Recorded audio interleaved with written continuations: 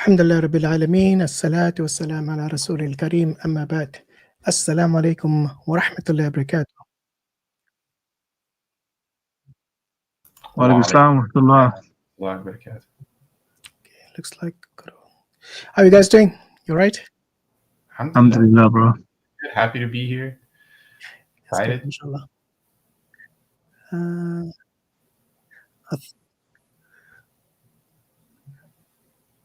Right. I think there's, again, my tab was open. Apologies for that. Assalamu alaikum warahmatullah to all the brothers and sisters watching as well, and all the guests. Greetings to you. Alhamdulillah, we got a special podcast today. I mean, not a podcast, a live stream. You know, there's a difference between the two. So, mashallah, we have Brother Muris, our usual guest here. How are you doing, Brother Muris? Doing really good. We had some shahadas. Oh, mashallah. That's good. Good to hear. And the street dawah is going strong, guys. Appreciate the support. Alhamdulillah. New content is posted, so I'm going to try to stick on the regular now and try to get at least 2 videos out a week. So, inshallah, it's beneficial for the ummah. And may Allah subhanahu wa ta'ala accept the effort. Ameen. Barakallah feek, brother. It's always good to see you busy in the da'wah. That's, alhamdulillah, that's something that really, you know, is something that's going to help us, you know, in this dunya and in the akhirah as well. It's going to be reflected in your amal, in your deeds, in the hereafter, perpetually. You know, like they say, this is a deed that you cannot measure. Only Allah knows how much reward He does give you for this. And considering this is the month of Shaban, we're going to have Ramadan very quickly, like less than 2 weeks now. And it's something that we all are waiting for, you know, to increase and to maximize our deeds, inshallah, in the month of Ramadan. So may Allah, you know, grant us that tawfiq to make the best of Ramadan. And I want to say assalamu alaikum to our special guest, Brother Imran Hussein from the Sapience Institute. Wa alaikum salam, bro. Jazakallah khair for having me on, bro. May Allah bless you, man. Nice to see you after a long while, mashallah. Yes, it's been very long. It's overdue. So alhamdulillah, good to have you on this special edition where we are celebrating the 300,000 subscribers on YouTube. I mean, we say all praises to Allah subhanahu wa ta'ala for enabling us to maintain this platform, and we try our best to, you know, make the best of it, inshallah. So yeah, good to have you, Brother Imran. I think we had you probably, I think the last time was 2023, if I remember correctly. I can't remember, bro. I'm bad with dates, bro, so I can't remember at all, man. I can hardly remember the day I was born, bro, subhanAllah, let alone specific dates, mashallah. But it's been a while, bro. I think it was about over a year ago, I think. Yeah, alhamdulillah. It was with Brother Abdurrahim Green. He came in as well. So yeah, I see you're in your beautiful studio there, mashallah. That's it, bro, mashallah. This is my sanctum, bro. This is where I like to get away and do most of my work, mashallah. Alhamdulillah. That's good, mashallah. Yeah, it's Brother Muris said it's an expensive studio. It is, bro. It's not as expensive as other studios, but it does the job, mashallah. Some natural light, you know, loads of windows. Obviously, it's getting dark now, but alhamdulillah, you know. But you got this. I got a nice little, you know, down light and another light here, so you know we can make it work, mashallah. Inshallah. It looks like it's not the first time you've done this, so it's good you got your setup right. So as soon as it gets dark, I'll switch him on, bro. Don't worry, before I disappear. Yeah, the main thing is the camera, and even more important than that is the microphone. So if those two things are in place, alhamdulillah, we can make the best of it. So just give us a brief intro as to what we're going to do today. Discuss the topic at hand today, which is the crisis of secularism. So perhaps if you can just give us a brief intro before we go for Maghrib, inshallah, that'll be great. Yeah, so it's an interesting topic, bro. I think it's going to cover a lot of ground as far as, you know, when we're talking about, you know, this ideology itself. Now, normally I would refer to it as the predominant worldview today that we're going to be discussing, which you can say is, and again, it's hard to fully define, but I would say it's like, you can say it's modern secular liberal worldview that we are a part of today. That's the dominant worldview that exists, that governs the West and governs most of the world in the East as well. And this specific ideology we're going to be discussing. We're going to be deconstructing it. We're going to be looking at some of what I refer to as the crises of this modern secular worldview. And what important thing to note here, bro, is that when we're speaking about the modern secular worldview, we also are indirectly talking about all of the other isms and schisms that exist that we, address normally. So atheism, naturalism, materialism, feminism, hedonism, existentialism, nihilism, all of these other isms and schisms, they all come under this worldview. They're all directly linked to this, modern secular worldview. So when you address the modern secular worldview, indirectly, you are also addressing all of these isms and schisms, which are a reflection or a product of this modern secular worldview. And sure, there's been some great things that have come out of modernity, but there's also a crisis, that's been there, and that as time goes by, more and more people are experiencing and suffering from. And that is the crisis we're going to be discussing today, inshallah, in today's discussion. And also we'll look at briefly, what goes beyond that. So yes, modernity, most academics would say now we are in the postmodern age, and some would even say that we are in the meta-modern age, which is beyond postmodernism. So it'll be interesting to see, well, the critique here, does it apply also to postmodernism? Does it apply also to meta-modernism?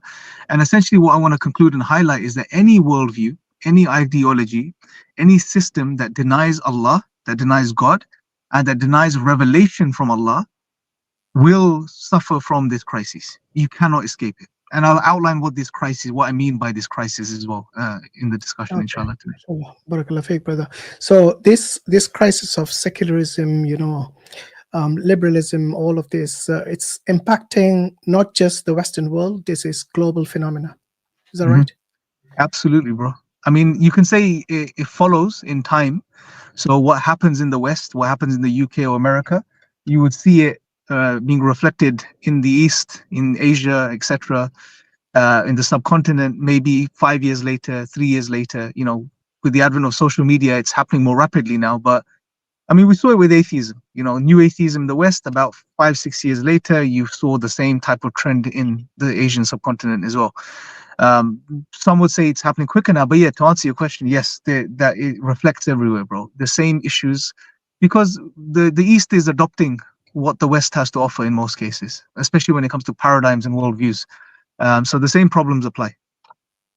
Okay, yeah, I think this is, and you're absolutely right with regards to relation being the crux of the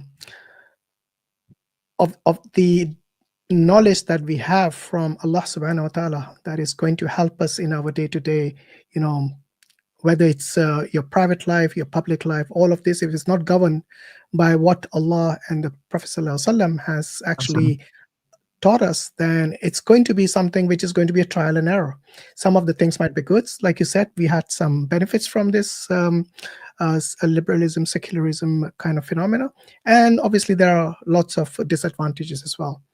But unless and until you do it within the framework of the Sharia, within the framework of what Allah and the Prophet ﷺ has told us as being what is going to be governing your life from the day you're born until the day you die, then there's obviously you're taking a risk already by avoiding what the recommendations are for you for your private life and public life. And this is a very important point you raise here, Barakallah Feek. So I don't know if you heard recently in India, there has been an incident, a very popular podcaster has come into the limelight for saying something really cringe, I would say. It's not what he's known for. So this guy, he used to, it's most of the podcasts that he used to actually demonstrate that he's a good Hindu. Sanatani used to be like the darling of the Hindus and the Sanatanis, and now all of a sudden he's shown his ugly side, which no one had seen before. Unfortunately, this has caused him a lot of problem. His name is his channel or podcast name is Beer Biceps, and he actually is someone who used to be known for for all the good spiritual teachings and good akhlaq and everything from the perspective of like he was like a good guy, and all of a sudden something has gone really wrong. So we'll see very soon as to what that is regarding, inshallah. We've got our other guests, Brother Hamza. He's also in his very expensive studio. MashaAllah, he's copying my studio today. He's using the car. Sorry, I was in I was in a meeting in East London with a Dawah organization, and it finished at 5. That's fine. And I have another session in northwest London, which, if anyone knows London, it's a horrific journey. So I had kind of no choice but to be in this amazing, expensive studio. Right. I mean, look, if you have to be somewhere, I mean, we can do with Imran for now until you finish your work, whatever is convenient for you. But if you're free, you're more than welcome to join us. Alhamdulillah. The issues. Oh, so I didn't have a place really to do. I realized, but I'm here now. Alhamdulillah. Okay. So how's everybody? You're more than welcome. Okay. How are you? How's the others? Alhamdulillah, very well. Yeah. How are you? How is your health? I haven't seen you for quite a long time. Good to see you, mashallah. Yeah, I'm good. Alhamdulillah, I can't complain. Just busy as kind of usual. Alhamdulillah. Alhamdulillah, that's good. So yeah, I mean, our topic today is on secularism. But I was just telling the brothers that there has been an incident in India where there was this individual who used to do podcasts on not mainly religion, but mainly basically, he's trying to give like portray good morals. He used to, like, even in terms of food, not to go for junk food, like trying all this wellness and everything, good health. And then he went on this other podcast or other, platform, and they were a platform which is a complete opposite of what this individual used to portray. And he said something really terrible, which I don't think would even cross our minds as to even lay people, let alone people who are just religious or anything. And that really destroyed his reputation, like within overnight, I would say. Now, this is, I don't know if it was under peer pressure or something, but he went to this platform where they do only dark comedy. And this is basically any vulgarity, anything that is abusive to anyone without any filters. So it is a place where they hire new talent for comedy, dark comedy. So anyone comes, if he does good comedy, they give him a lot of rewards and everything. But if he says something wrong, they kind of like, it's really like I said, this dark comedy is gone out of hand there. And this shows, like, even though India being a conservative country at one point, and it still is, I think, in most of the places, how is it gone to such an extent where I've not heard like this kind of behavior, even in the Western kind of realm, I would say, in the Western hemisphere as well.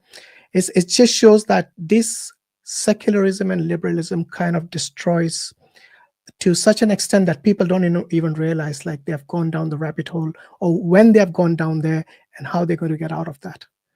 So I don't know, have you guys seen something like this amongst the Muslims? I'm sure there must be some instances where someone who's known for his religiosity has destroyed his reputation overnight.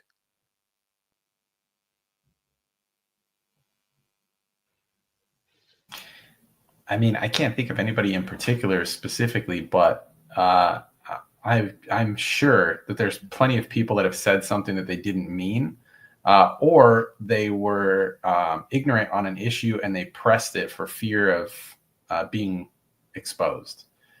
And, Right. I can't think of anybody off the top of my head.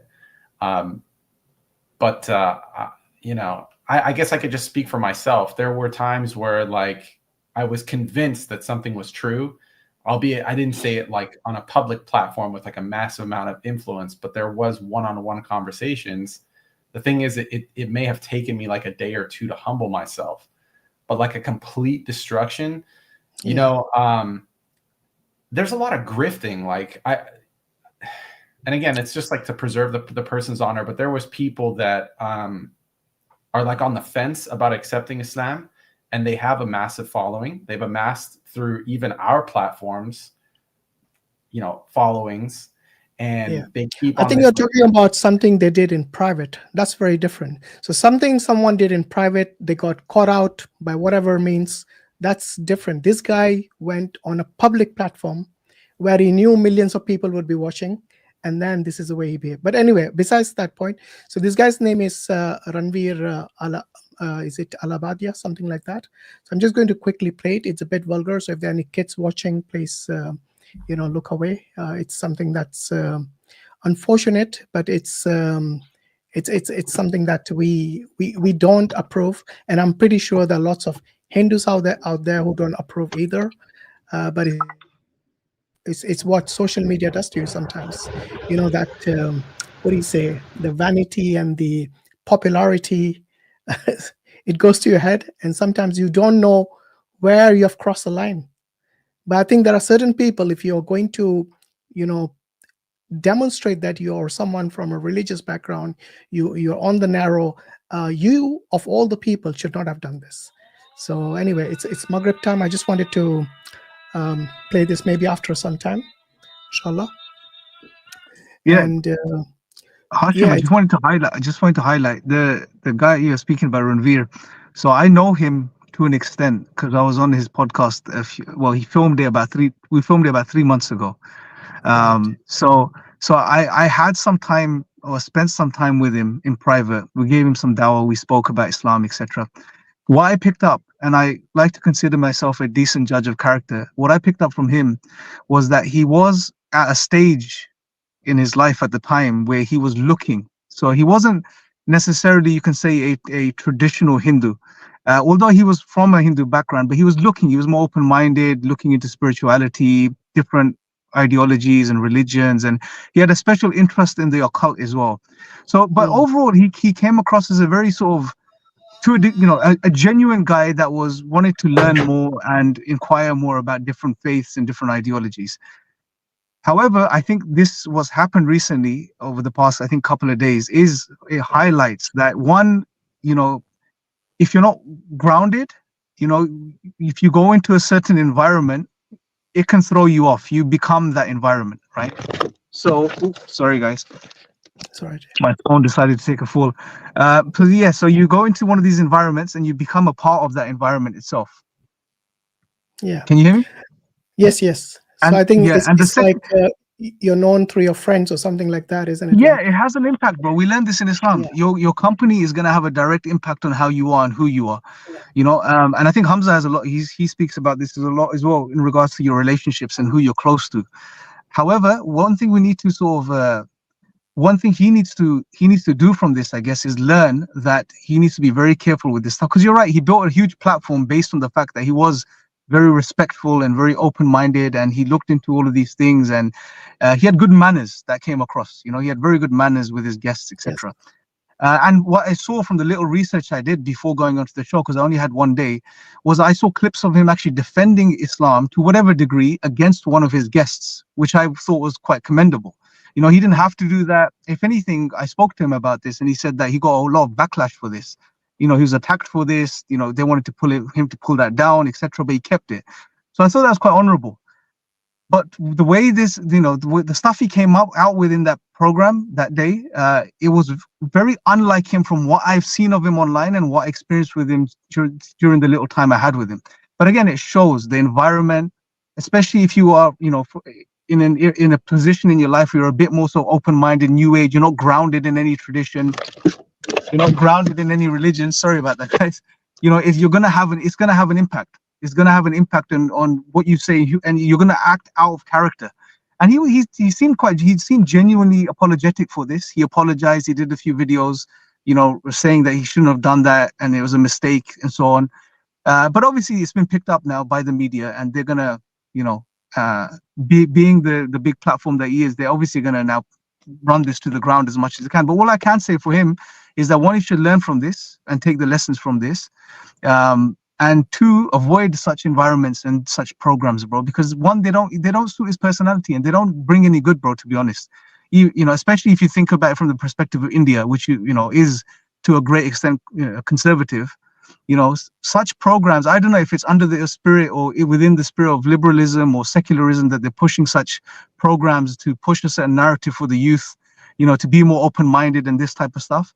But I don't think you need to go that far. You know, you don't need to go to these levels because, you know, where do you stop then, bro? You know, what's the moral cutoff point? Where do you say enough is enough and I shouldn't talk about this or I shouldn't do this? You know, and Hamza's book, you know, I'm sure you've mentioned it in the argument for morality, bro. This is one of the big issues, right? How do you know what's right? How do you know what's wrong? You know, how do you draw the lines? It's a problem without religion, without Isn't Islam. there without something in psychology called social conformity? So where, you know, basically it's a psychological phenomenon where an individual adjusts his behavior, his attitude in a way to match those with this group. And often what happens is like under pressure, they say something or do something which they normally wouldn't do. Okay, so it's something that is, I think, well known in the field of psychology as well, that your friends rub on you. So if they're good friends, then obviously they will impart good messages, good morals to you. And if they are not a good company, then obviously whatever bad is in them will rub on you as well. And you end up doing something that is, you know, leading to an irrational or undesirable behavior. What do you think about that, Brother Hamza? Have you come across that term, social conformity? Yeah, Jazakallah khair. So I don't know this individual. I don't know what he said or done. So I can't really comment in any shape or form. But I think it's important to understand that when you're in any ideological environment, and what I mean by that is you live in any nation that has a dominant frame, a dominant ideological worldview, because ideology, worldview, and paradigm, they're all synonymous. And a paradigm or a worldview is the lens that you put on your eyes to understand yourself and understand reality. And it shapes how you relate with yourself and how you relate with reality. And paradigms, they answer questions concerning certain domains of inquiry. You have the ontological domain, which basically means what is the source and nature of reality. Then you have the epistemological domain, which is what is knowledge? How do I know the things that I know? What is truth? What is the criteria for truth? What are the sources of knowledge? And so on and so forth.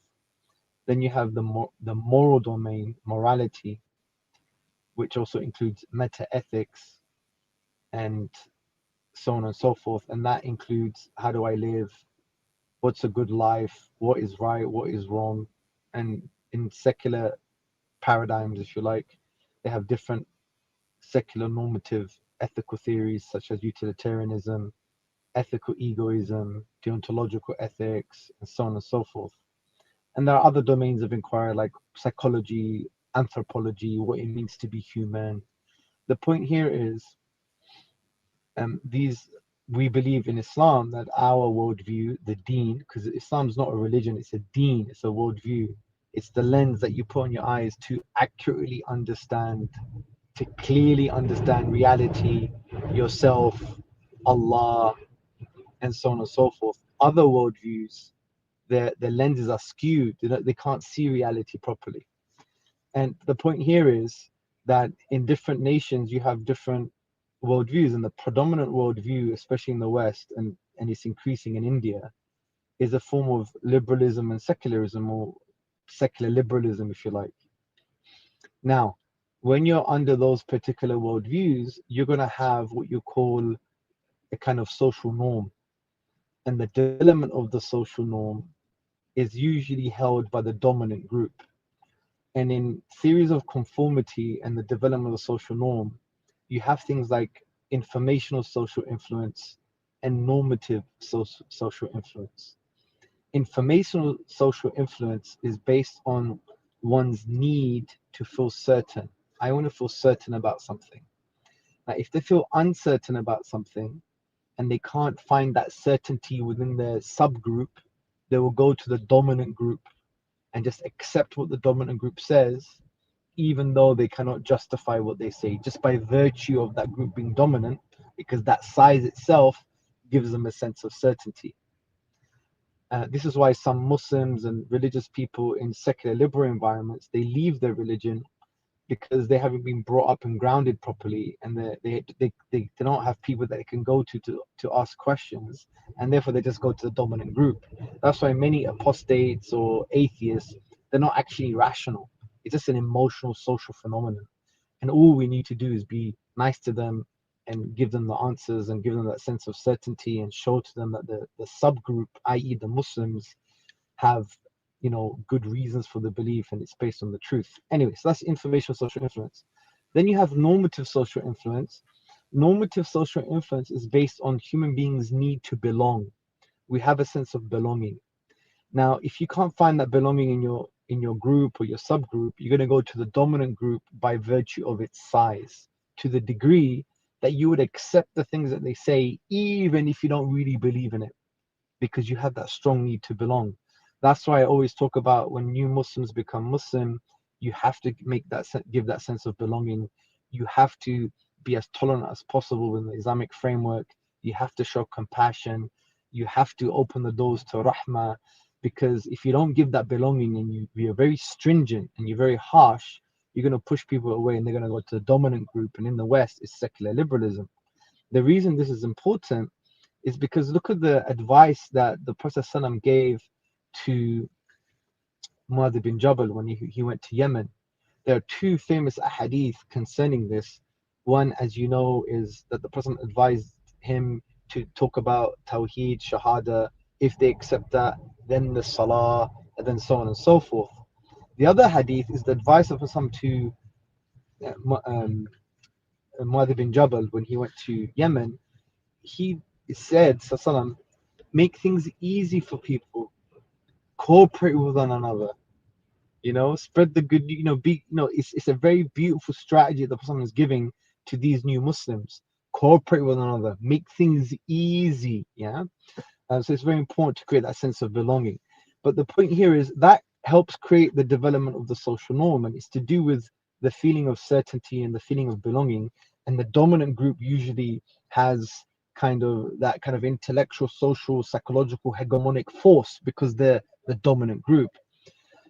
This is why it's very important for us to actually create situations where we give people a sense of belonging, and we actually have that certainty, and we challenge these alien ideas, these false ideas, obviously with hikmah, with wisdom, with good preaching, as Allah says in the 16th chapter of the Qur'an, that we call to Allah with hikmah, with wisdom. And wisdom is that you have a righteous goal, an Allah pleasing goal, and you apply ilm in a particular context to achieve that goal. And you do it with hasana, with goodness, with ihsan, with excellence, with bir, with righteousness, with compassion, and sometimes assertiveness, but it depends what the context is, right?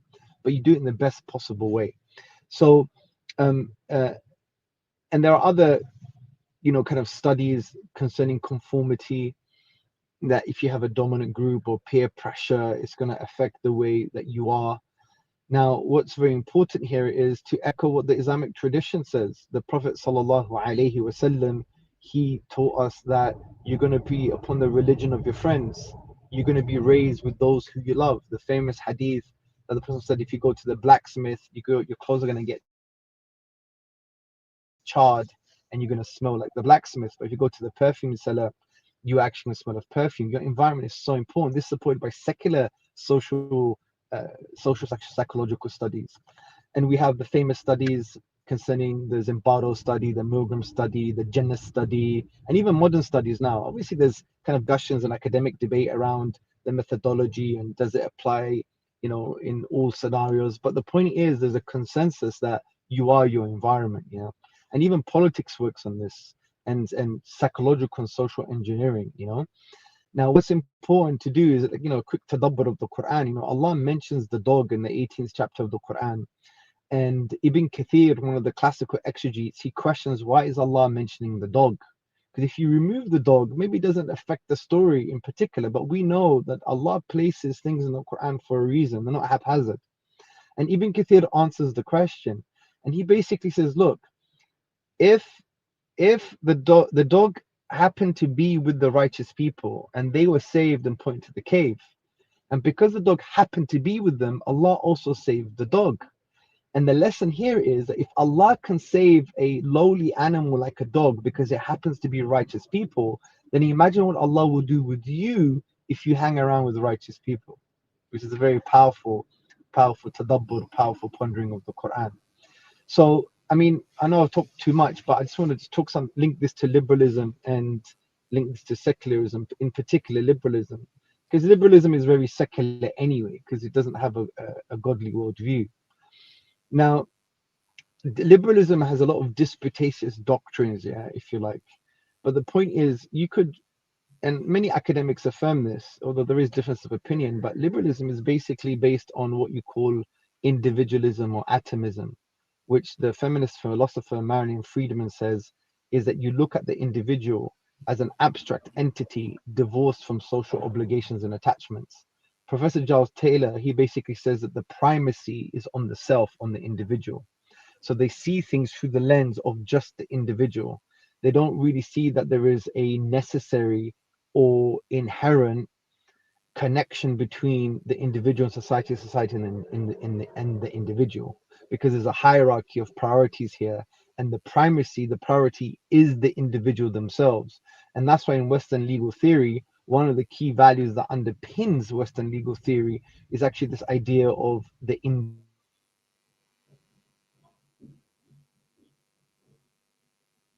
individual. We have a totally different understanding of what a society is and what an individual is. Yes, sorry. We have a totally different understanding of what a society is and what an individual is. They have a symbiotic relationship, and there are some necessary social obligations and attachments. The society impacts the individual, and the individual impacts the society, and we approach that issue in a way that is through divine guidance. And if you were to summarize it, that they're both given a priority. There's an intricate balance. But in liberalism, you just focus on the individual.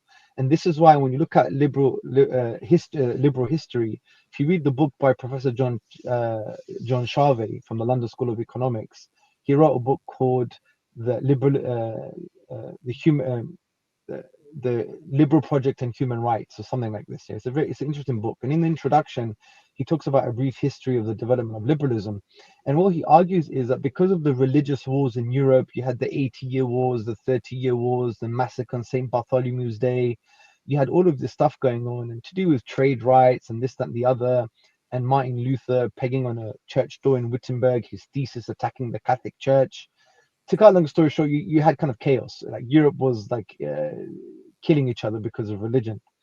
And what thinkers did, they basically removed God's perceived will for society and the individual, and they removed the individual away from that perceived will, God's will for society. From that perspective, that was the beginning of individualism, to see the individual as abstracted away from God's will for society. Because they said, look, we have to come to a compromise. We can't be killing each other just because of religion. And that's when the kind of liberal thinking, or the base of liberalism, emerged, to see that individuals are abstracted away from God's perceived will for society. Now, that was a particularly European problem. But what liberalism does, it does this crazy fallacy. They say, well, since liberalism had to work for us to solve a problem, then it's going to work for the whole world. But hold on a second, we don't have the same historical baggage. Like the Islamic civilization just does not have that same historical baggage, sorry to say. Anyway, so that's a kind of brief understanding of liberalism. And if you see, and that's why when you look at things like laws and things like rights, you have to understand it from that perspective, because that's the paradigm. The paradigm is, especially from what it means to be a human, that they're just an individual, an abstracted individual away from society, from a priority point of view. This is why when you have notions like freedom of speech, it's premised on that kind of individualistic paradigm. because the way they restrict speech, which they do in liberalism, because there's no absolute freedom of speech, they restrict it from the conception of the harm principle. But that harm principle is understood through the paradigm of liberalism, or through the premise of individualism. Our harm principle is seen through the paradigm of the Qur'an and the Sunnah, which has dunya and akhirah implications, and it's more communitarian because we consider the impact on the society. They won't necessarily care about that. So this is why when we debate, this brother, this gentleman, he's gone to this show, he's just saying very, he's affected his reputation. Now one would argue, hey, that's freedom of speech. But we would say, yeah, freedom of speech, liberty to speak according to what paradigm? The liberal paradigm, which is premised on individualism. We would say, no, you have expression, liberty to express yourself, but it's within certain limits. Because the academic David Van Mill, he's got an excellent book on freedom of speech. He also has an academic article on the online philosophical encyclopedia. I think it's Stanford. He makes a really good point. He says, look, no one believes in absolute freedom of speech, because freedom of speech is restricted based on other competing values. And this is the critical point. So what are these competing values? Liberals would have a certain conception of competing values, other values. Islam has another conception of competing values. So no one says that you can't express yourself. You can, but within certain restrictions based on a moral framework and based on those competing values. One of the values that we believe in is basically that you actually need to fulfill the objectives of speech in the first place, right? Because liberals will say, no, you could say what you want, you could insult irrespective of some consequences. We're like, no, because if you believe that's inherently okay, then you undermine the very objectives of freedom of speech. Because even if you look at the works of John Stuart Mill, the objectives of freedom of speech were things like truth, human progress and flourishing, accountability.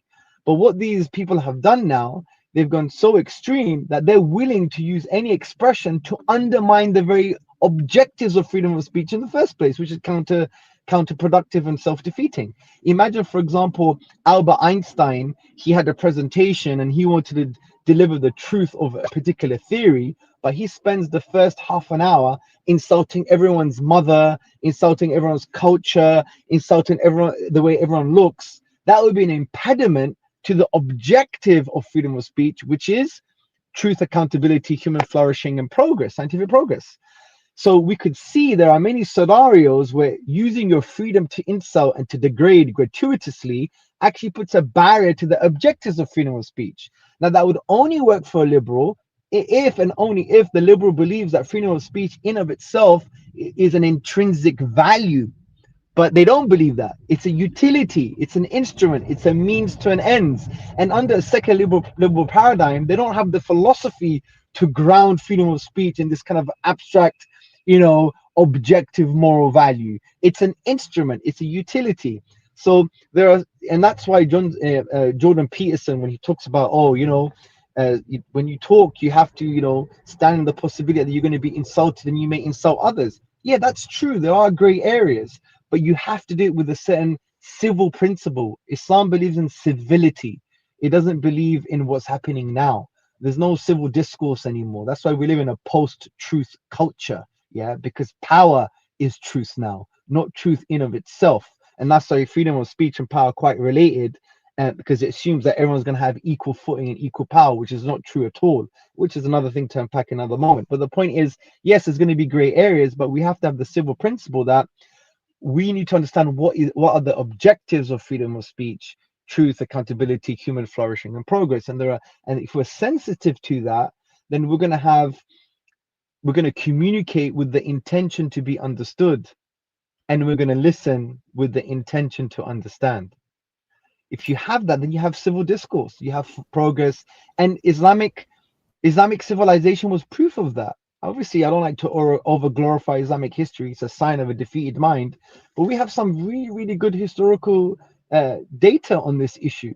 Look at Islamic Spain, for example. It was called paradise on earth by Western academics. It was a convivencia, coexistence, where you had the likes of Musa bin Maimonides. He's considered the second Moses in the Jewish tradition. He was within the Islamic environment. He used to write in Arabic, right?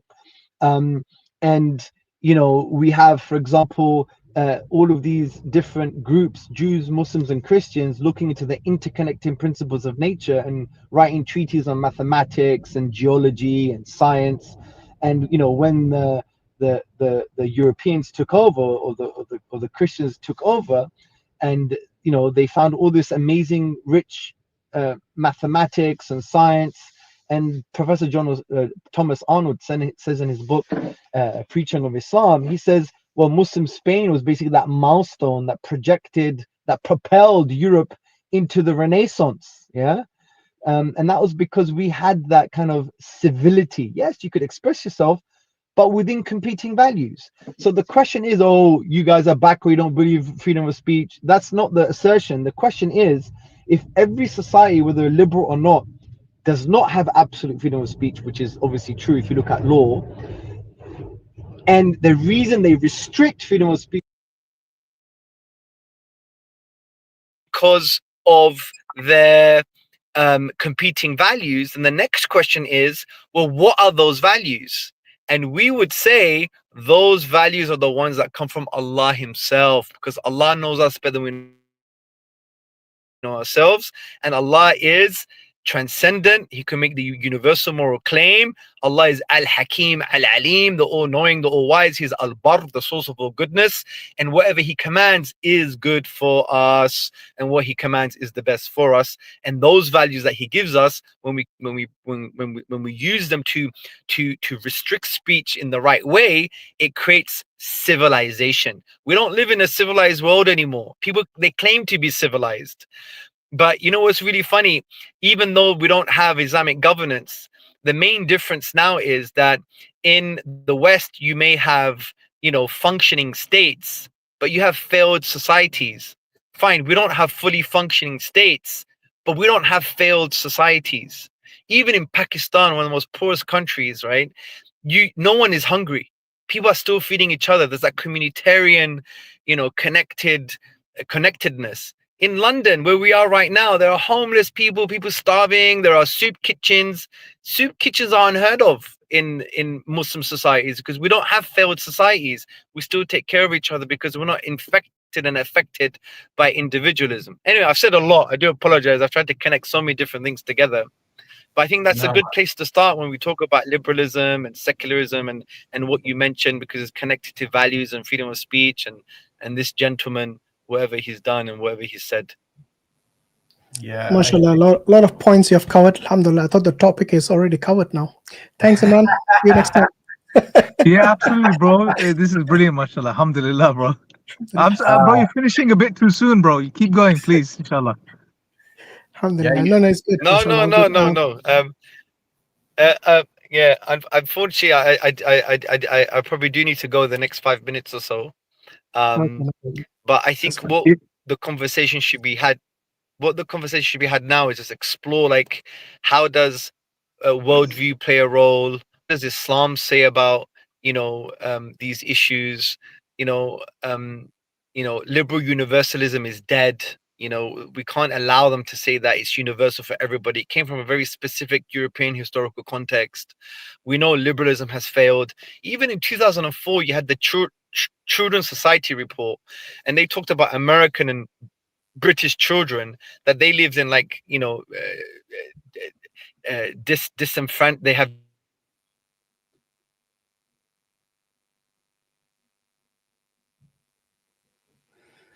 I think it's a connection issue. Yeah, I may have lost him. I did, while he reconnects, I did want to just mention that he hit a lot of nails on the head. One of them particularly that was standing out to me as he was speaking was the in-group, out-group.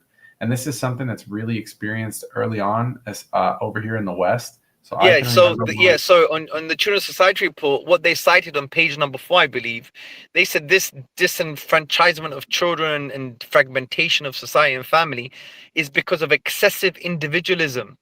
That's what they said. It was excessive individual. And that was in 2004, over 20 years ago. And it's gone much worse now.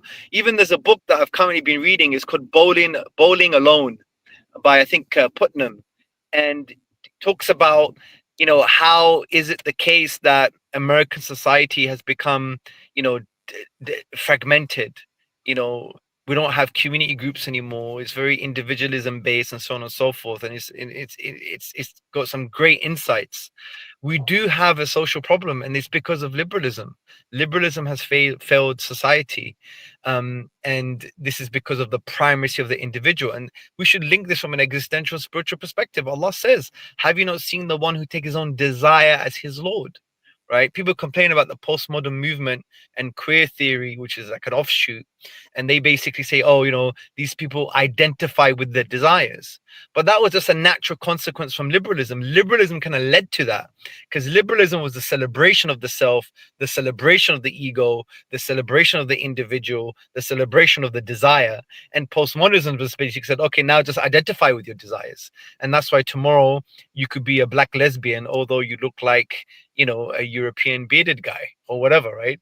Because you know, the biomarkers mean nothing. This is about your internal feeling, your internal desires. But Allah says you identify yourself with your ultimate purpose in life, that you're an abid, you're a worshipper of Allah, you're a vicegerent on earth, you're an ambassador, you're a moral being. You're not going to be like an animal, that you reduce yourself to the subjugation of your own desires. That's what animals do.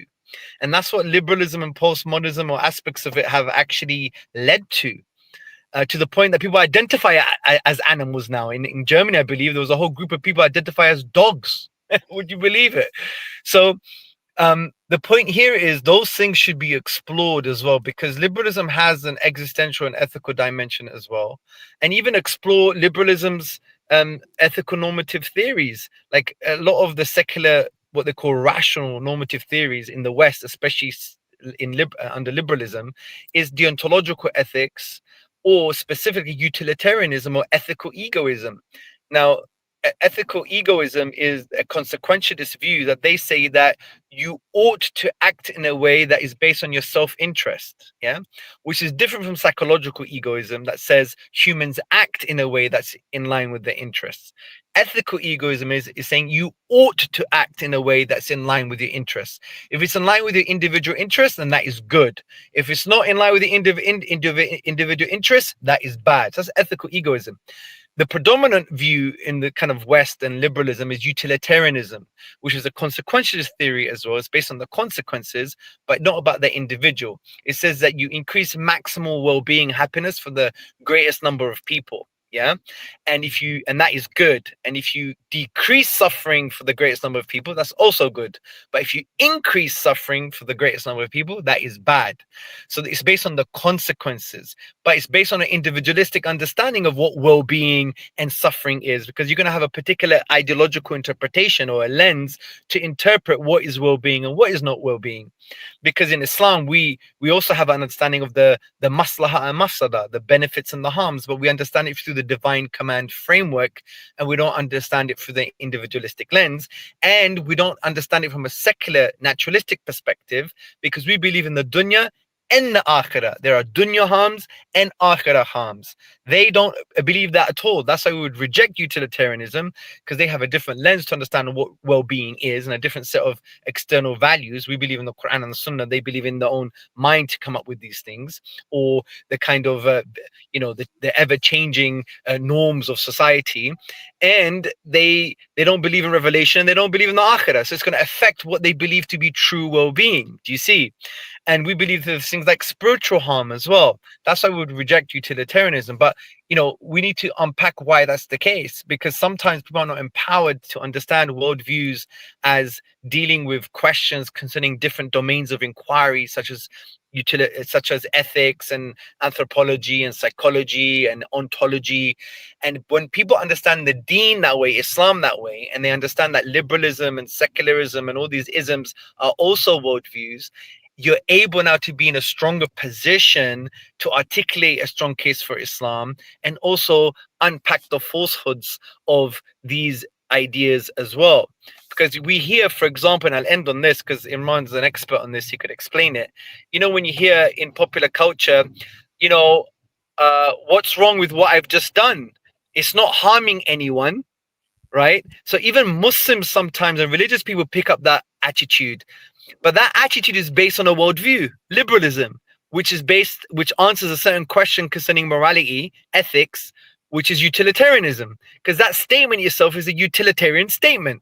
It's okay as long as I'm not harming anyone. We are under no moral obligation or epistemic obligation to adopt that particular normative ethical theory because we're not liberals. But we don't know that because, as you said about social conformity, the ideological hegemony is a liberal hegemony, and we'll slowly, you know, internalize some of these non-Islamic principles, thinking that it's okay. No, it's not.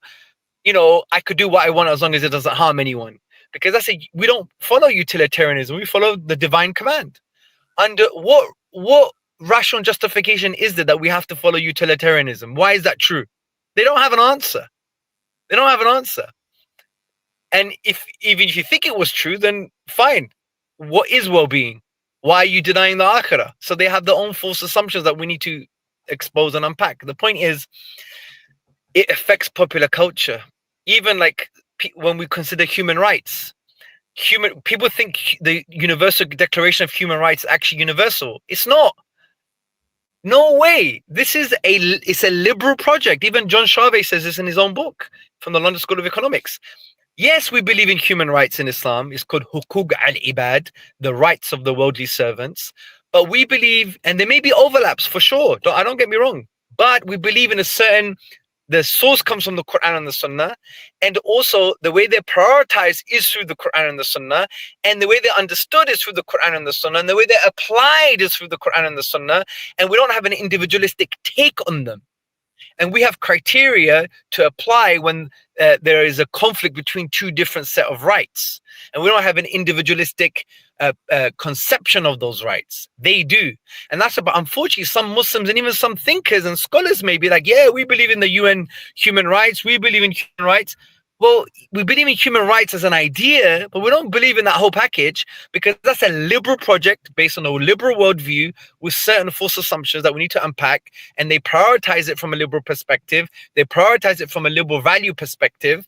And there are some that we totally reject as well. And there are some that are not even included that should be included.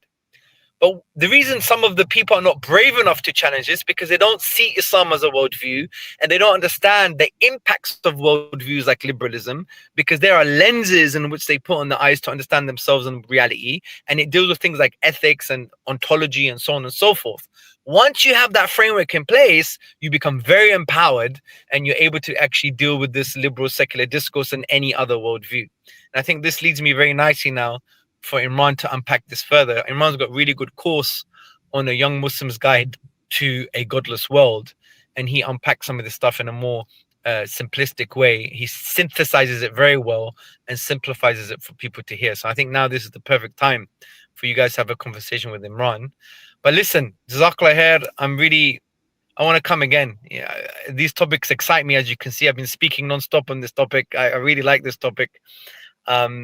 But yeah, it's so good to see you guys. I have to now go to another session now. May Allah bless every single one of you. Continue the conversation, and I think it'll be very fruitful. And hopefully, I've given a kind of nice introduction. And may Allah bless every single one of you. And I mean, bro, likewise. I mean, mashallah, inshallah, brothers. Yeah, you're always welcome on the panel anytime. So yeah, inshallah. I know you're a busy man, very difficult to get hold of, even by your colleagues. So, alhamdulillah, it's a real honor for you to come and give your time to us. Jazakallah khair for that. Alhamdulillah.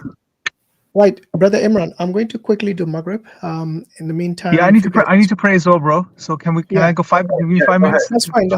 Muris, if you want to, perhaps, what Hamza said, I don't know. We can't remember everything, but whatever you could remember from that introduction. If you can unpack it for the lay people, that'll be fantastic. Go ahead, subhanAllah, man. Yeah, he said a lot, and he hit a lot of nails on the head.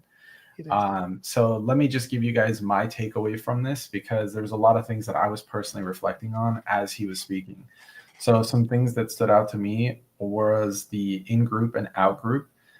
This is something that is extremely widely experienced, not just in the West, but all over the world. So a couple examples that come to my mind is when I was younger, I witnessed this happening firsthand to myself and to those around me in junior high school.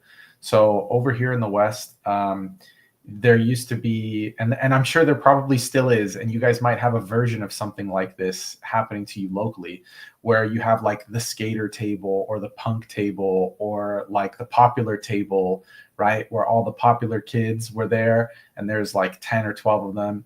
And then there's like the skater table where everybody skates. And then the people are like punk rock, who typically dress in like a little bit of a darker fashion. You know, they wear like black on black clothes with black shoes, and like, you know, Dear Diary, my soul is dark and my blood runs cold kind of people, right?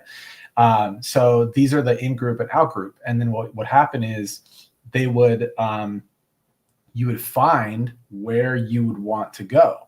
And if you were part of the out group, you had like that one or two friends that you would hang out with, but you would find a common denominator. Either it was like a favorite book or like a favorite movie or something like that. And I remember one of the ways that I met one of my longtime and old best friends is I busted my leg, right? And so I was in crutches and I was like, you know, just crutching about. And I was wearing a Dragon Ball Z shirt. And this guy out of nowhere just goes, "Hey, you like Dragon Ball Z?" And I'm like, yeah, I watched the show, right? So we got to know each other, and we created our own little in-group. And then that group, you know, grew to like 5, 6, 7, 8, 9, 10. And then it flourished out from there. Well, the sensation of wanting to belong there, people would make sacrifices, right? So like if you wanted to be part of the popular table, there's also a hierarchy within that popular table. So within that popular table group, you had the most popular guy and the most popular girl. And it's like whatever gossip they started or whatever they did, you want to be a part of it. So you'd be willing to sacrifice your own personal morals, your own personal ambitions, and even your sense of self in order to like belong or to fit in or to have like a new best friend. So this is exactly what he was saying. Now, what struck me even more interesting is because you have this idea of complete individuality, if you look at it on the grander scale of what's happening, now on the grander scale, it is more popular for you to be an individual and have an individualistic view rather than a collectivistic view on society. So a common phrase that I hear all the time is you need to think for yourself. You need to stop being a slave to something, right?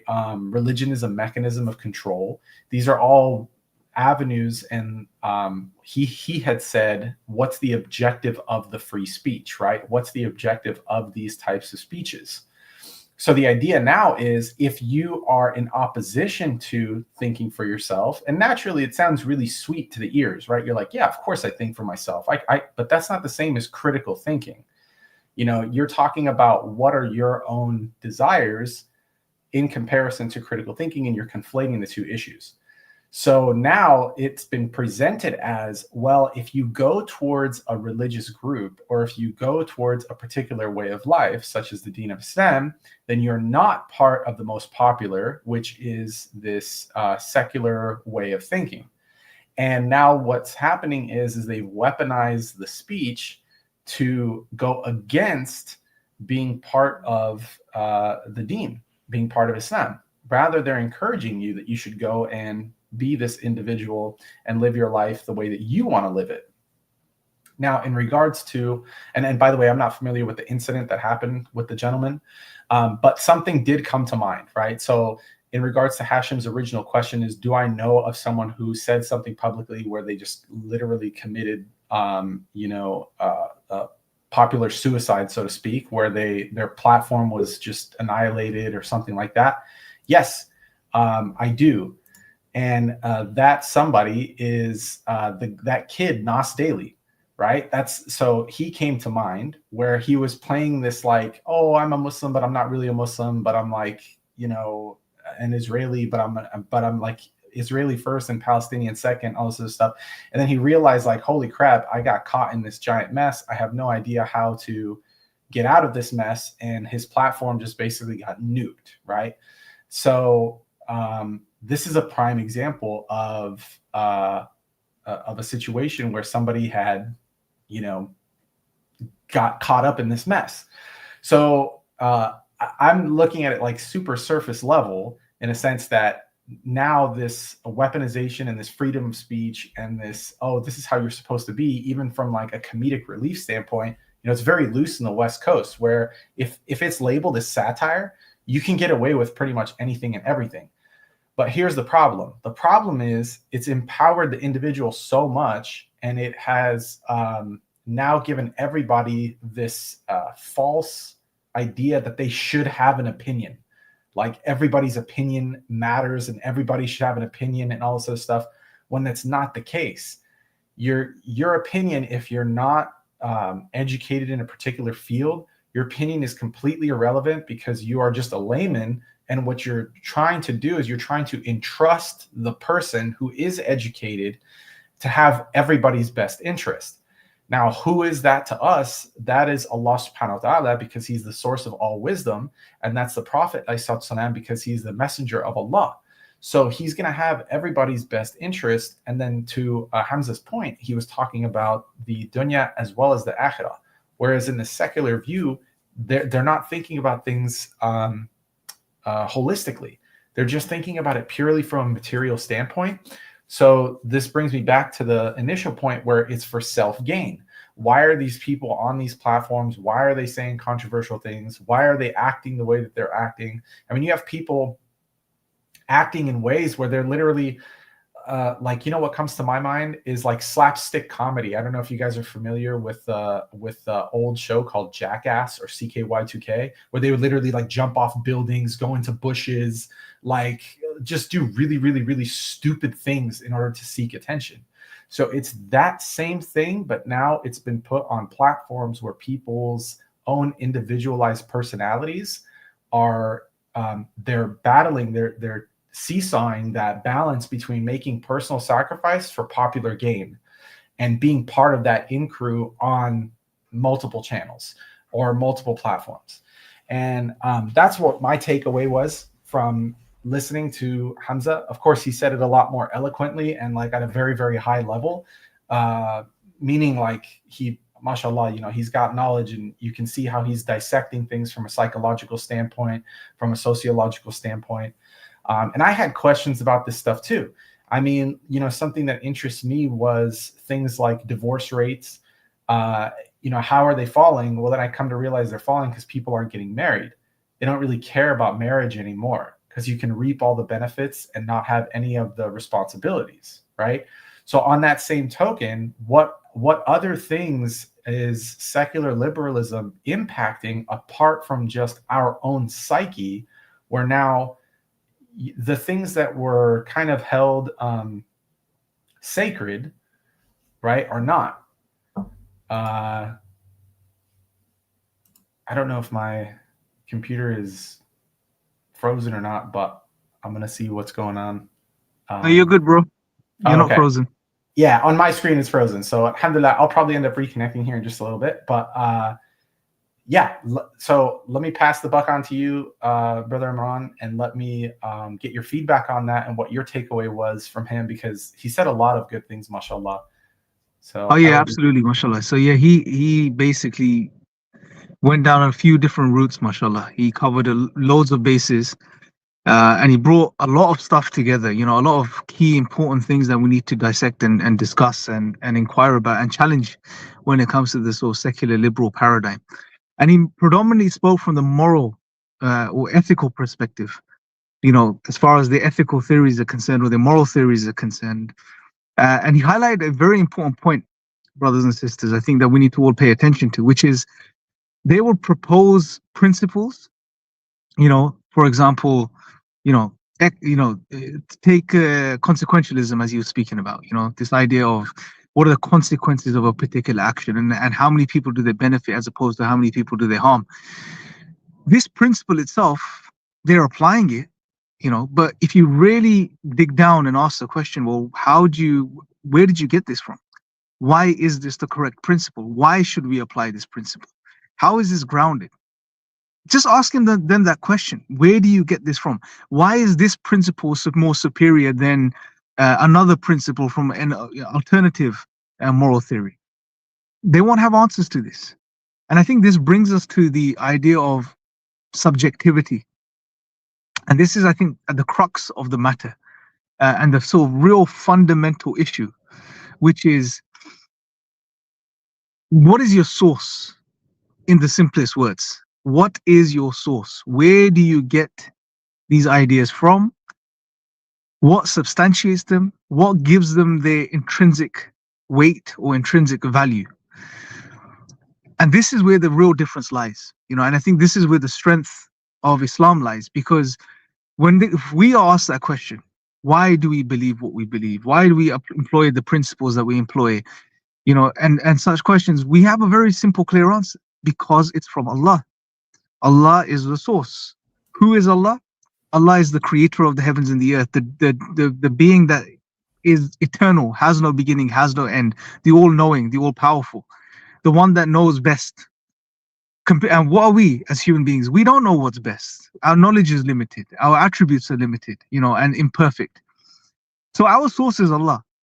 And therefore, whatever we believe and whatever we do, or whatever ideas we adhere to and we promote and we push and we share are from the divine source. So our morals and ethics, because Hamza was spending a lot of time talking about the moral aspect of liberalism and secularism, our moral ideas are based or grounded within Allah. They come from Allah. That's what substantiates them. Therefore, they're not subjective. They're not subject to human understanding or subject to the consensus of a group. They are objective. They are separate from us. They come from the divine source. Whereas if you look at liberalism or secularism or any other worldview or ideology, and you really ask them that question, okay, you're employing this particular principle or this particular idea, and you're talking about consequentialism, and you're talking about this theory or this theory, where do you get it from? How do you ground it? What are they going to say? They don't believe in the divine. They don't believe in God. There is no creator. There is no objective source. It's all human subjectivity. So it's all of the theories and ideas are the product of the human mind, a human subjective approach to this. And it's either a collective, a group's opinion, or an individual. It doesn't matter. Either way, it's a subjective, its bases are subjective. They don't have any intrinsic value. These are just ideas and principles that they've come up with, that they believe would work if they apply them, and they apply them and they use them. And therefore, yes, sometimes they may show some fruits and some results, and they may work to a certain degree. But because of us being limited human beings that are fallible, at times they won't work. And also the fact that with human beings we're ruled to a great extent by our desires and our wants and our needs, and our desires essentially drive, for most people at least, their desires drive a lot of their lives and society. Therefore, whatever principles they come up with, you rest assured that they're going to be serving their desires in some way, shape, or form. And if you look at the world that we live in today, it's a race for power. The rich want to get more rich and exploit the poor, and the poor can't do much about it. So and you see, it's mainly the elite and those that have power within society that are given the position to determine what these principles are going to be, what ideologies and what worldviews we're going to push within society. Ultimately, it benefits them. Ultimately, and we'll probably, mashallah, Hashim's back as well. We'll probably dive into a bit more, these things and break them down. Yep.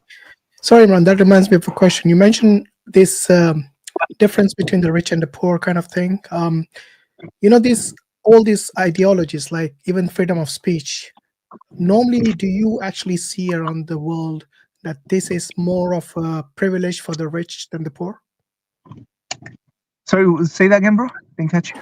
The freedom of speech, this ideology kind of, is it more, do you think this is a privilege for the rich rather than the poor? And the same goes with this veganism and all the other ideologies that liberalism and secularism want to push towards us. Yeah, I think you're correct in that, bro. Like even with things like problem of evil, the problem of evil and suffering, right? All of these, you don't see these things being discussed or practiced or made a big deal by the poor, by the ones that are suffering and going through the hardships and trials. Yeah, and in most cases, because they're grounded within a strong worldview through which they're connected to the divine in some way, shape, or form, they see these things from a totally different perspective.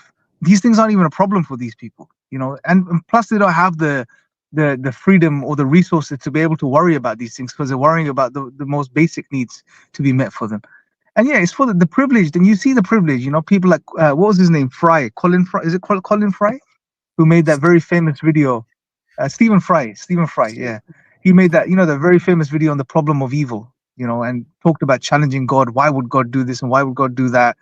It's almost like they have this perception of this privileged position that they have, that they know what's best. Therefore, if something doesn't happen according to their way of looking at things, therefore it's wrong. And they don't understand and they don't appreciate and they don't respect that they're limited. And this is one of the fundamental issues with this type of, modern secular liberal outlook, which is there's an underlying philosophy that's tied in with it, that the human being is the source. The human being knows what's best, knows what's right. The human mind can come to all truth. This is something predominant in Western philosophy as well. You'll see this a lot. It's all about the human mind. Said, it's about the individual. So the individual is the center of everything. Yep. Doesn't matter if he's right or wrong. He needs to have his say. He needs to have that freedom. But then they end up, messing up, like this guy we were talking 100%. About earlier. Yeah, and Hamza made the good point about from modernism to postmodernism as well. The way I like to describe it is modernity set the framework. They turned away from Allah, they turned away from God, and they became fully secular. They're like, no, man is the ultimate authority now. Man is God. The human plays God now, right? So you put yourself in the position of the divine. And then they tried to come up with all these principles and ideas that, we're gonna do this, that, and the other.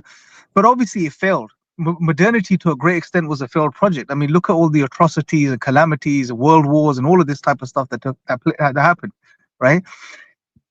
Then the postmodernists, if anything, they're just following through. Like when you're watching cricket, you see a fast bowler, yeah? A good fast bowler always follows through after he's let go of the ball from his hand. That's what postmodernism is doing. Postmodernism is essentially just following through with the denial of God. Because they realize, there is no God, there is no creator. So what does that mean? That means anything goes, right? There is no objectivity behind anything anymore. Morals, ethics, meaning, identity. What are all these things? They're just subjective ideas that human beings come up with. So they're fully following through with it. That's what you see. You want to be a table, you want to be a chair, you want to be a light stand, whatever you want to be, you could be now. It's all about, like Hamza said, the feeling. Forget objectivity and truth. Even truth doesn't exist within the postmodernist paradigm. Like, it's with a small t. Truth is whatever you want it to be. You determine your own truth. This reminds me of an important ayah in the Qur'an in Surah An-Nahl. So Allah says in chapter 45, verse 23, is addressing the Prophet ﷺ, and Allah says, have you seen, O Prophet, those who have taken their own desires as their God? And so Allah left them to stray knowingly, sealed their hearing and hearts, and placed a cover on their sight. Who then can guide them after Allah? Will you all not then be mindful? This making your desires your God, it's a very profound statement, and it fits very nicely in this discourse we're having. Alhamdulillah, because at the end of the day, every individual says, I am right. Everyone is subjective in their opinions. And what we are looking for is someone to take charge and not just try to, control everything with their own desires, but we want Allah, our creator, who gives us this objective morality to be in charge. And then things come into place and how we can have a much more meaningful life and existence. So yeah, this is a very profound ayah. 100%. Also, the ayah in Surah Hashr is very powerful as well, where Allah says, وَلَا تَكُونُوا كَالَّذِينَ نَسُوا اللَّهَ فَأَنْسَهُمْ أَنفُسَهُمْ أُولَٰئِكَ هُمُ الْفَاسِقُونَ. Very powerful verse, where Allah says, and do not be like those who forgot Allah Nasiya in Arabic is very powerful, because one of the implied meanings of that word is to turn away, but to deliberately turn oneself away from something. So Allah is speaking about people who have turned away from Allah, deliberately turned away from Allah, and therefore Allah has made them forget who they really are. They no longer know who they are or what they are. And this is a very powerful ayah, bro, if you consider what's happening in the world today. This whole project of modernity and liberalism and secularism and postmodernism and metamodernism, all of these ideologies have turned away from God. They're secular, right? They're turning away from the divine. Now, Allah is telling us, you turn away from Allah, you would lose your bearings. You're not going to know who you are anymore. You're not going to know what you're doing, why you're here, where you're going, what the ultimate purpose of life is, what you are as a human being. You're not going to know, right? So if you don't know, then it's an open playing field, bro. You can make up what you want to make, what you want these things to be. That's why if you look at in the early 20th century, you had the rise, and even the 19th century, you had the rise of the existentialist philosophers. And what they did was they tried to plug this hole. That was their one job, because they talked about all these existential things, like who are we, what are we, where did we come from, where are we going, what is the human being, what is the objective or purpose of the human. They spoke about all these things. Nietzsche, Jean-Paul Sartre, Albert Camus, and many others, right? This was their objective, and they were like rock stars, bro. They became very popular and famous. Why? Because there was a need. When people turned away from Allah, when people turned away from God, during, or you can say the Enlightenment period was the main shift when all of this took place. When people turned away from God and they went through atrocities and difficult times and hardships, world wars, they were in a very difficult place because they couldn't make sense of reality. They couldn't make sense of life. They couldn't make sense of suffering anymore. So the existentialists came on the scene, and they tried to fill the gap by providing answers. This is why when you read their works, you see a lot of talk about living responsibly, living ethical lives, being morally, upright. Nietzsche talks about the Übermensch, or the Superman character, this morally supreme figure, that one creates himself. So they talked about all of these amazing things like, responsibility and morality and ethics and all this stuff, but they couldn't ground it in anything, bro. Like, where were they getting these ideas from? They sound nice, but where did you get them from? How did you ground them? Yeah. Trial and subjective. Error. Yeah, and a lot of it was stealing from the old Christian teachings and traditions anyway, right? They were taking stuff from that. So, and it's not going to work because it's not intrinsically grounded. It doesn't have any real substance. And if you think about it from a human psychology perspective, bro, normally it's easier to do what's wrong than to do what's right. Right? It's normally, that's why people, desires are easy to fulfill, and that's why people fall into them, right? And they enjoy them. So unless you have an external, powerful reason to not fall into your desires and engage with your desires, you're gonna fall into them, bro. Like, okay, you listen to an existential, and this is why Jordan Peterson, I think, is what Jordan Peterson is essentially existentialism repackaged, bro, because he's talking about the same things. Being upright, sorting your life out, fixing yourself, all of this type. This is what the existentialists spoke about.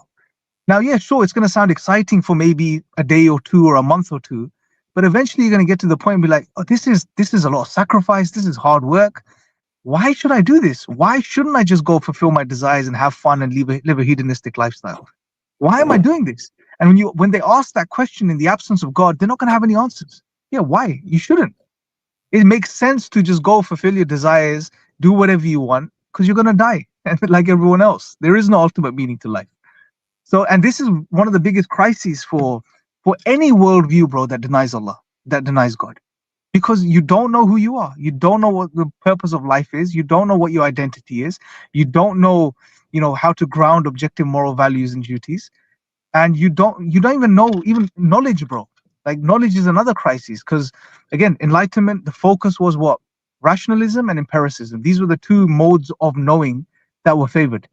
So it was all about empiricism, was huge. And even today, if you ask people, what do you believe in? Some people, even in the Dawah situation, will say, I believe in science, as if it's a religion, right? Because that's how it's pushed. But it's just, it's an it's one epistemology. It's one way of knowing about reality. That's it. It's a tool.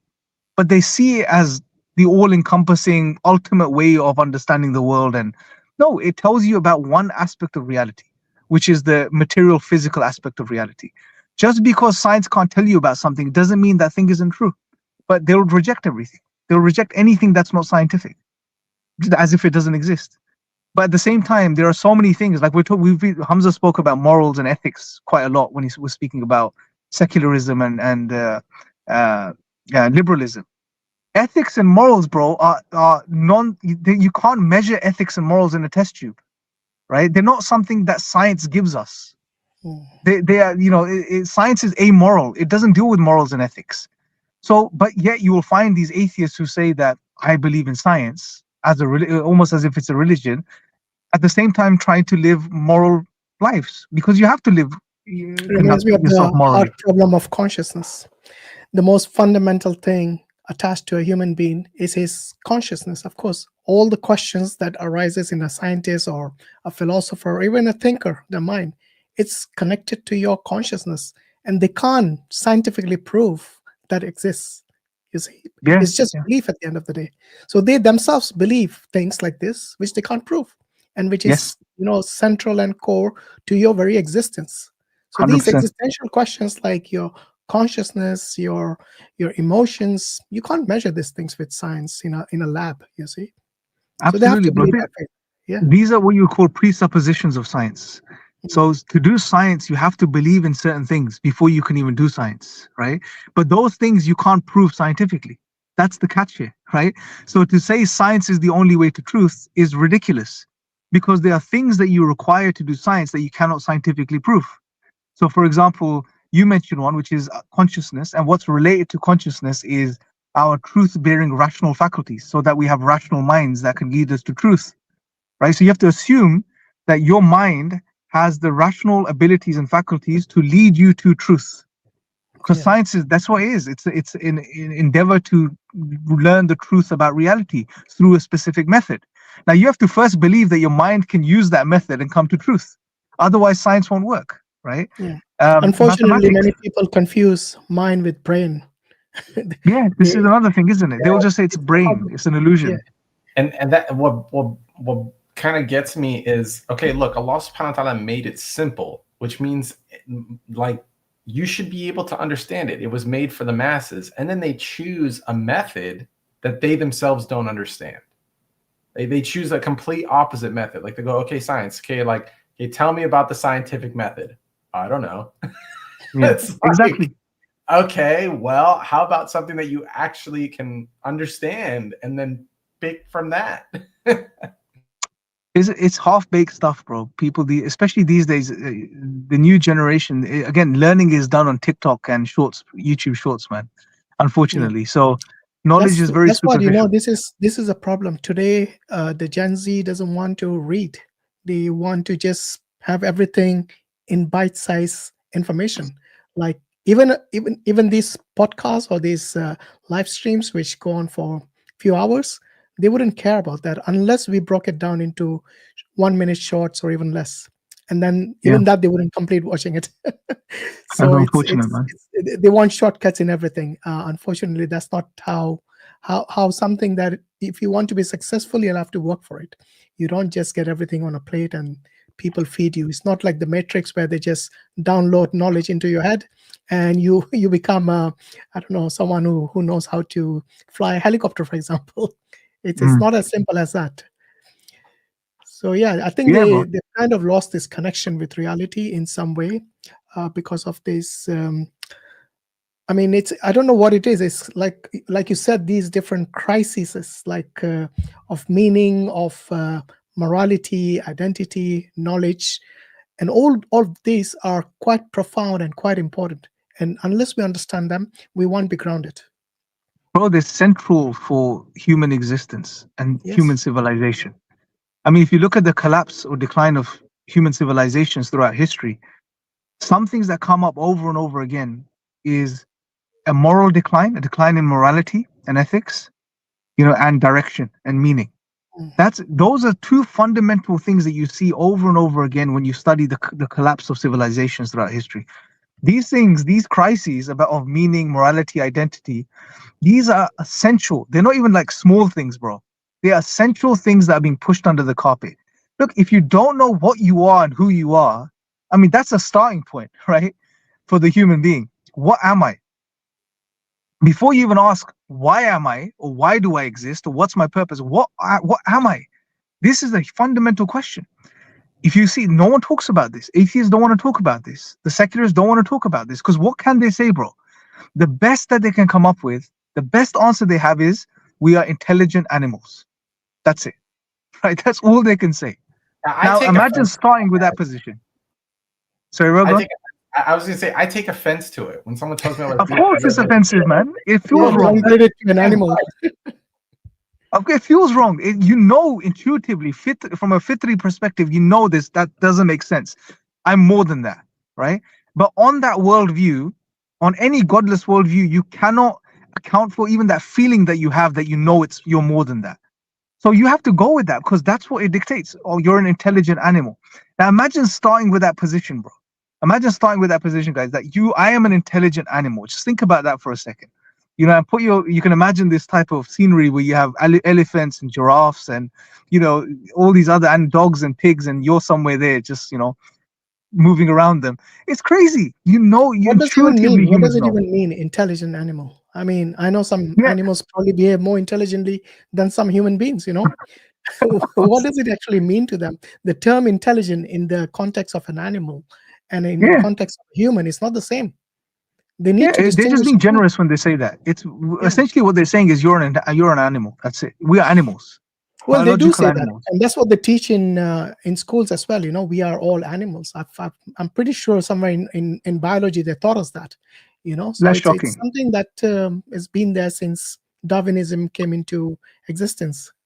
Yeah, boy, and it's disgusting. Because think of look, if you think about that, there's several problems here. One, like our brother said, Muris, that it's disgusting. It feels wrong. It doesn't feel right. Like that will give you an existential crisis right there, right? That'll break you down on some level. If you're sensitive enough, that's going to put you into some sort of existential crisis for a couple of years that you're not going to come out of. Yeah. But if you get past that, then okay. I mean, okay, I'm an intelligent animal. I've got a brain. I have desires. Well, where are you going to go? The natural route then is go fulfill your desires. Act like an animal.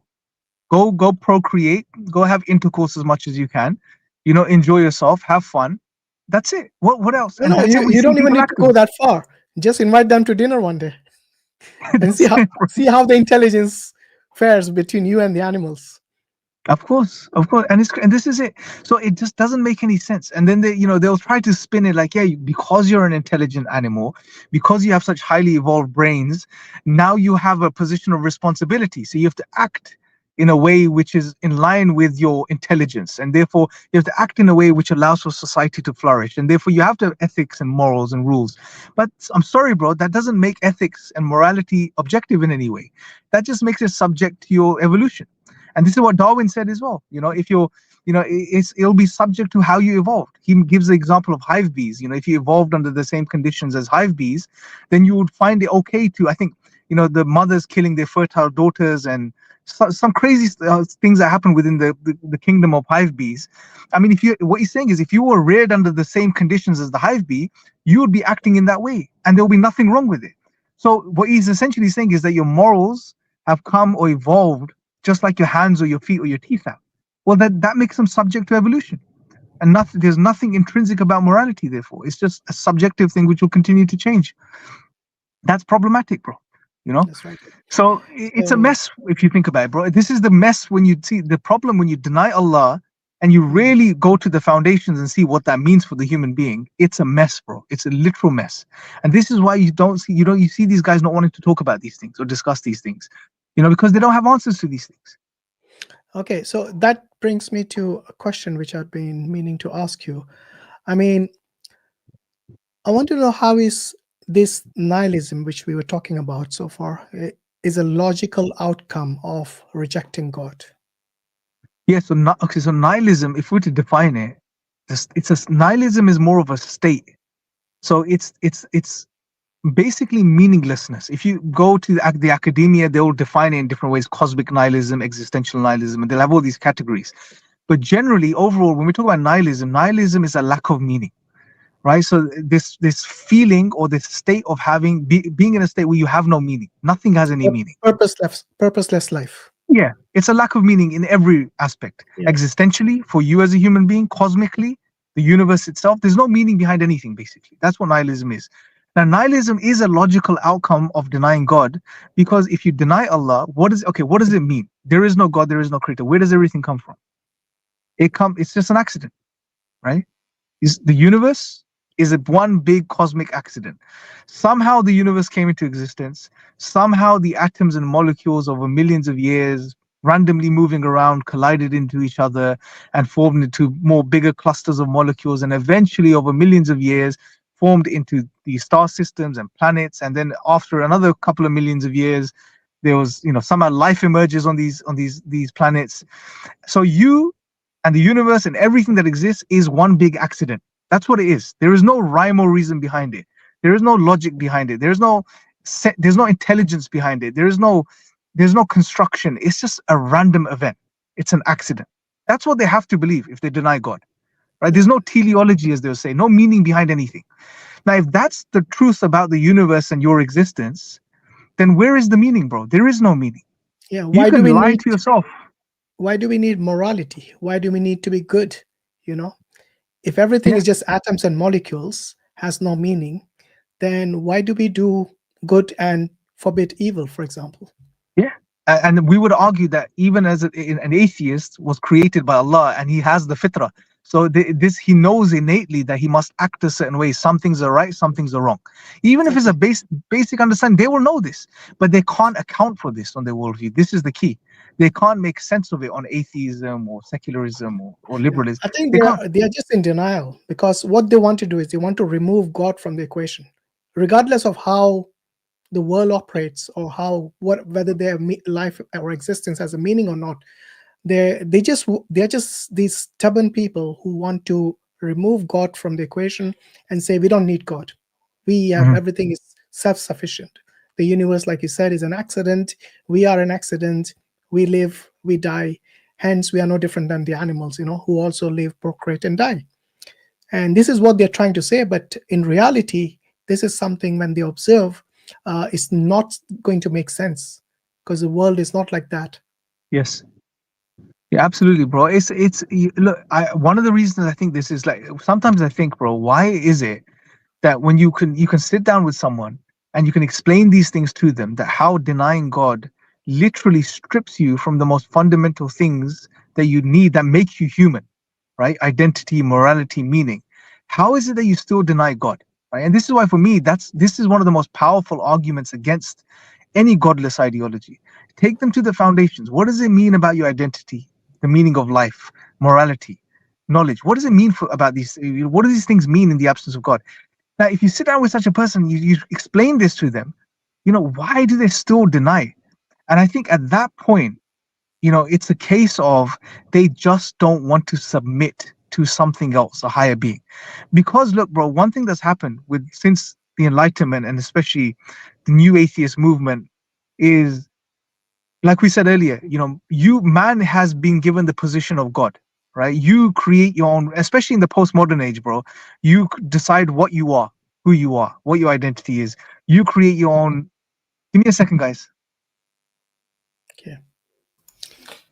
I was also going to say, it seems like the default is I'm just going to stick my head under the sand and hope that that's not true. You know what I mean? And I think that's one of the things is people don't want to be. That's what I meant when I said they are in denial. Yeah, 100%. They don't want to be accountable. They don't want to be responsible. They want to be carefree. They want to be, in this state where they are heedless, man. It's ghafla. It's straight like heedlessness, man. Like, I think of Surat Anbiya, right? The very first few verses. It's a serious thing, and they're when they get to a point where they're like, or you ask them, you go, look, you can look in a mirror right now and you're here, So you're going to have to do something. You're going to have to make a decision. And if your default is, I don't want to make a decision, then it's going to be made for you. You know what I mean? In a sense that you're going to pass away. So that is already set. And I don't know, man. I don't understand how some people can choose to actually live life in that way. And subhanAllah, that to me, that's just another proof of the existence of Allah subhanahu wa ta'ala, as well as his message and all things related. I just, and I see it in dawah all the time. I mean, I was mentioning it earlier. I see people walking by and they brush it off. And, I had an incident where a lady came up with her daughter, and, she was a non-believer, like full blown. And the daughter was, very young, 6 years old, something like that. And she said, hey, she had a question that was asked, because we have these like little cue cards to engage with the community and stuff when we do dawah. And the question was, who created the universe? And, the little girl was like, I don't know. And she's like, the stars. And then I was like, well, who created those? And she was just like, I don't know. And she looked at her mom, and her mom was like, oh, we let her make her own decisions. I'm like, dude, what do you mean? Well, were they Muslims? No, they weren't. They weren't Muslims. Okay. They were. And then I asked the mom, I said, well, do you believe that God created these? And she goes, it's the lowest on my priority list, like to think about something like this. And I was like, really? Yeah, that's the lowest on your priority list. And I wanted to ask her, I was like, what in the event of an emergency, would it become really high, like instantly right there? Or, God forbid something happening to your daughter, or medical emergency to your husband that you're with here. The first thing you'd be doing is, you wouldn't be going, oh, science, oh, screaming this, that. You'd be like, dear God, please let us make it to the hospital, or this, that, and the third. It's crazy, man. It's absolutely crazy. They just head in the sand and, hope for the best. Not the way to go about it. Not the way to go about it at all.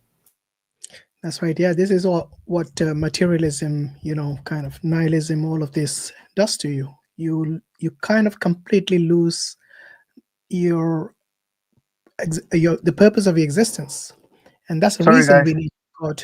That's okay, bro. Yeah, that's exactly the reason we need God, our Creator, to tell us exactly, what is good for us, what is not good for us, because that's where the halal and the haram, and all of this, what is recommended, what is prohibited, all of this comes into play and is quite important for us. Because without an objective reasoning, objective morality, everyone will say, like, I'm correct. You will not have one atheist agree with another atheist. Okay, they might be completely contradictory, yet they will deny that truth is what's required and is valuable, rather than just individual, opinions. Because opinions can be both right and wrong. But what they're trying to say is that it's okay to have these different opinions, and we can still come to an agreement or come to some meaningful life. But when they look at the reality, that's not the case. Yeah, today people, like Brother Imran was saying, are confused about their identity, whether they're man or a woman. Yeah, well, some of them, whether they're animals or humans. This is the world. This is what kind of you've been pushed to by all these so-called freedoms, which are not really freedoms. These are just opinions of people, and you think that let them do whatever they're doing, whether it's right or wrong. And that's where we have problems. That's where we have disagreements. That's where we have family breakdowns. The most important thing within any community that is successful is the family unit. Today, that seems to have fallen apart. There is widespread moral degradation, even from so-called people who are, supposed to be these champions of religion. So I think this might be the good time to play Ranveer's video, because I really want to get this out of the way, because I want to show that even the most conservative society like India and like the Indians, they can go in this rabbit hole without even realizing it. So inshallah, let me just quickly play this.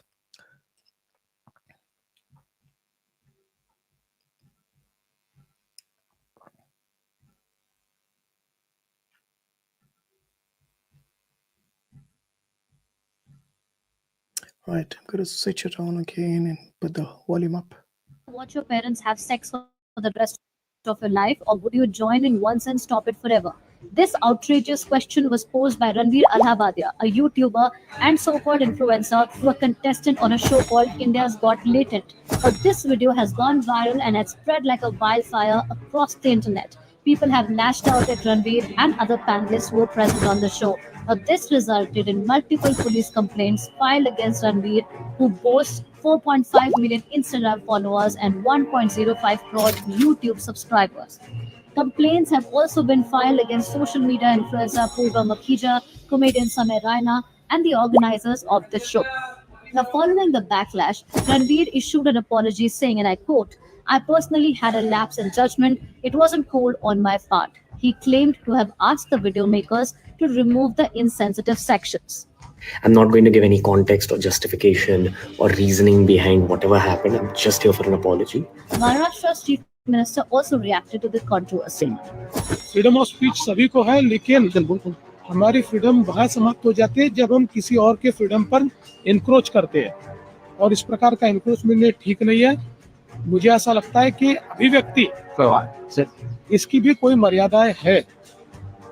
हमारे समाज में हमने अश्लीलता के भी कुछ नियम तैयार किए हैं। अगर उनको कोई पार करता है तो ये बहुत गलत बात है। अगर ऐसी कोई बात होती है तो उसके ऊपर कार्रवाई होनी चाहिए। Ranveer Allahabadia started his YouTube career at the age of 22 and is now one of India's most popular and richest YouTubers with a massive net worth of about 60 crore rupees. Do you think YouTubers or influencers are crossing the line on the internet, or do you feel that if you don't like it, you shouldn't watch it? Let us know.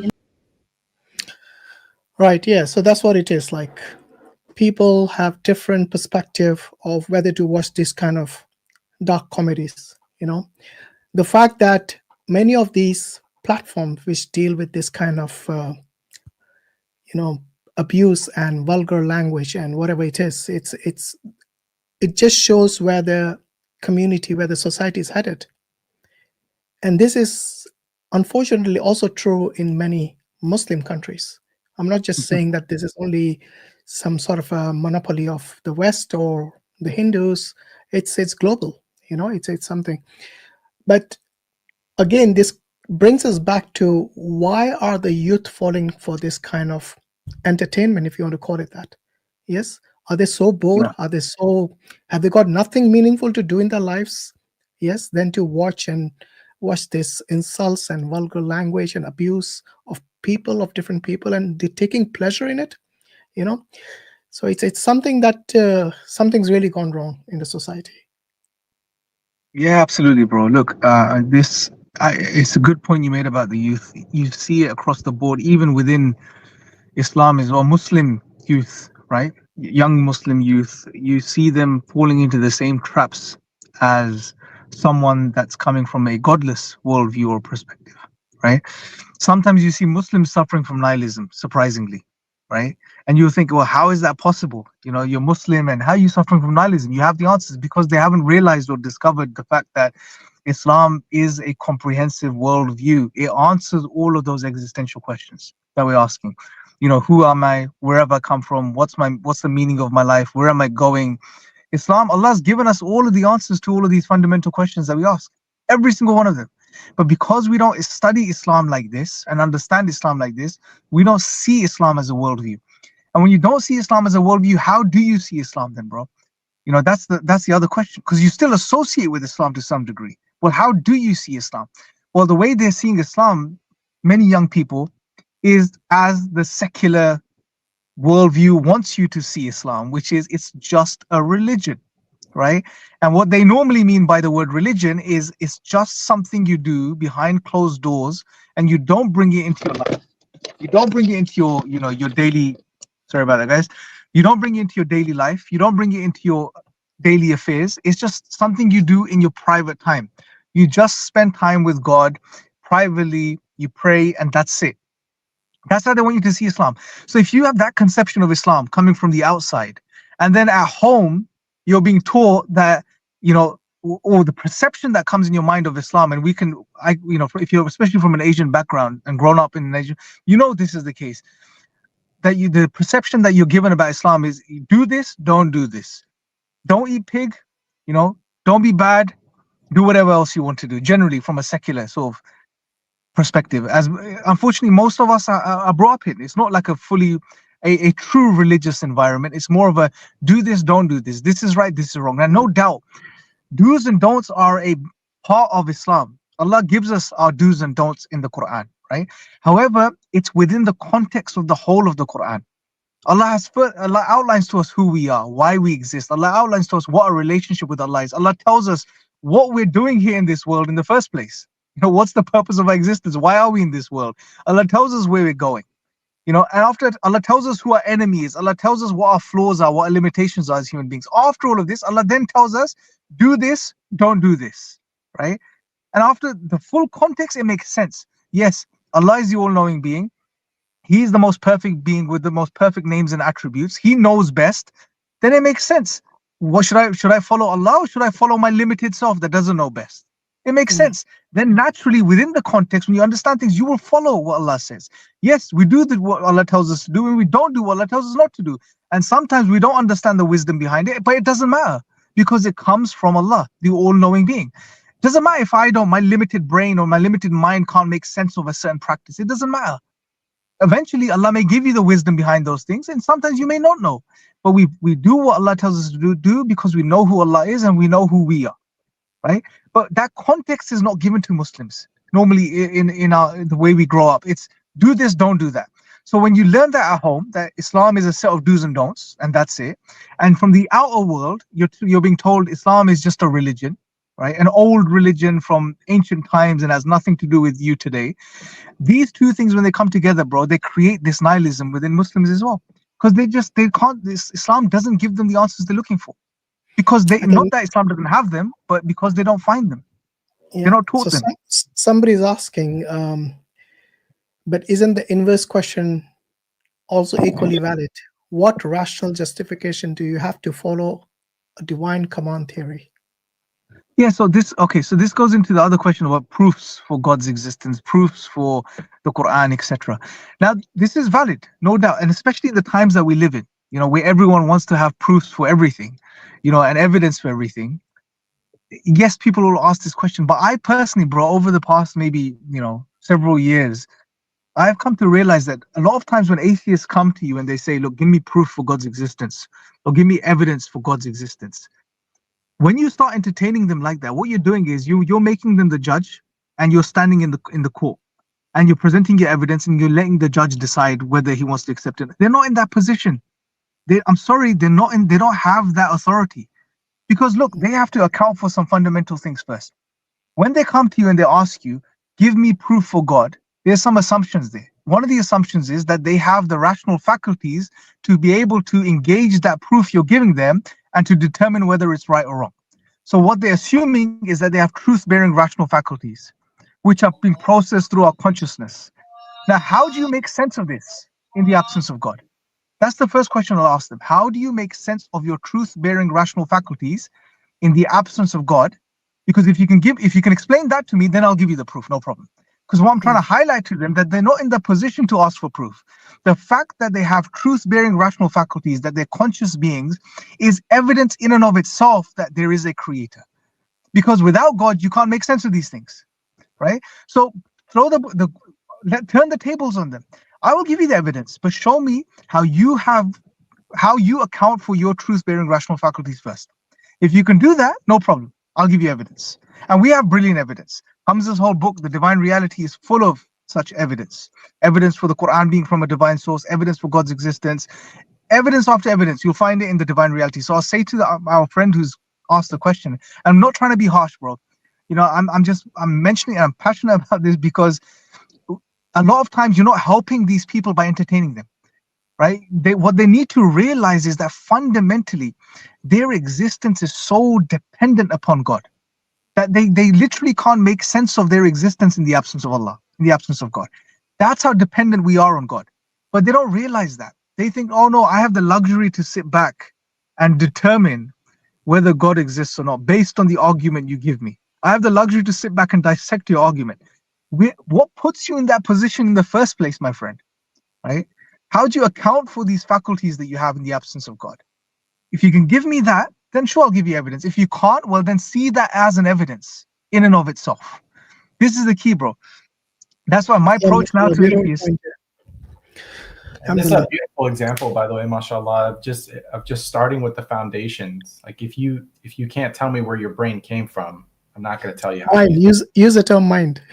Oh yeah. That actually fair. Otherwise, we're playing into the narratives, bro. I know, right?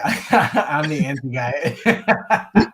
Correct terminology is extremely important in these courses. This kind of absolutely, because they play on words as well, bro. Like absolutely, religion, the way they've defined religion, and then it has that meaning in your mind.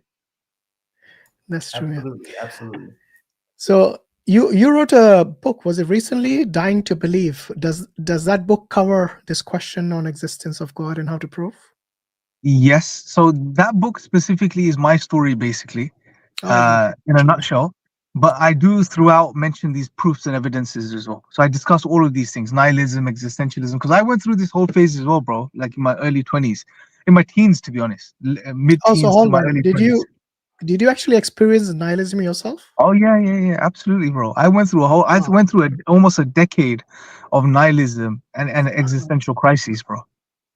I would have never imagined that. Yeah, bro. That's why this is something that, because I realized, bro, there's nowhere for you to go. If you don't believe in Allah, bro, you are stuck, right? It's checkmate, literally.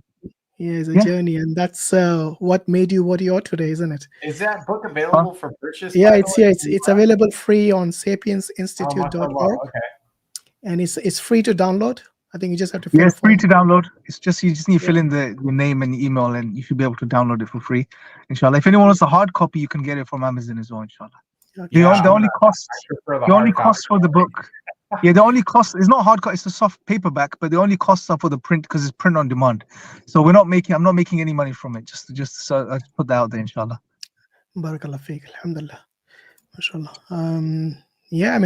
One day, inshallah, we would like to know about your journey. But right now, how did you overcome that? I'm still thinking about that. How did you overcome nihilism? Was it like, did it take you a long time? Did you meet the right people at the right time or something?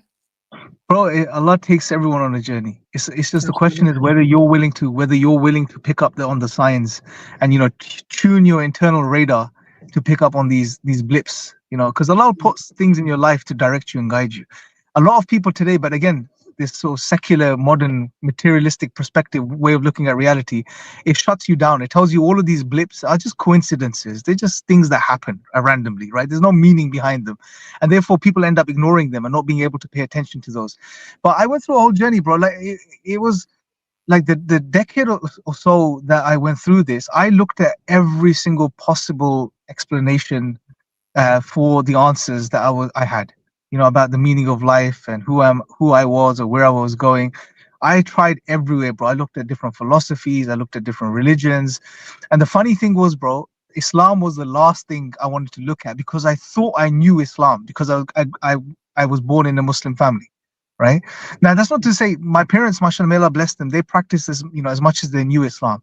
They did, but because I grew up in a very secular environment through school and my friends, etc., I didn't pay attention to religion. I just didn't want anything to do with it.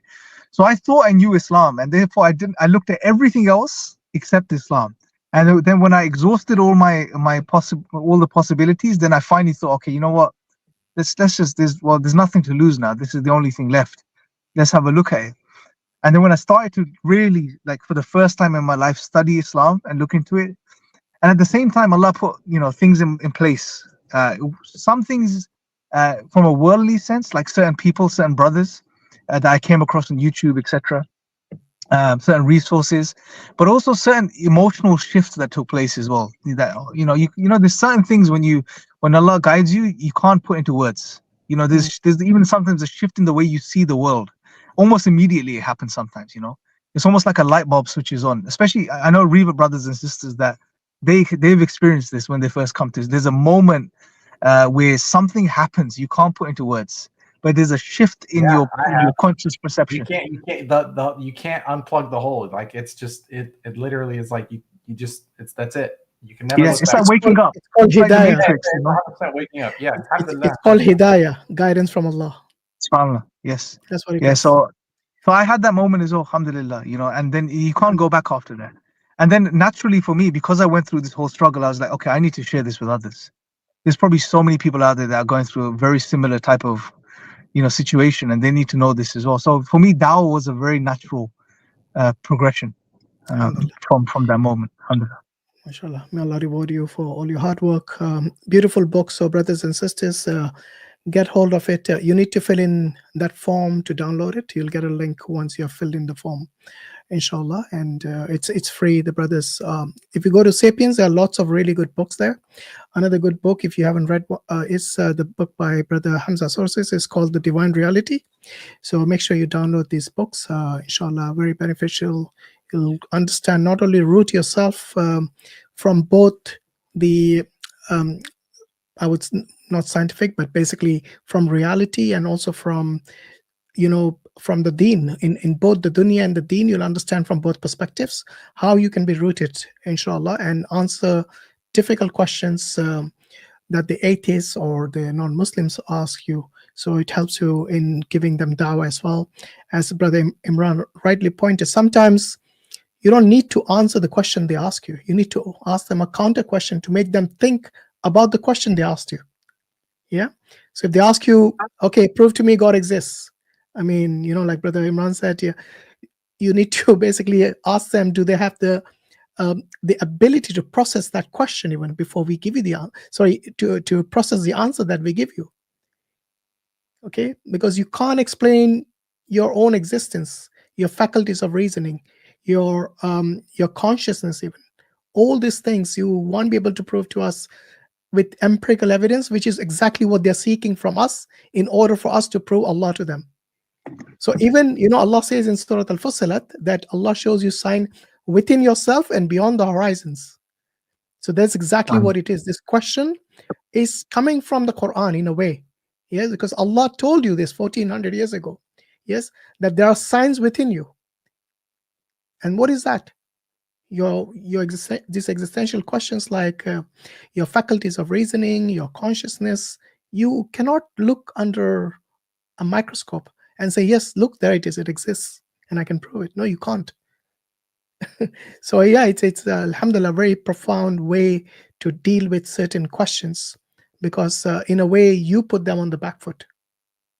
You make them think, and it's very important that they think. And because the thing is, you know, we sometimes it just like it's a stalemate. You ask for they ask you for evidence. You're unable to provide the empirical evidence because you're asking empirical evidence for something it's beyond this material world. You know, how can you ask? If I ask you evidence for your soul or your mind, you can't give that to me. But you still can't deny your consciousness and your mind. So how can you ask us questions that you can't answer about yourself, and you want to ask questions about your creator, your Rabb? You know, this is kind of double standards in a way. So yeah, alhamdulillah, it's a good way of dealing with it. And that's why reading books are more important than, you know, flicking through shorts and reels and everything. I mean, you do get information from that, don't get me wrong, but you know, there's a limit because of this limited, you know, maybe 1 minute clip. You can get certain information, but to get a holistic picture, you need to read books. You need to understand how to respond to certain questions.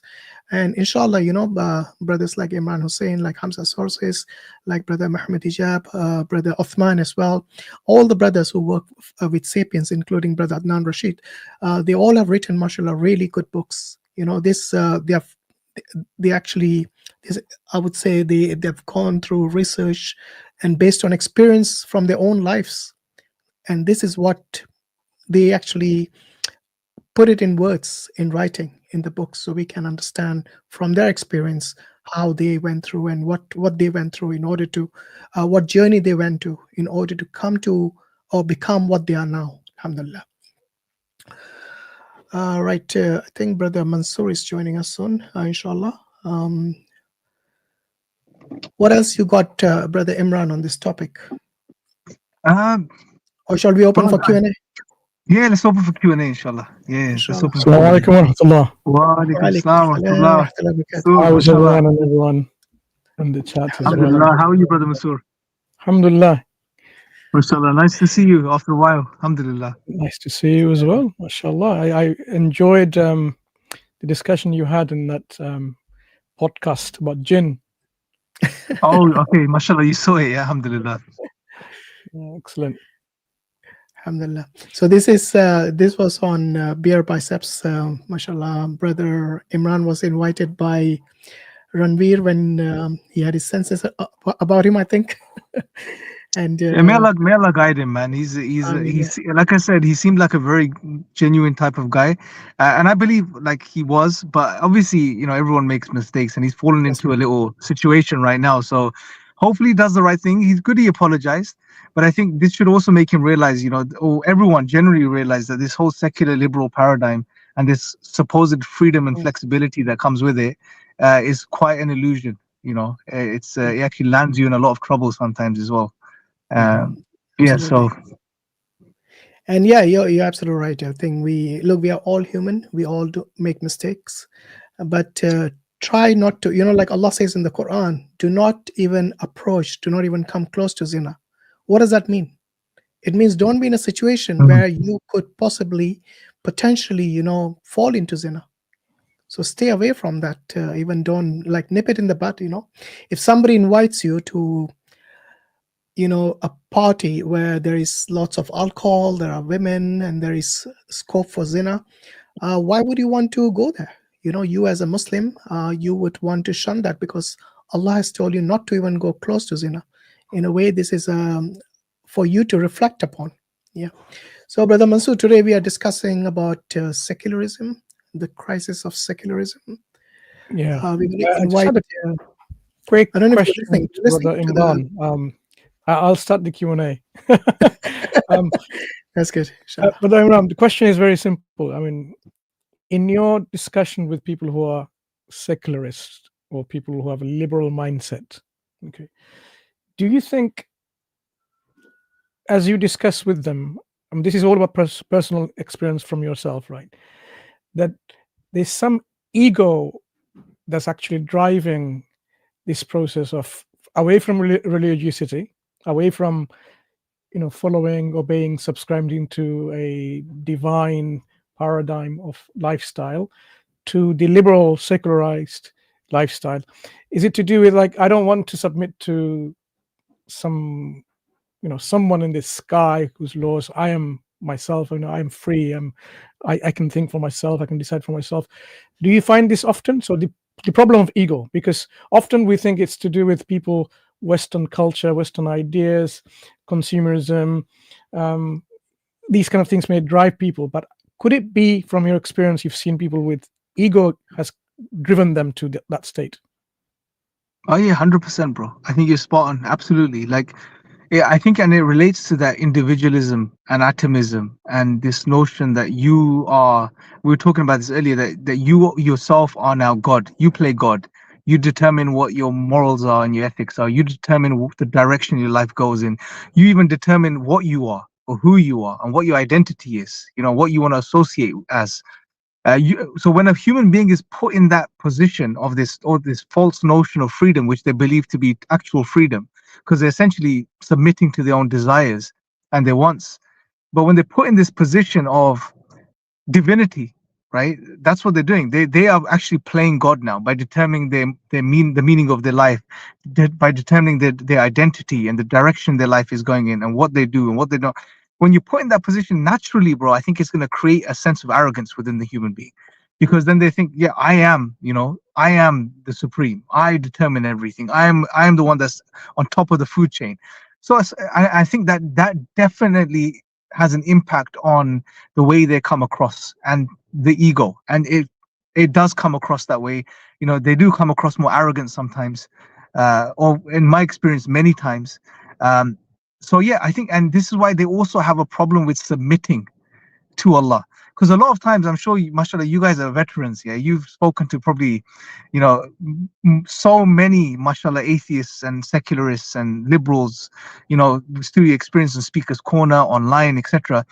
You know, you probably realize this as well, that you will get them to a place sometimes where there's nowhere for them to go logically and rationally, right?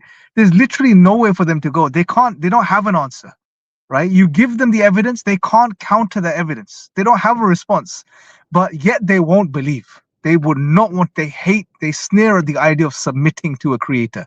And that shows us that fundamentally it's not a rational problem or a logical problem. It's a problem of the ego. They don't want to submit to something else other than themselves and their own desires. And that comes across, bro, when you're speaking to these people. There is that level of arrogance which naturally is going to, transpire through the way they engage with you and they speak to you. I've definitely noticed that, bro, 100%. Alhamdulillah. Jazakallah khair for sharing this, because this is what we find a lot of the atheist, agnostic, skeptics, those who don't want to believe or subscribe to a religion or religious belief systems. So it's to do with the problem of surrendering, you see. So some pride, when I say ego, of course, the issues of pride comes in. Why am I going to surrender? Because the whole idea, if you think about now, when Islam is understood by people who are considering Islam, this is a process where finally you have to surrender, because you will exhaust everything thinking rationally, that you eventually have to realize that there is a creator, there is this Lord who has sustained and sustaining after creating this universe, and all you have to do is simply acknowledge that fact and surrender to that. Now, this surrendering process is something that is an obstacle to people because of this pride, and this is ego. Because what is going to do once you surrender? You simply are going to change, and change is not something what they're ready for. Because what change are they going to do? They will totally change their whole worldview in terms of how they think about other people. Some people are really indifferent in terms of other people because it's not of their own color, their own race, ethnicity, even their own thinking processes. Like, for example, you think differently, so I don't really care about you. This is kind of things people really come up to into their worldview. So this has to change. Now you realize, like, every human being is from one family.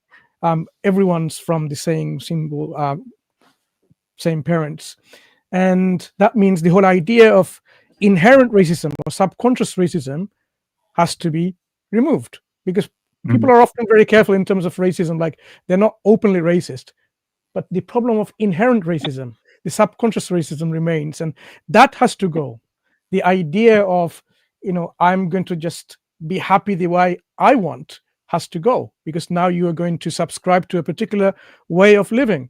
That is an obstacle, because you are so much immersed and merged into the idea of self-gratification, idea of pleasing your own self.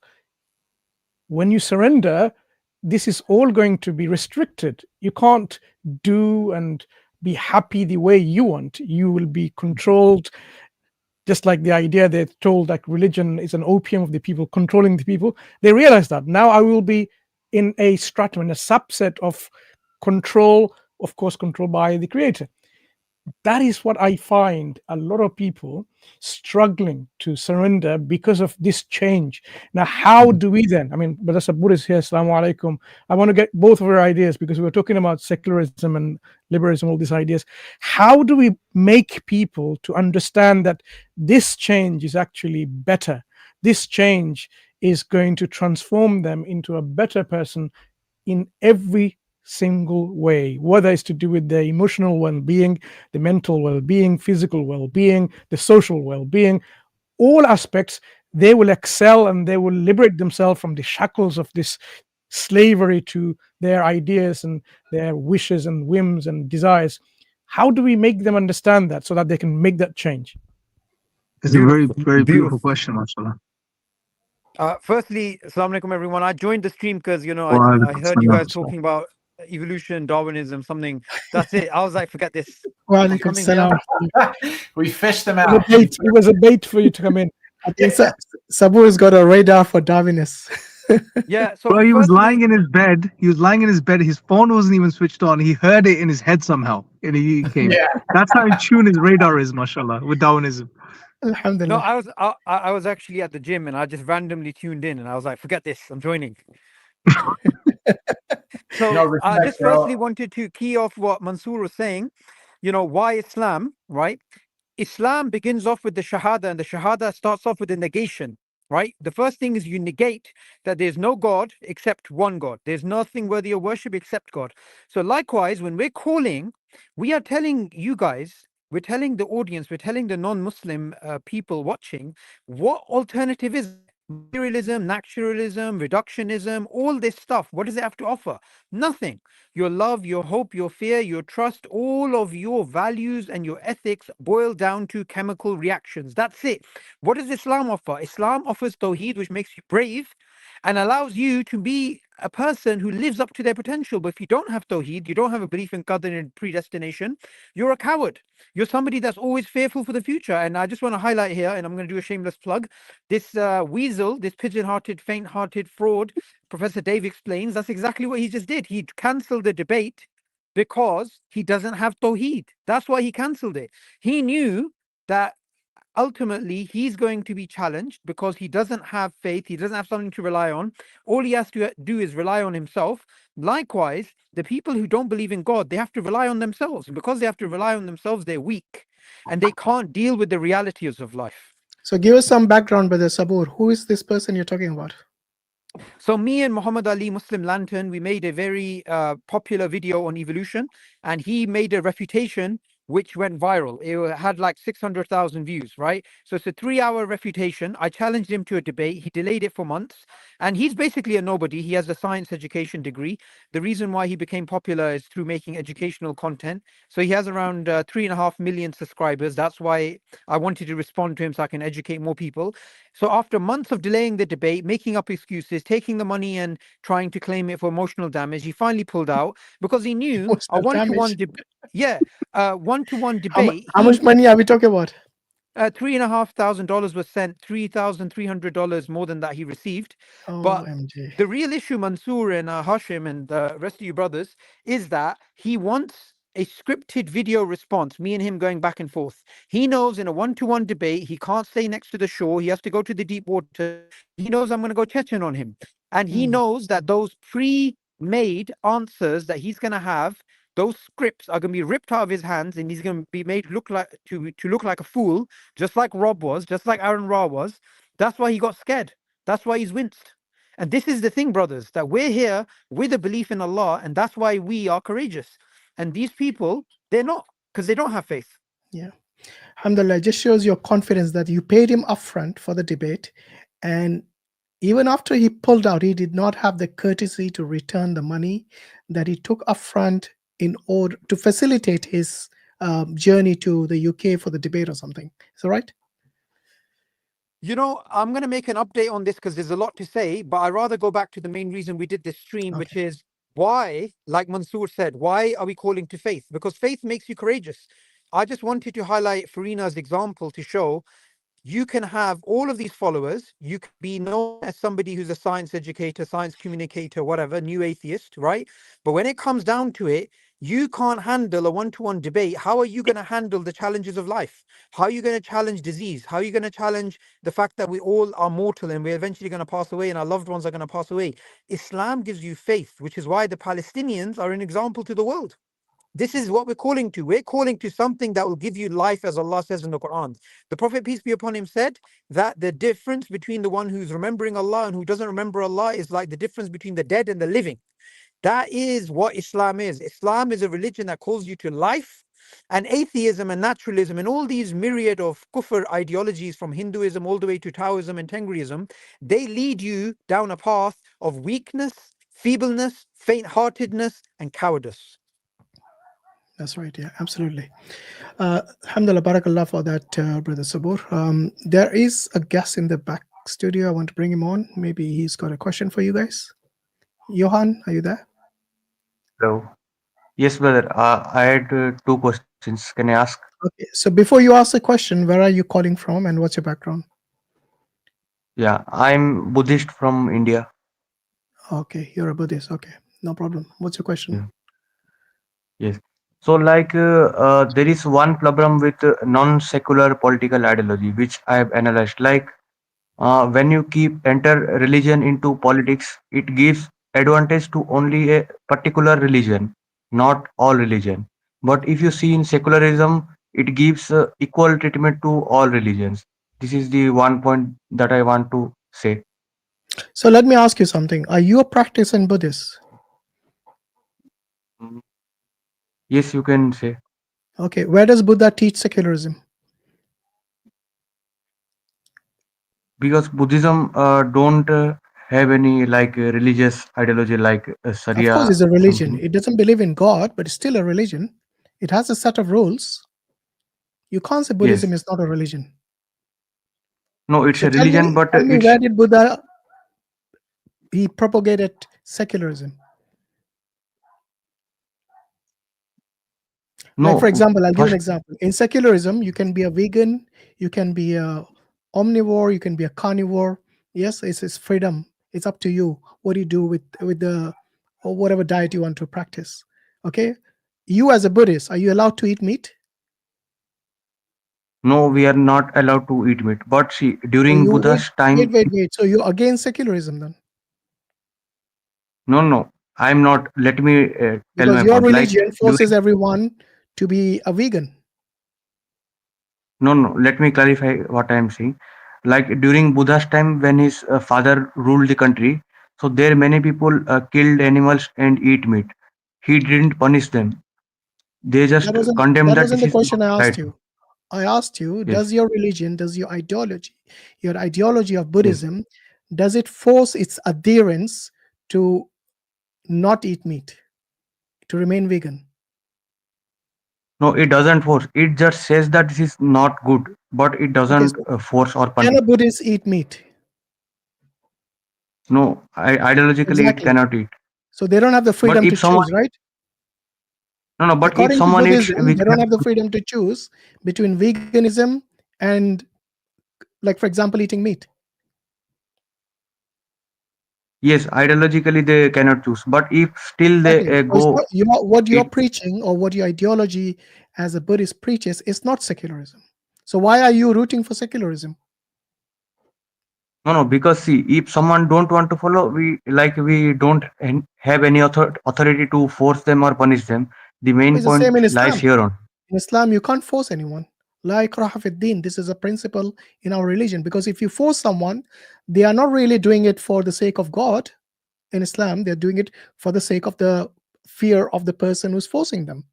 So we have the same principle. No, But at least but Islam, we don't say that, yes, you can't eat meat, So your but ideology if is very different to that of secularism. I don't know why you're rooting for secularism. see, like if a Muslim in a Sharia country doesn't pray or eat, Yeah, he's drink alcohol, sinful, then but no one will Sharia, force you. He's sinful. no, but No one will force no, you. no, but yeah, but Sharia have punishment for them. No, For what? do you agree? For For what? not praying and for drinking Okay, alcohol and not praying. what is the punishment for not praying? In Buddhism, there is no punishment for not No, praying. you're saying Sharia is a punishment. What is the punishment in Sharia for not praying? That I don't know, but I heard Exactly. So from don't make some up friends. things you don't know. Speak about things that you do know. Okay, I for drinking I really alcohol want to and know where Buddha preaches secularism, because it looks like you are a confused individual. You have fallen for the trap of secular liberal ideologies, and you have no clue what it says. For example, in Buddhism, what is the biggest sin in Buddhism? What is the worst thing you could do? worst thing killing any living being or Okay. raping So someone. as a Buddhist, are you allowed to join the army? Yes, for self-defense we can kill, but No, not that wasn't my like question for self-defense. Are you allowed to join the army? yes, I'm allowed. Okay, so you're allowed to kill them, which is exactly what you just said is the biggest sin in Buddhism. You see, you're confused, you're contradicting yourself. Yes, but see, killing for self-defense is another thing, and killing for any selfish purpose, An this is army is not another thing. necessarily always for self-defense. Do you know that? Yes, I agree.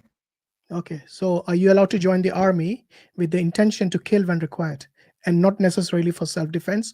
Because in an army, if a commander gives you the command to kill, to indulge in an offensive war and not a defensive war, then you as someone who is, you know, a part of that army, you have to follow the chain of command, and you can't just disagree with them. Oh, I'm a Buddhist, I don't want to kill, you know. So everything you do in Yeah. the real life will go against your ideology. So are you really a Buddhist, or you just got a picture of a Buddha and somehow claiming you're a Buddhist? Because everything you said goes No, against Buddhism so far. no. See, the main point I want you to say that in Islam, like if someone don't follow a Muslim Islam properly, then you punish him. But in Buddhism, if someone doesn't follow, we don't punish him. We just say that he is on wrong path. This is the simple thing I'm I've saying. already explained to And this you there are what things in people- Islam, if you don't do, you're sinful, but there's no punishment. The punishment is if you, for example, if you murder someone or you steal, you know, these are laws in every country where you would be punished, whether you're in a Muslim country or non-Muslim country. What is the punishment according to Buddhism for a rapist? imprisonment or exile. Where did Buddha say that? No, during his times, the king used to give this punishment So to what? the people who commit murder or rape like that. If you read Jataka tales, there is a book. So, no, so Buddha didn't actually give a particular punishment for this kind of sins or No, crimes. like there is no mention. Like it depends on the king what type of punishment he gives. But Okay. this is on a separate. No, I just want Yeah. to say What was that your there are question some. again? What was your question Yeah, initially that you wanted like answered? there. Yes. There are some things like if you do which is against religion, but it doesn't harm to society. Like if you drink alcohol or you are indulge in any sexual activity with other women, these do not harm society, but it is against Islam. Of So course, in it these harms type of society. acts, Hold on. What do you mean it doesn't? So you're telling me that if somebody commits adultery, it doesn't harm yes, anyone, no, if he secretly does in his home, even secretly? drinking, What kind of a Buddhist no, are you, like man? bro, Seriously, man, this guy is he really a Buddhist, or he's just pretending to be one? I He's have a a feeling you're a sneaky, no, Hindu. he's a sneaky, Are you a sneaky no, Hindu? Buddhist. I came to your stream previously many times. I Yeah, but think you you could have forgot. been pretending even then. No. What You is your can view see my. about what is your view about Krishna? Do you think he's a true god or a false god? It is false god. So all the Hindu gods are false gods. Yes. Okay. And what is your view about Buddha himself? He is an enlightened being. Okay. Do you think Buddha would agree with committing adultery even if the spouse didn't have knowledge about it? See, there are two things you have to differentiate, like doing a bad thing and punishing all in this bad thing. Like Bro, let's say if adultery I is a have bad done, thing or a good thing? it's a bad thing, but not every bad thing should be punished. You have to see this So point. what do you think Buddha would Buddha consider adultery to be good or bad? It is bad, but there is no punishment for it. You Okay, have so to does it distinguish harm anyone? these two. Be honest with me this time. Does Yes. adultery harm anyone? Yes, it harm for the person who did it. No, not the person who did it. He's not the victim. The victim is his spouse or her spouse. What kind of I don't know where you get your morality from. But anyway, if any other brothers got questions for him, you're welcome to ask. Yes, I'm basically talking about harm principle. I think in short I can say this harm principle. Okay. I think No, you're not. I You're think not you know talking more about about harm principle. secularism than Yeah. Buddhism. Yeah, I think sorry, so, one sec. You're not talking about the harm principle. Please go ahead and explain it. I very much doubt you know what you're talking about. Explain it to me, please. Yeah, Yohan, what do you understand by the harm principle? Like I saw one atheist video. He said that if a person does any physical harm to society or some other people's. In that case only we can punish that guy. Other than that, we don't have any right to punish him. That's it. That's a very surface level, thin understanding. But since you're basing your worldview on the harm principle, I think you've just been socialized into it and you think it's a cool word. So you just said the harm principle. You don't actually know what you're talking about. Shall I explain it to you? Yes, brother, you can explain. I'm going to have to charge you for that because you were pretending that you understood what this was. So can you first admit you don't know what the harm principle is? Then I'll explain it to you. That's the fee for teaching you, for you to accept you're using words you don't understand. Yes, brother, I can agree that I don't know fully. I only watch some videos Good. of Alex O'Connor, an atheist YouTuber, and I Thank you. liked his Thank videos. you for submitting your intellectual jizya. I've accepted it. Now I'm going to explain to you what the harm principle is. The harm principle is an idea which fits within consequentialism. Consequentialism is the idea that we look at the consequences of something in order to judge what the right decision is in the way that we live. Now, overall, pain and pleasure are considered to be the absolute benchmark for deciding what is right and wrong. So whatever maximizes pleasure and minimizes pain, that is what we have to keep in mind. Okay? So any decision, when you look at it, you have to look at it from the perspective of, is it going to create overall benefit or overall harm to the situation? Now, before we get into the nuances of the harm principle, how on earth would a sneaky person go and shag someone's wife, and that is adultery, and you're saying that's not going to harm society? Can you explain how that is not going to cause harm within society? And then we can get into the nuances of how the harm principle here is not going to help you. I don't have to prove because Islam already proved. Like Islam do not punish for adultery for non-Muslims specifically. There is no punishment in it. I heard. So Islam also proved my point.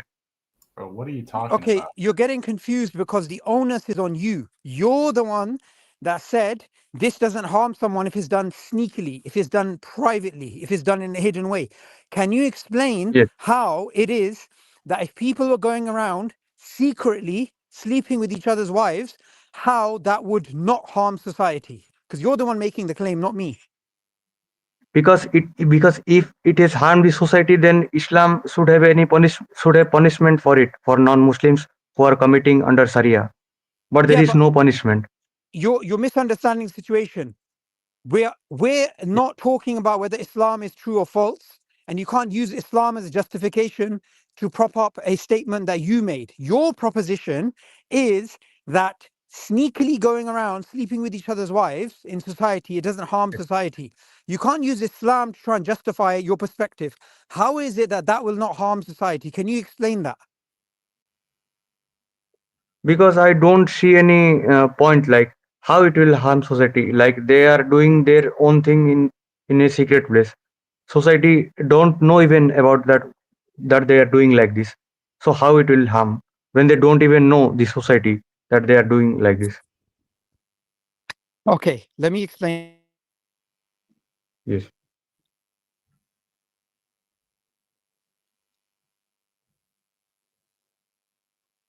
There's a disconnection in Hello. his. That's probably a good thing.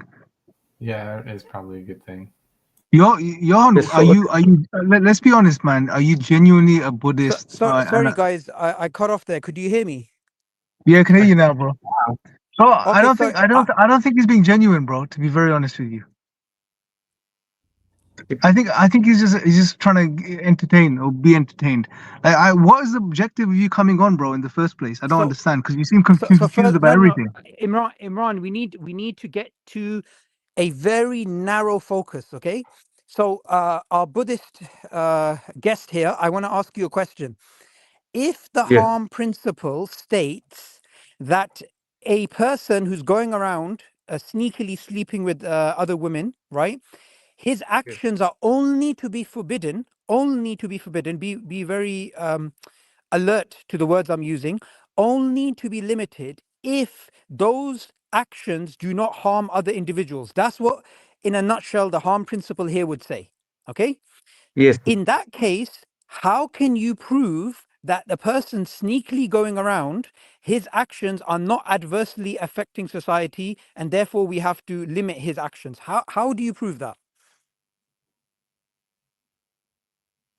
Because there is, if you see practically, no, like if someone does adultery, then what harm does he give to other people, the civilians in that region? Like what kind of Okay. physical harm they get? Okay. There So is no. let me first give you a counter example, because I don't think you're understanding. Okay. Here is a counter example. I'm standing on a road right now. If I start Yes. swinging my arm left and right, according to the Yes. harm principle, my action should not be limited because I'm not causing harm to other individuals. I'm just standing at the side of the road waving my left arm. Okay. Yes. However, according to the harm principle, if my actions, for example, are not to just swing my arm left, right, randomly, it's actually to Yes. swing it left while other people are about to walk past me, then according to the harm principle, my action should be restrained.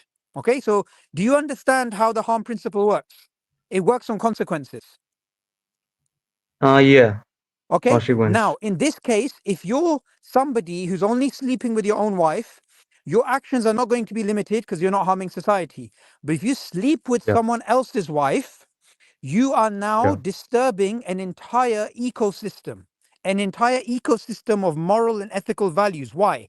Because that would mean that a wife and a husband, they're going to eventually have a divorce because the wife has been cheating or the husband has been cheating. It would also mean that the children are going to be raised up in single parent households, which increases the crime rate, increases actually general social ills to many, many degrees that we've actually got lots and lots of data to prove that people from broken homes, they're involved in crimes, they're involved in many different things. So we can break it down society at every level that zina or adultery, as you called it, is going to adversely affect society. So according to the harm principle, we should stop people, we should restrain people from committing adultery. It doesn't say what you said. You said two contradictory things. You said that according to the Okay. harm principle, you're allowed to commit adultery when it's actually the opposite.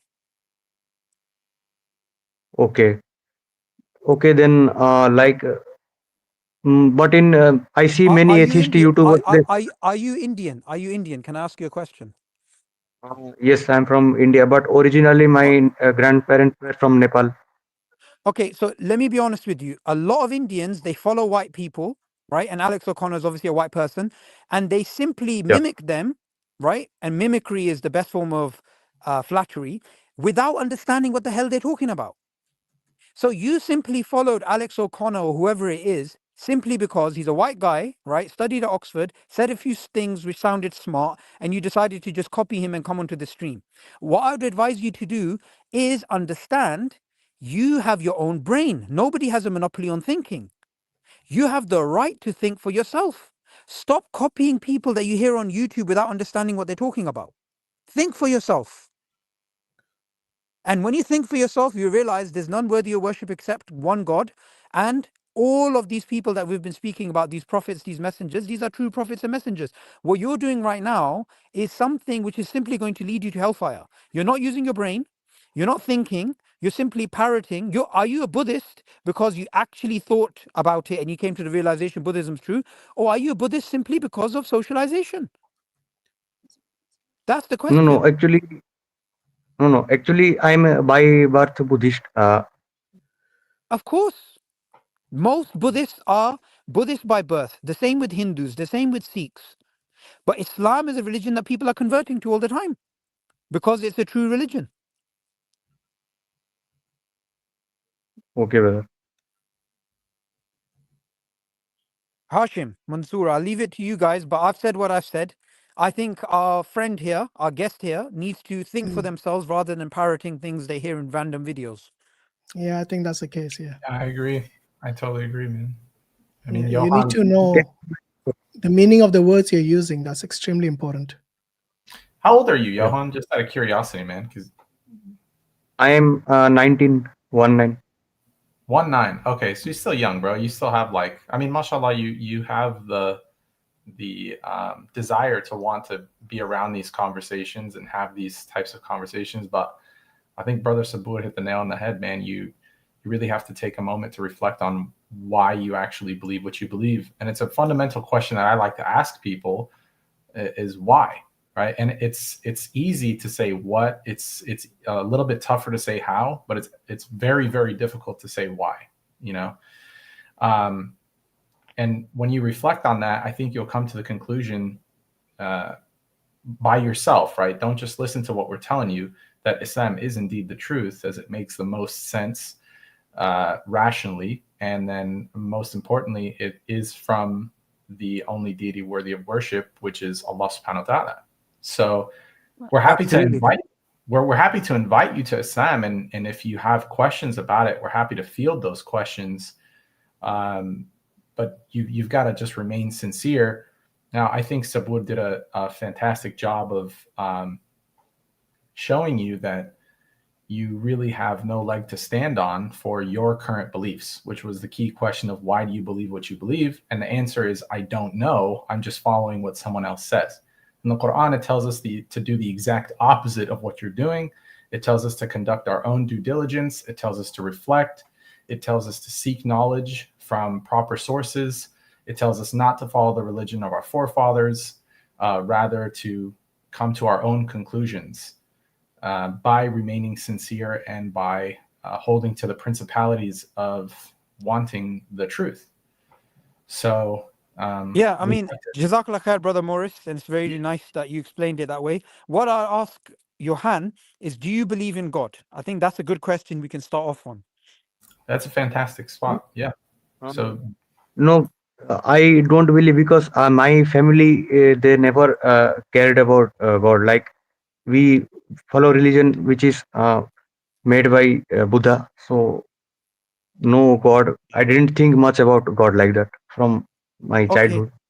Okay, so Yohan, what I would say to you is you need to think for yourself, because we live in an age of rationality. We live in an age like you're right now, you're using some form of electronic devices to connect and speak to us.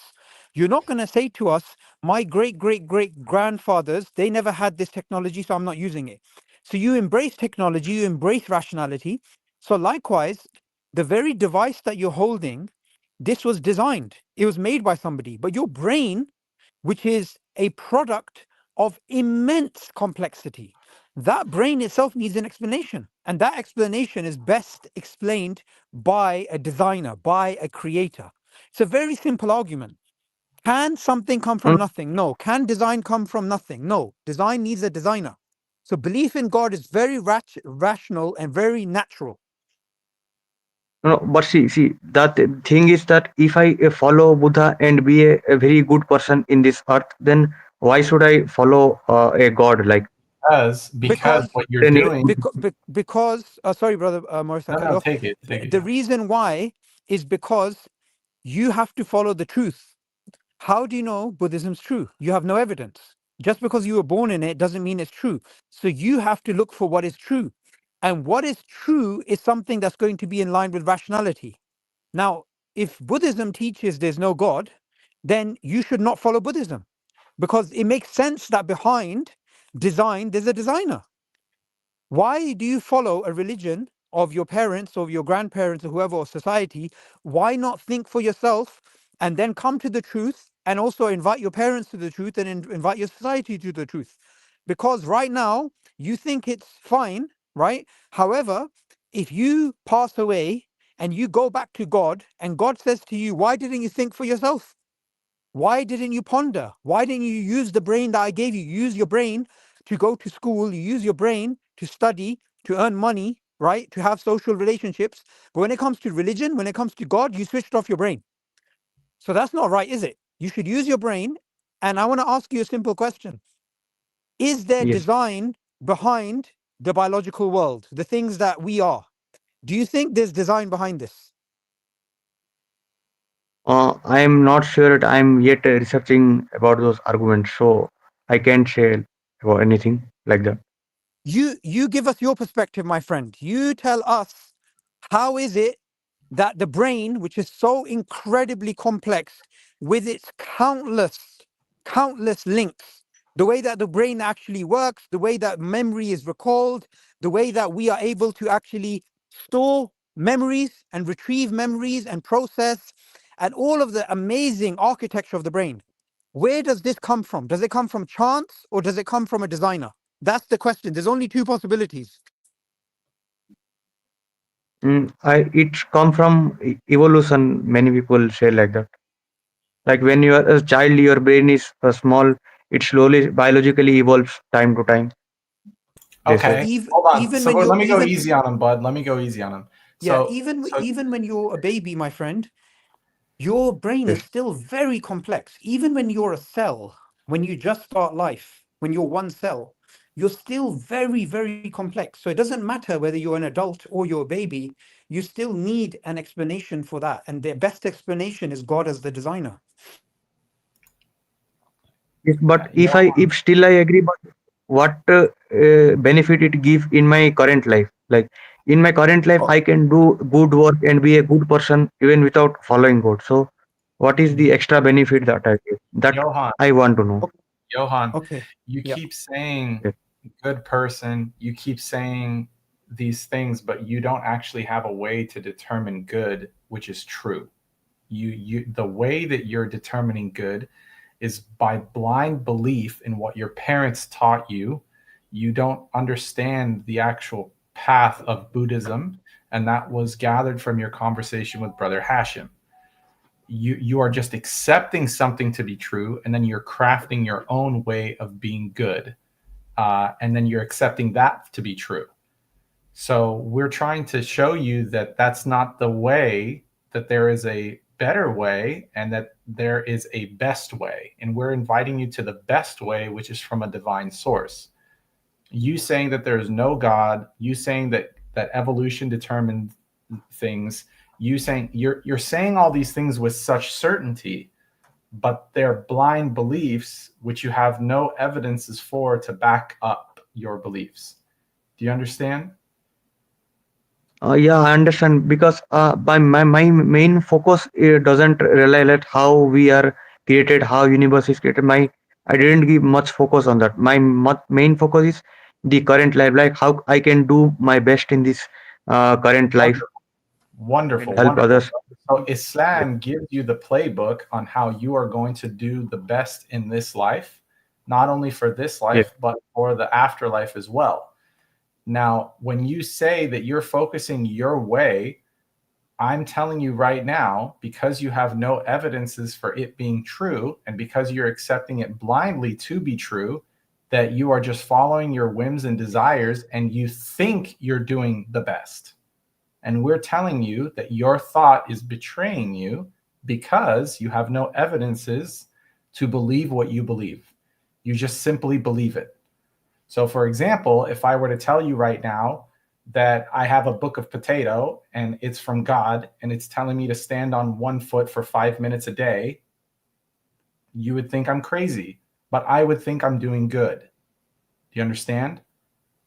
So, in the Yes, same but way, go ahead. a man is considered good not by his beliefs, by his actions, I think.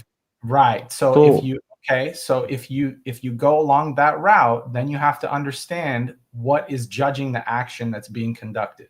Do you understand now? Who is the judge of the like action, to be good or to be bad? So let's say, Yeah. for Yeah. example, I go help an old person out. Is that good or bad? it is good. Okay. Let's say, for example, I'm supposed to be praying 5 times a day and I'm not praying 5 times a day. Is that good or bad? That is neither good nor bad, you can say. Okay, so you made a judgment call, and now Islam is saying that that is required, and if you don't do it, it's a bad thing. Do you understand now? So if you say that it's neither good nor bad, that means now we have to test your claim of it being neither good nor bad with its supporting evidence why you believe that to be true, and then my claim, which is You are obligated to pray 5 times a day with its supporting evidence and why that is true. Do you understand now? Yeah, understand. Okay, if my claim is the truth because my evidence is overwhelming to the positive, then that means that your claim is false because only one of us can be upon truth because we're at a disagreement, right? Yes, but you have to prove logically things. No problem, no problem. So if Islam is true and Islam tells you that you need to pray 5 times a day, and you now recognize that it is true and you are not doing it, are you actually being good? But you have to prove that how it is good. Like if I pray 5 times, we will how get there. it affect. We will get Yes. there. We're just establishing a principle first. The principle is if Islam is true and Islam tells you to pray 5 times a day and you're not doing it, are you being good?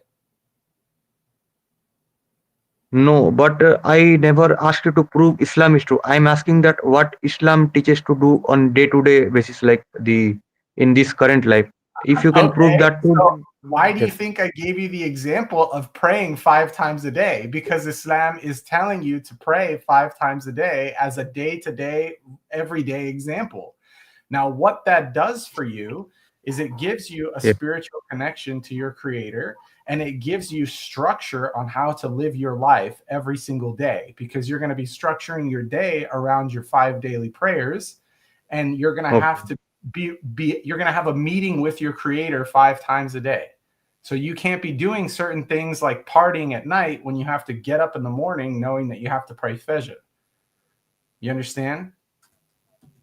Yeah, I mean there is no wrong it because we also do meditation. So it is good, I think. Hang on, dude. Hang on. When you're meditating, you're not actually praying to God in the manner that he told you to pray. And this is all based on me establishing that Islam is true. Do you understand now? No, see, but the outcome is the same. You pray and your mind gets and I don't mean to keep interrupting you, but you keep speaking as if you're upon knowledge, but you're not. You are just making claims. The outcome is not true because, one, my prayer is directed to my creator who did in fact create me, and I'm giving him what's due. And whereas the outcome for you is you're just directing your meditation to yourself and God knows what else, and it's not going to the creator who has instructed you to give what's due to him. Do you understand? Which is worship. So one of them is a form of self-worship and a form of self-gratification and a form of whatever you want to call it. I call it complete misguidance and no structure, nothing. The other one is structured and it's actually by divine decree. They're two completely separate things with completely separate outcomes. Your stuff may benefit you temporarily for this world, but it won't benefit you in the next. Just to give you another example of outcomes. So yeah. the whole thing hangs on whether or not Islam is true or whether or not Buddhism is true. But the principle you have said that the outcome should benefit afterlife. You only main focus only that. But I'm saying that it should focus on this. That's not what I said. The main focus, I already listed a couple benefits. If you're listening to me with intent, I told you the benefit of this life is that you have a meeting with your creator 5 times a day, is that you have peace and tranquility, you have reassurance, you have a connection, you have the ability to make supplications, you have the ability to humble yourself, you have the ability of grounding, and it gives you structure in your day-to-day activities. It keeps you away from harm and it gets you closer to good. Because I can't drink, when I can't do drugs, I can't be partying, I can't be doing any of these things because the prayer would not be accepted if I do these things. Do you understand? Okay, so Yohan, what is the purpose of your questions? Are you looking for an answer, or is just for the sake of questioning you're questioning? No, like I am these days. Actually, I'm watching many YouTube channels of atheists. They tell about secularism. So I thought I want to do an analysis on it. So I thought to Why do present you want the to do ideas analysis and on atheists? You're not an atheist, are you? what? I mean, you like kind of I'm are, but you follow religion, unlike the atheists who don't. yes, but still I means got curious to analyze the philosophies they say, and they talk about secularism. Yeah, but you So I don't was have very the you don't have the capacity to digest that answer. You keep saying, you keep asking the questions, but every time I notice that you don't yeah. even actually process it. For example, the question on adultery, you said it was okay as long as they don't find out. No. See, the main claim of secularism is that keep religion and politics Forget separate. secularism. I'm talking about The, you. I said you don't have yes. the ability to process the answers we are giving you. You said you follow Buddhism, but then you're saying it's okay to commit adultery. No, Buddha said it is wrong. What do you say? I also say it is wrong. But You should during rewind the Buddha's stream. time, You should rewind the yes. stream where you said it's okay as long as the other person doesn't find out, because no No, one no, is no, getting no. harmed. The, You remember no, no, no no. harm principle that you said? No. See.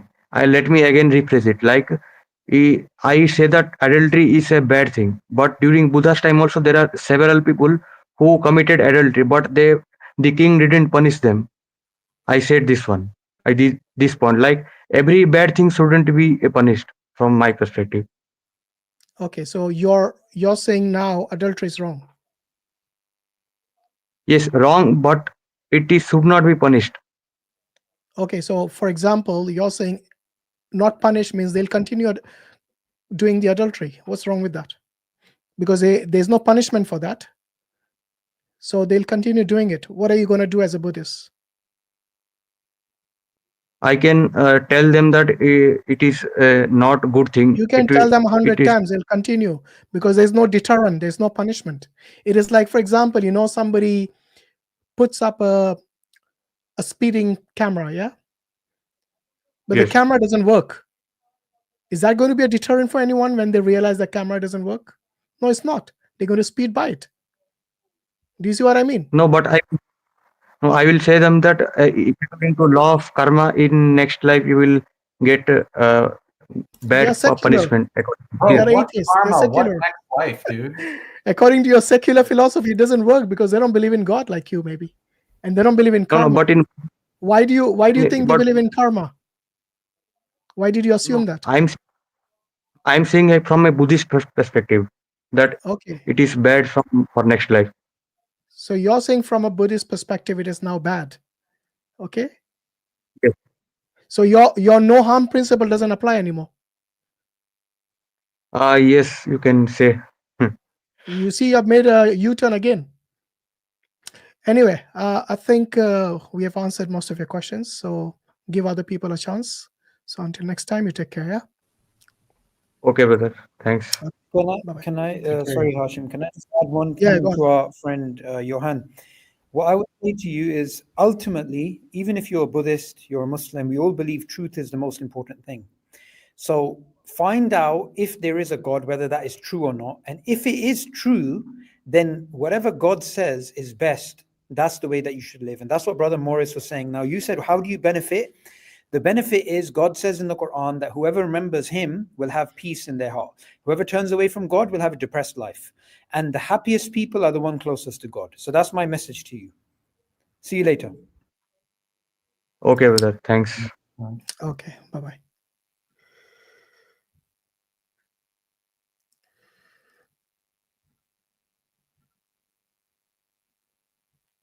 By the way, how are you doing, Brother Subboor? You okay? Yeah, bro. Good. Alhamdulillah. Thanks for joining us. MashaAllah. Came from the gym, man. I was literally in the gym and I thought, oh wow, they're live. So as soon as I joined, Imran was talking about Darwinism. He literally said Darwin. I was like, what? That's it. I'm joining. No, I wanted to invite you, but normally you go for dawah on Thursdays, don't you? Well, are you taking a day off today? We've taken it off. We're going to restart after Ramadan. We're outside the I see. Harry Potter Museum in London. Yeah. Inshallah. Right. Let's bring the next guest in. So where's Hamza and Imran? Where are they gone? They only had like short time with us. Okay, that's fine. Yeah. Right, Joseph, you're next. Hello, sir. Hi there. Where are you joining from? I'm joining from India, sir. Okay. You said you're a Christian, yeah? Yes, I'm a Christian. Okay. I You have got a a question question. relevant to the topic? Yes, yes, I have a question relevant to the topic, which is on secularism. Yeah. Like So after, are you I are have you a two questions secular, or are you asking? basically. You're not a secular, you're a Christian, yeah? Or a secular Christian? Which one is it? I'm a Christian. Okay. What's your question? Go ahead. But Yeah. first thing, the topic is related to secularism. Most of the times, many Muslims claim the Quran Hold on, gives. hold on. You said you have a question relevant to secularism. Yeah? Not Islam. Yes, it's on secularism only. So what But is your question secularism about only. secularism? Because you brought Islam in immediately. Will you let me speak, sir? Then Yeah, you but I haven't want to even make sure completed that my you question. stick to the topic. As soon as you Yes, it's divert from the topic, I'm going to remove you. I don't care how long okay. you Fine. waited in the back studio, because I don't like people telling lies. You told me categorically in the back studio that you have a question relevant to secularism. So please ask Yes, the relevant question to secularism. it's a relevant question, sir. If you allow me to speak, you will get to know. Yeah. Once, No. if it is not relevant, you can take me off. Fine. So most of the times, Muslims claim that Islam is a secular religion, as you said in the uh, previously, that there is no compulsion in religion and all that. But there are which the verses which you bring up, all of them are Where did anyone say Pakka, Islam is a secular religion? Islam's not a Who secular. made that claim? like they bring up this ayats No, in no. the Who is Quran, they? like Who is they? it is. Who is they? You said Islam is a secular religion. Where did you get this? This is called straw man argument. You just made it up and you're attacking it now. No, I think fundamentally maybe the word secular needs to be understood. What do you understand by the word secular? Secular means allowing, for example, in India, we can practice our own religion. No one is going to tell you to follow one particular religion, like in Pakistan or any other, where different countries, they will only tell you to follow Islam. Whereas India, it will tell you to follow your own religion. It will not impose you to follow one particular religion. So I understood from this, secularism means allowing us to practice our own religion. Yes, sir. So where in India are you from, Joseph? I'm from Hyderabad. You're from Hyderabad. Are the Muslims allowed to eat beef there? Yes, they can eat beef. So they can cut a cow and eat beef, yeah, in Hyderabad.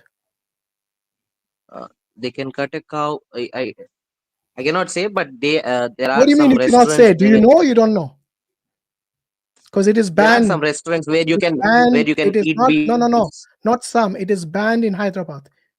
Okay. If you don't know, go check the whatever the ruling is. In the state of Kerala, you can. In the state of Assam, you can, but not in Andhra Pradesh. It's basically Telangana, not Andhra So, Pradesh. yeah, Hyderabad Telangana, is whatever the new. Yeah. So in Telangana, you cannot slaughter a cow because it is banned by the minister over there. Is that true or not? how does it relate? I don't understand. Because How you does it said you relate? can, Why you are because according to you, secularism can follow any religion. Following any religion means the freedom of religion. Freedom of religion means if the Muslims want to eat cow, the meat of cow, they can. So either they can or they cannot. The fact that they cannot because it's been banned implies it is not secular. Okay. Because because the Hindus believes tied to the cow, so you cannot like, for example, let's say that Islam says to believe in one God. Okay. Whereas What has that got to do with Hinduism's, my question? I'll explain. I'm explaining. It You doesn't you mean you it does. implied India is a secular country, right? That is your Yes, it implication is a secular country. initially. Yes, it is a But then secular it doesn't country. give you the freedom to practice your religion, which includes whatever diet I want to eat. It's up to me. It's not You up are to the taking government, some especially in a secular country. minor things. It's not minor, You are bro. It's not minor. For us, minor. doing, hold on. For us, doing Qurbani is a part of our religion. It's not minor.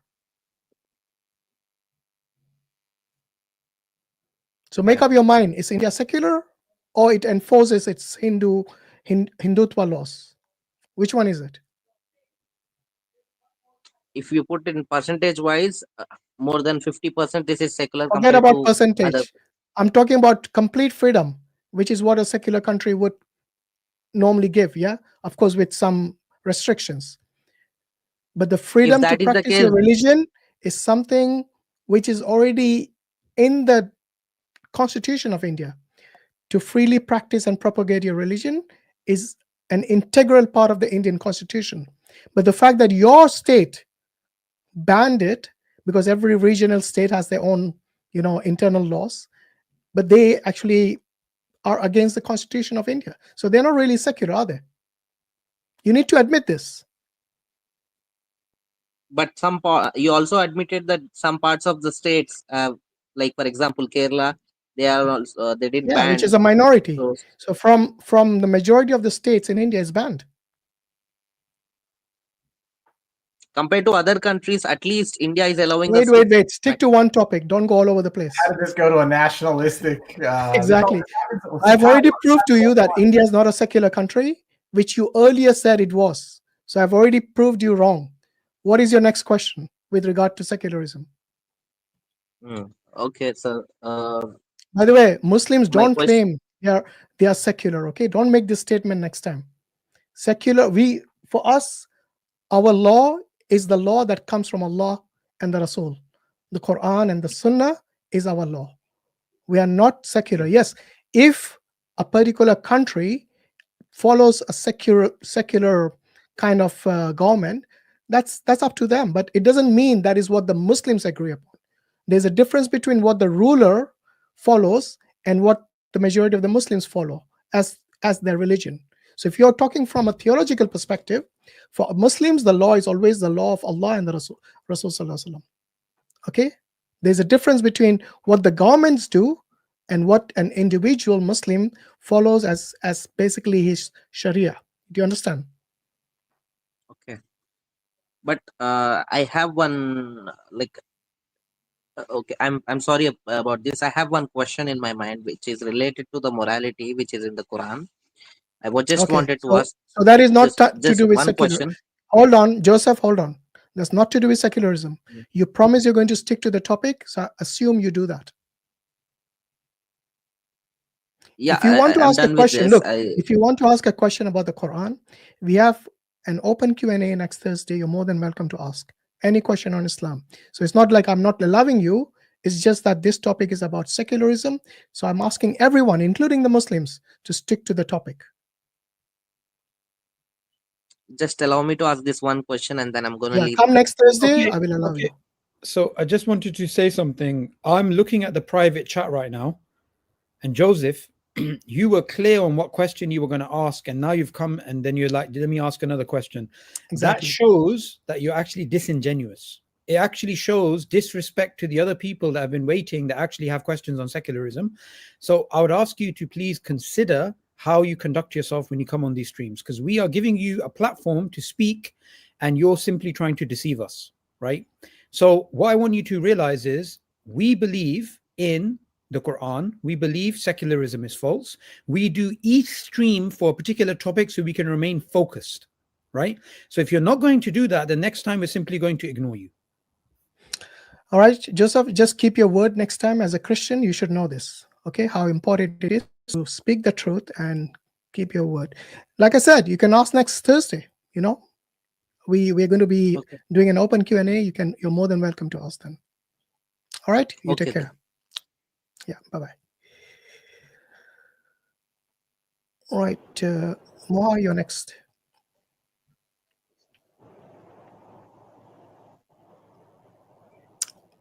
Hello, Moha, you there? We can't hear you. Assalamu alaikum. Can you hear me? Wa alaikum assalam wa rahmatullah. Yes, we can hear you. So You need I to had, you need to two speak up, bro. questions. You need to speak up. Can you hear me? Yeah, but it's your audio is quite low. You need to either bring the mic closer, or try to speak up. Okay, is it better now? Yeah, much better now. Okay, perfect. So my first question is, so I'm living in a secular country, which is probably one of the most secular countries in the world, France. And I just wanted to know, to what point does secularism become too much for us that we need to consider hijrah? Because I don't know if you know, but in France, secularism is slowly turning towards being a weapon against Muslims. They've banned the hijab, for example, for high schoolers and middle schoolers, and they're starting to ban things here and there. And in the media, they're talking about more and more restrictions, but only for the Muslim population. And I just wanted to know, to what point does it become too much for us?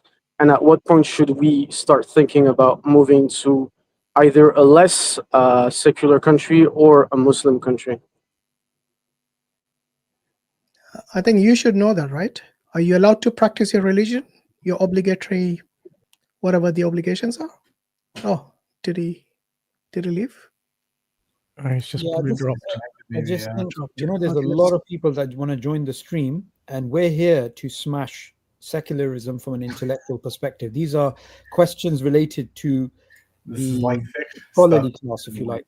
Yeah, bro. Yeah, that's right. Right, let's take the next caller. Okay, Okan, you're next. Assalamu alaikum wa rahmatullah. I'm sorry, brother, you caught me eating. No, but I did ask a question, so I don't want to take up time. Is, as the brother Subboor said, if it's not too related. I was just trying to follow the first 30 minutes, and it was very difficult to understand. There was a concept, I'm not even going to be able to say it, epistemological knowledge, right?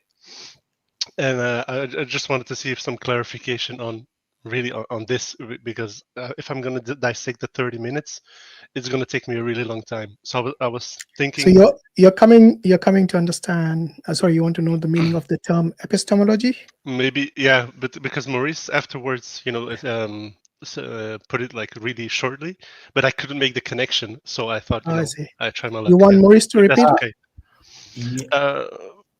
Whichever, yeah. As far as like epistemology, just think of it kind of like the study of like nature and origin and knowledge as a whole. That's what epistemological studies are. So how you're obtaining that knowledge can be from different sources, right? Obviously, we obtain the knowledge from revelation when it comes to this particular category. Yeah. So hopefully that helps you out. And then you also have obviously the Sunnah of the Prophet, which is a type of revelation as well.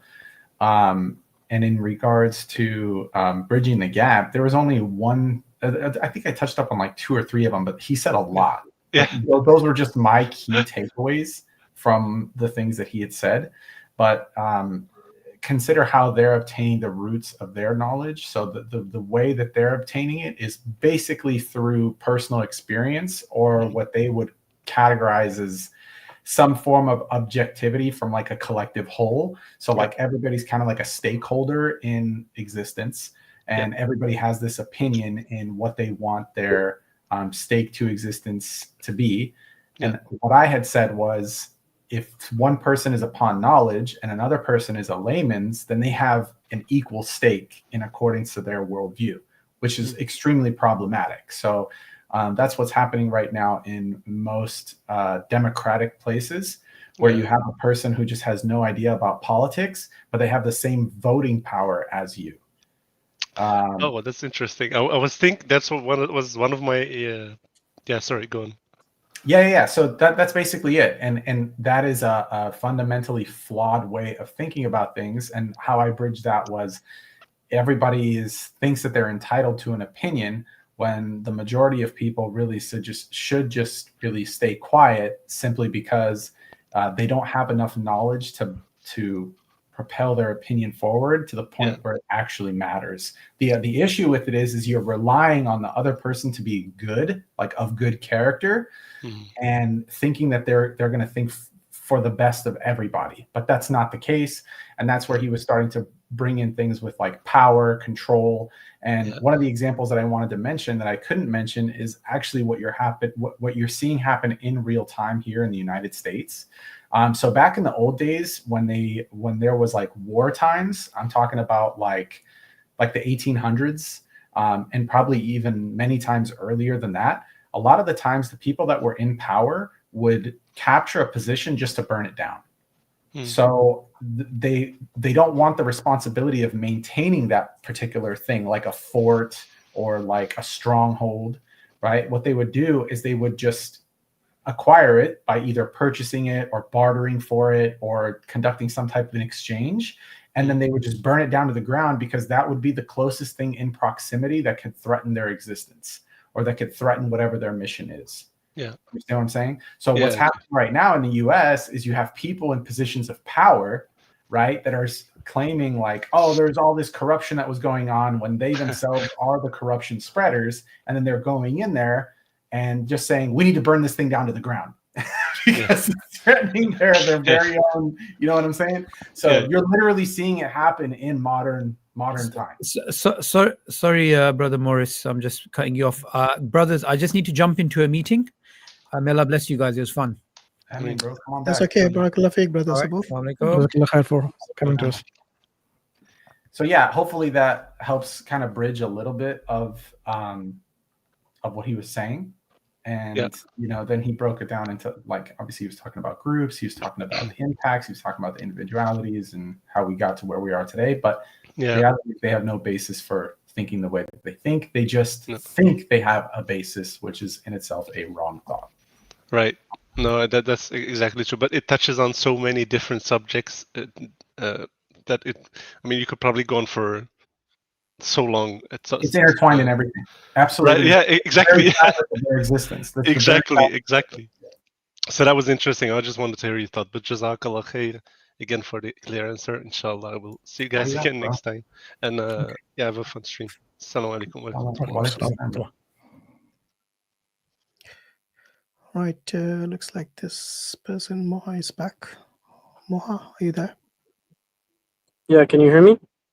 Yeah, we can hear you. I think you. Yeah, my apologies. My browser crashed. I'm sorry. Sorry, no, bro. that's fine. So did I get to finish my question? Did you hear the end of the question, or should I repeat it? Just ask your question again. Yeah. So I was wondering about my responsibility in remaining in the country that is becoming increasingly more secular, and especially towards Muslims, even if it doesn't affect me directly, but it affects the women in my entourage, like my wife, for example, or my sisters. Right. If you cannot, I mean, this is my opinion. So, for example, if you're unable to openly, establish regular worship, and there's fear of some sort of tribulation regarding your religion and commitment, and you cannot protect the honor of the people in your household, then, and you have the means, then you migrate. In simple terms. Okay. And if I don't have the means, but like remain in the country and remain in the job that I'm at right now, in order to gather the means, is it like, because I asked the sheikh at my local mosque, and he was pretty blunt about basically his opinion, but he thinks that we can still remain here despite what is coming and still practice. But does it fall on me to make my personal decision, or should I follow like the consensus of the shuyukh in my country? I don't think there is a consensus on this. So that's the reason it's based on individuals. Okay. Yeah. Like, what I just mentioned earlier, if you're unable to practice your religion freely, and there is some sort of, a problem with maintaining the honor of your family and the women folk, and you have the means, then why don't you migrate? Because Allah will question you on the day of judgment. Was the earth not vast enough? Yeah. Of course. So in short, that is what normally the scholars suggest. But like I said, it's on individual basis. It's not something which is a consensus, as far as I know. Yeah, just to quickly add here, I mean, you should consult, as you've done, your local ulama on this issue, who are trustworthy and knowledgeable and who understand the context of things around you, and you take the judgment from there, inshallah, because the scholars are there to guide you, because they are the ones best suited in that environment to understand the context of what's happening, not as an outsider. So don't ask an outsider sheikh, for example, in a different country, and which you have already done. You've spoken to your local sheikh, and take it from there, inshallah, because this is an individual struggle. In fact, this highlights the problem is not local, the problem is a global problem, because the ummah has left its izzah, and that's why it's having to suffer everywhere. If the Muslims had the political strength, then no country in the world would have dared to oppress the Muslim nation like that deliberately, because this kind of brutal secularist implementation is just simply oppressing and harassing Muslims there. It's not about saying some kind of this is a secular ideology. It's clearly an oppression, and it's happening because they're free to do so. Just like in many other countries, Muslims are being targeted deliberately and harassed and oppressed because there aren't a Muslim political strength or a voice which will undermine all of their so-called attempt that they're doing. So it brings back again to the Muslims globally need to work together, need to bring back the izzah, the honor of Islam, and then when they unite under this understanding of how Islam should be, Muslims living with Islam, then you will see that the izzah of Islam will come back when you return back to the Quran and Sunnah. All these people who are now in charge of our affairs in our countries, of course, they're not implementing Islam, they're not uniting under the Islamic banner, they're simply, propagating their interests from their, whoever's paying them in their payroll, basically. I mean, even we're talking about people in Muslim countries. So it becomes a political issue. It no longer becomes a theological, religious discussion. It's all to do with now politics. And of course, we don't want to delve into that point, but that really shows how Muslims need to wake up. Okay, doesn't matter what affiliation you are in, what manhaj you're following. Muslims everywhere being affected. You are clearly giving an example of how you're affected in France, because they're bringing up bans of hijab and burqa, and gradually, in fact, they might say, you cannot have even the diets that you Muslims have. For example, you can't have that. I mean, I don't want to give ideas to them, but of course they know. So what I'm saying is this is a global problem, global Muslim problem, and Muslim scholarship specifically, not lay people like us, Muslim scholars have to really come back, uniting into this understanding that how do we bring back the izzah of Islam. Okay, so this kind of political unity, not just religious unity, both goes hand in hand. And when you show that strength, because Muslims, when you are united, you will be the people of justice. You will not oppress other people, the non-Muslim citizen in your country. In fact, you will protect their rights. You will secure them, make sure they're okay. So that fear needs to disappear from people. Like when we are calling people to unite, Muslims to unite, doesn't mean non-Muslims should be afraid of Islam. Rather, they should feel that this Islam will make sure their life, their honor, their religion is all protected, and it's secured in the sense that the justice is going to be implemented. No harassment, no oppression. So when that system comes back, then only then you will find the other countries in which Muslims are living within them, meaning Muslim minority within that country, they won't be harassed or oppressed because of their living there, because globally there will be a Muslim strength, Islamic strength, which will deter them from taking this kind of actions. Currently, they know that Muslims are weak politically, and that's why they're able to continue this kind of brutal harassments everywhere. So let's hope that Muslims understands the importance of uniting the religious body of ulama, making sure they then drive this knowledge with actions to the political entity of the Muslim lands, and then they will come to a realization that we need to bring Islam back on a political level globally, so that the strength and the izzah, the honor of Islam will return, and that will secure everywhere justice for Muslims, non-Muslims, and people who are no religion at all. That's where the issue should be going forward, inshallah. And I had a quick second question. And some of the friends I have, mostly Muslims, some of them have gotten pretty complacent and have been seduced by some aspects of secularism. How are we who follow the Sunnah and the Qur'an what tools are we supposed to use to try to make them understand that the promise of secularism, despite being seducing and attractive because of all the freedoms that you've mentioned, like the freedom of speech, the freedom to go where you please, wear what you want, etc. What tools can we use to show them that, of course, it's a lie, but without posing as super strict Muslims who just want to ban everything from their lives and impose a very strict way of life for them? But brother, yeah, it's a good question, man. And I think what's going on is you're thinking that Islam is restrictive. Islam doesn't actually restrict you from anything that's beneficial to you at all.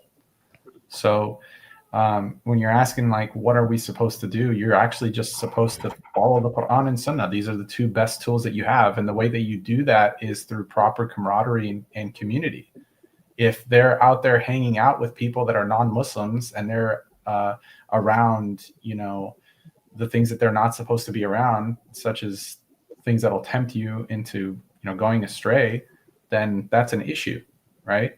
If you have this belief that, staying away from alcohol is bad, going and doing your prayers is bad, then there's a deeper thing there, rather than just, hey, what's the silver bullet from the outside? There's no silver bullet from the outside. You already have the silver bullet from the inside, which is the Qur'an and Sunnah itself. But look at what it tells you to do, and look at how the Prophet ﷺ did it. Look at how the companions did it, right? How is it possible that, one wonderful example that I think of quite frequently is that the Qur'an reached Medina before the Prophet ﷺ actually migrated. So when the Qur'an reached Medina, then these people were in awe with the practices that the Qur'an was teaching. And it was easy and easier for the Prophet ﷺ to come in there and just to say, okay, you've got to get rid of the alcohol, you've got to do this, you've got to do that, because they took the steps over the course of time while he wasn't there. So slow, steady, progressive steps, right? And you'll get to the result. Look at how the Qur'an abrogated alcohol. Look at how the Qur'an, was revealed. It wasn't just instantaneous, it was over time.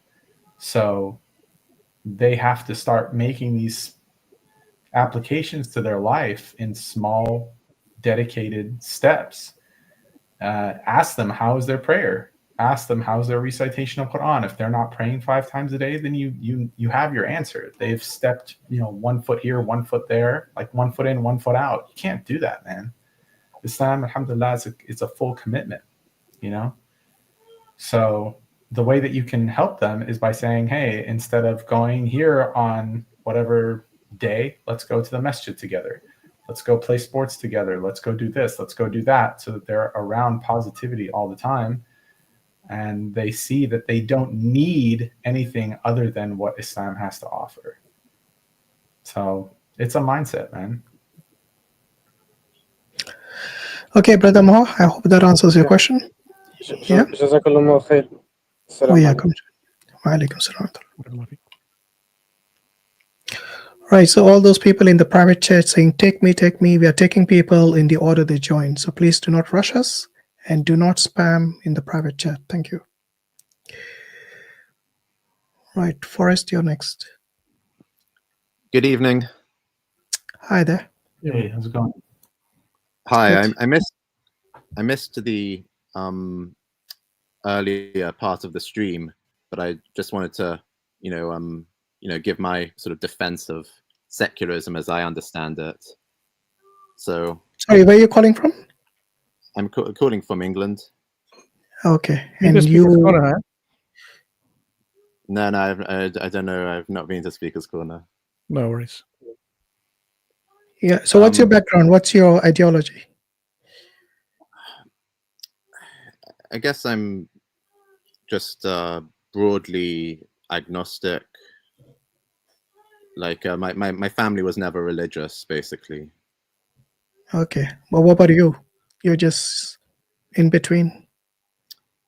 Yeah. I've been trying to think about it, but I haven't reached a sort of strong conclusion. Okay, go ahead. What is your question? So, yeah, like it seems to me like secularism is the aim to create a country where no single religion has a dominant position in law and government, and where people of different religions have equal status under the law. And I know that there's a few difficulties in trying to implement that, but what do you think of that so far? Does that sound like a bad aim to you, or like a good aim? It's impossible. Yeah, you can't please everyone. It's impossible. It's literally impossible. And Brother Hashim had given one of the previous guests a wonderful example, which was in regards to sacrifice of a qurbani, right? So like if we're supposed to be sacrificing, a cow or a goat or something that someone else considers sacred, how would you be able to reconcile the two? Yeah, you're right. It would be impossible. Yeah. Another example that was discussed was adultery. Some people, for them, it's not a problem to sleep around, but for others, it's very wrong. So who's right? Yeah. Based on a secular paradigm. Yeah, and you'll run into issues of like newfound religions. Like imagine somebody later claiming something or saying like, "Hey, I had this meditative experience," or "I had this whatever." And look at what's happening right now in modern world, right? You have people that are identifying as like whatever they want to identify as. There was a story of a person. I didn't read much into it but I just glanced at it. Of he married himself. He literally dressed up as like one half lady, one half guy, and he's like, "I'm choosing to marry myself." And it's like, bro, what? Like the very fabric of, you know what I'm saying? And like now the issue with that you're going to stand on, brother, is like you're going to come in and say, this guy has the exact rights as I do. And now the minority is going to become the majority, and then you'll just go in this like cyclical thing. So like, for example, in regards to gender, right? So in workplace environments now, how, I don't know if they do this where you're at, but in our workplaces over here now, it is not mandatory, but it's encouraged to put your pronouns in the email. But the very action of you putting your pronouns in the email signature is a form of a violation of privacy, right? Because now there's somebody that's saying, okay, well, you're telling me that I have to put this out there because this other person might feel uncomfortable because they are going to be improperly labeled. But if you would have just left it at whatever, then that person would have just kept that to themselves, and anybody else that they interact with, they could have just had. But the difference is now it's being paraded, right? Yeah. So like, you see how I'm saying? Like you're just going to keep, it's just, and that's just one degree of problems. Never mind like legal statutes, never mind like, like the marriage thing. Like, what I about mean, their the rights? bottom line is you will never ever be able to It's never gonna satisfy happen. and make everyone happy. This is an utopian idea. And if you listen to the first 30 minutes when Hamza Tzortzis was here, he explains all of this very clearly. So if you haven't watched that, I suggest you do that because it explicitly answers your question. Okay. Well, I mean, can I respond to what Yeah, you've said? yeah, I think, whatever you gotta I do. think, yeah, it's obviously true. You can't please people, everyone. If one group of people says X should be banned and another group of people says X should be allowed, then you can't please them both. I guess what the secular person is trying to do then is to, he's trying to please people as much as possible, and trying to take all the overlapping parts that kind of most people are in agreement on, and then sort of making that the law. So because like there's like a sort of sliding scale where like kind of the most particular kind of law could be if you just let one person decide the law according to their one kind of judgments and just like his own preferences, and it's just one person gets the entire priority.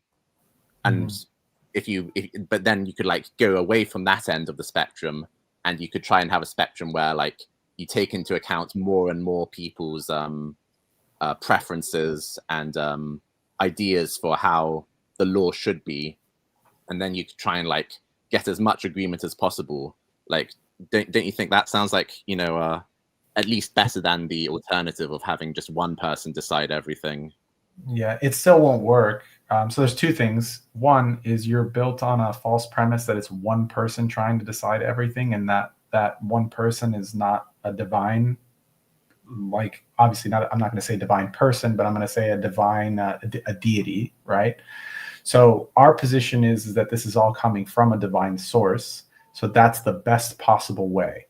So that's the first thing. The second thing is what's going to happen is you're going to start seeing kind of like in your worldview, it'll be like a minority becoming bigger and bigger and bigger, and then that becoming the new majority. But then what's going to happen 100 years from now is the same thing is going to happen, and you're actually seeing bubbles of that in certain categories.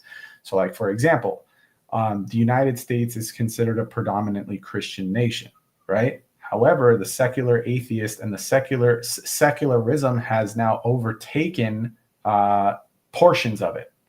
And now they're saying, okay, separation of church and state.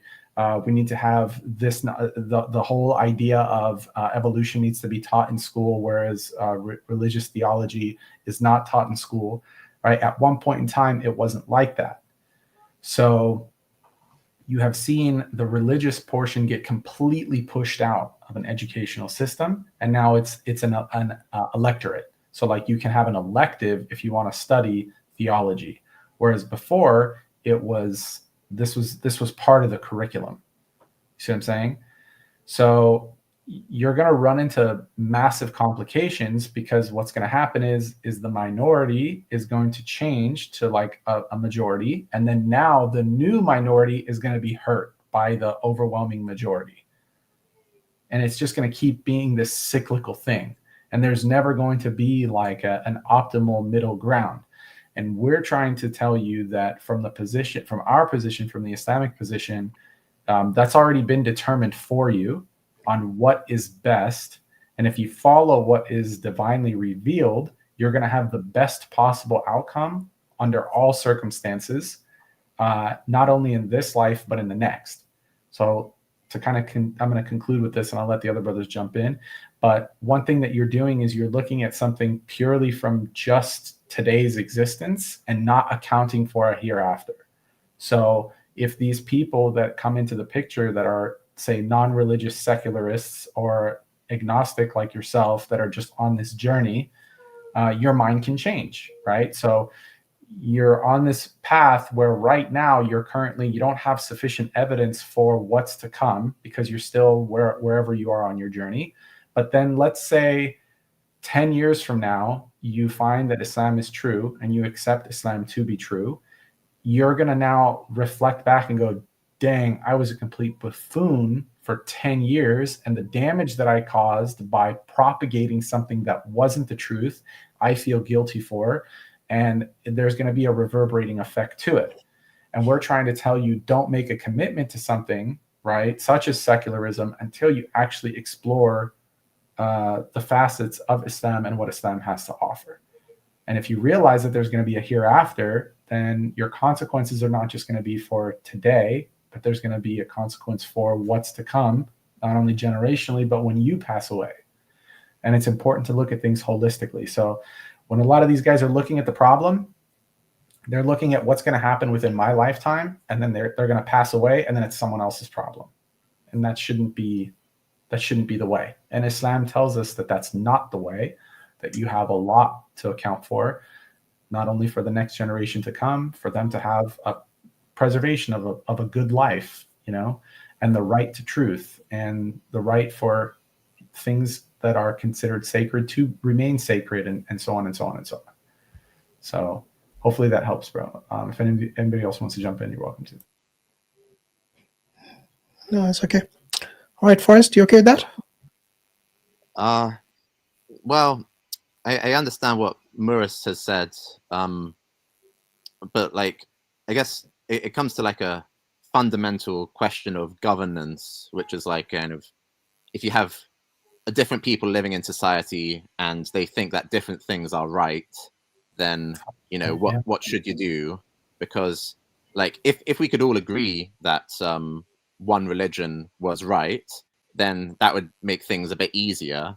But if there are kind of different peoples living together who believe in different religions, then I know should we just let there be a fight, and whoever manages to dominate and seize power? No, not at all. Not at all. And you make a good point, right? So I guess really what you're looking for then is something that withstands the test of time, meaning something that you can apply for the rest of time. So, and that's something that Islam does. And Islam gives room for other religions. There is no compulsion in for you to become a Muslim. And you have the right. I mean, you have historical reference of even during the times of the companions, you have during the times of the Prophet, that other religions existed and coexisted. And Islam had preserved the existence of other religions, particularly during the Spanish Inquisition, when it came to the Jews, right? You have many rabbis that attest, and you have scholars that attest that the Judaism would not have survived if it wasn't for Islam. So now comes the question of, does Islam give you the path forward?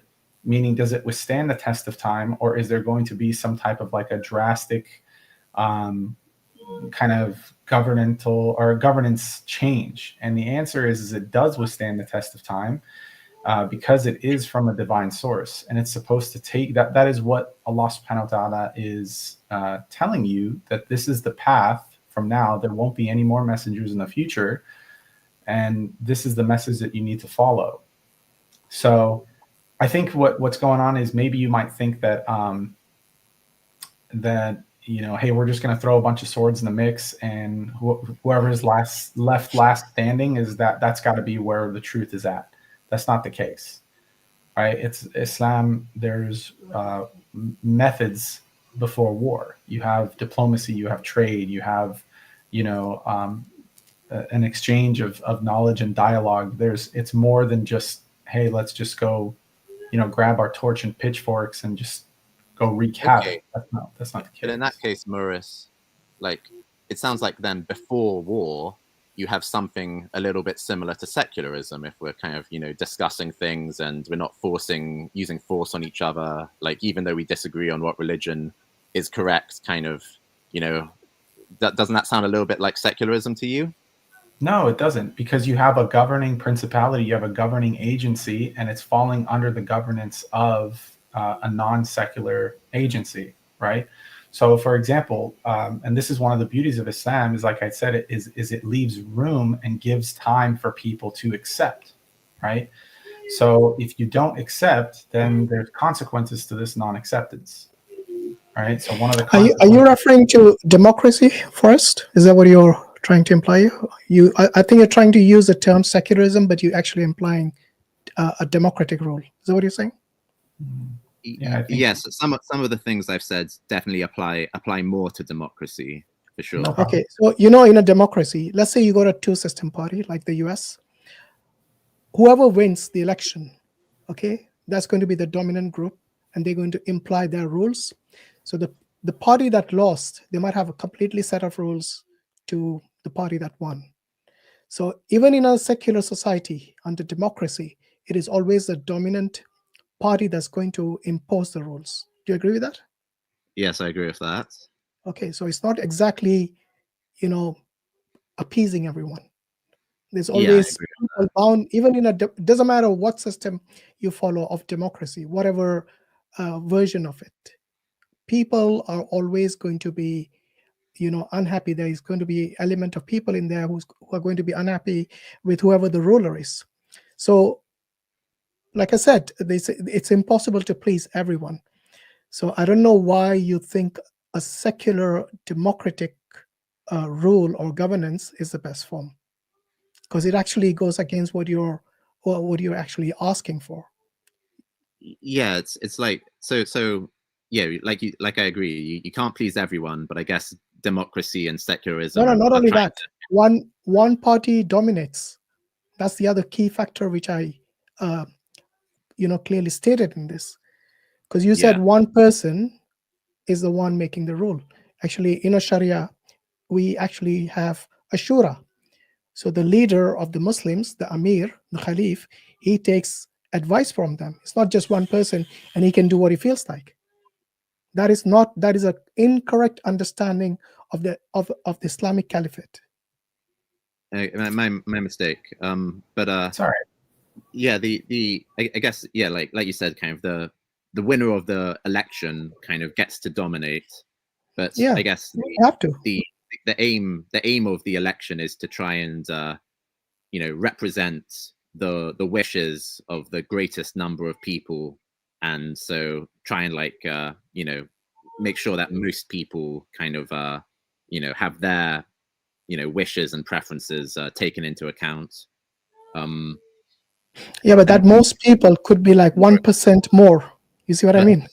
It's like, let's say you had a vote, and this is a very simplistic understanding, I understand. If the winning party won by, say, maybe 1%, so they got 51% vote, so that still means that 49% of the population are unhappy with him. How does that help when you got nearly 50% of the country not pleased with the leader that was elected? Yeah, it wouldn't be good, but exactly. And normally, the elections are won by margins. Very few elections would have a landslide victory. Yeah, but you see, in Islam, what happens is that we give bayah, we give allegiance. So the leaders among the communities, they give allegiance to the caliph, and this is a better representation of the people, because the people know who the leader is, and then they give allegiance to the caliph. And also, the caliph cannot rule by himself. He still has to follow the Quran and Sunnah. So always the leader of the Muslims is under the authority of the creator, of God himself. So he cannot do what he feels like. It's not up to him. Yeah. Let me give you a scenario. Let's say you mentioned about the majority rule, and that should be something that I think you feel with. What if in the future, for the sake of argument, if the majority of the people wanted to, have Sharia as their form of governance, would you then agree to live under Sharia? Or would you leave England and go somewhere else? Depends how the Sharia was carried out, but there's a chance. The majority agrees. It's not up to you how it was carried out. The majority have agreed to rule by Sharia. Would you then live under the Sharia law, or would you leave England and then leave your principles of democracy and secularism as well? The very principles which you said you respect and you want to imply in the society, or you want to practice in the society. What would you do? Would you leave England or live under Sharia? Yeah, it's a good question. Like, I might have to uphold other principles. What would you do? I want to know your answer, James. Oh, sorry, Forrest. Yeah, Forrest. Thank you. What would you do? Would you leave England and somehow disagree with your principle of secular democracy, or would you want to live under Sharia because the majority have opted for that form of governance? Well, can I ask what type of Sharia it would be? Because that makes a difference to me. Does it matter? Would you live under any Sharia? Possibly. So you have no problem with Sharia then? But thank you. Yeah, if you want, but can I ask? All right, James, there are a lot of people waiting, so I'll have to let you go, bro. You've asked too many questions already. Okay. All right, we normally give them only one question at a time. Fair enough. Have a good evening. All right. Thank you. You take care, James. Bye-bye. Oh, sorry, that was Forrest. My bad. He sounded very much like James in every possible way. It's okay, no problem. Right, Wanderer, you're next. You want to keep your camera on or off? It's up to you. Okay, he doesn't mind. Assalamu alaikum, brothers. Do you hear me? Yes. Wa alaikum salam wa rahmatullahi wa barakatuh. Like, but this question was originally for Brother Subboor Ahmad, but he left, unfortunately. It's mainly about Darwinism. It's not about about secularism. All right. So today we are taking questions about secularism. Sorry. Sorry, brother. Subboor is always on his channel, so maybe next time he's live, you can just go in and ask him a question. Inshallah. But he doesn't let people to have. He doesn't have like a StreamYard like you do, guys. That's what I mean. Okay. So, all right. Sorry, we can't help you today, unfortunately. Maybe next time when Subboor is online, let us know. You could have let us know in the private chat. I've got a question for Subboor. Maybe we could have said, okay, you can get in touch with him in this way and ask him a question. Thank you. Okay, no problem. Wa alaikum salam wa rahmatullah. Right. Good. One more. Right, so those people who want to ask questions on the topic of secularism, you're more than welcome to join the panel. The link is already posted and is pinned, so please do join if you have any questions, inshallah.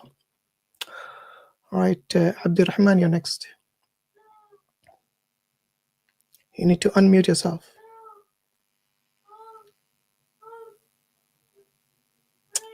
Are you there? Yeah. Wa alaikum salam. Where are you calling from? I'm calling from Somalia, others. So today our topic is on secularism. Have you got any questions related to that topic? Yeah, I have only one question. On the topic of secularism? Yeah. Okay, what's your question? Question is, most Muslim countries have this kind of secular governments. Yeah. So can we call those presidents and prime ministers and rulers as deviants or fasiq or something like that? As deviants for having a secular government? Yeah. Okay, on what basis you would call them deviants? Because I think you're trying to say that they are basically they're doing some sort of bid'ah, is what you're saying? For not ruling for the Sharia law and what Allah and the Rasul sallallahu alaihi wasallam. Yeah, I think this is a fatwa you need to ask an alim, because we are not ulama here. We don't issue fatwas. Okay, thank you, brothers. I have really benefited your content much more. Thank you, guys. You're welcome. You take care, brother.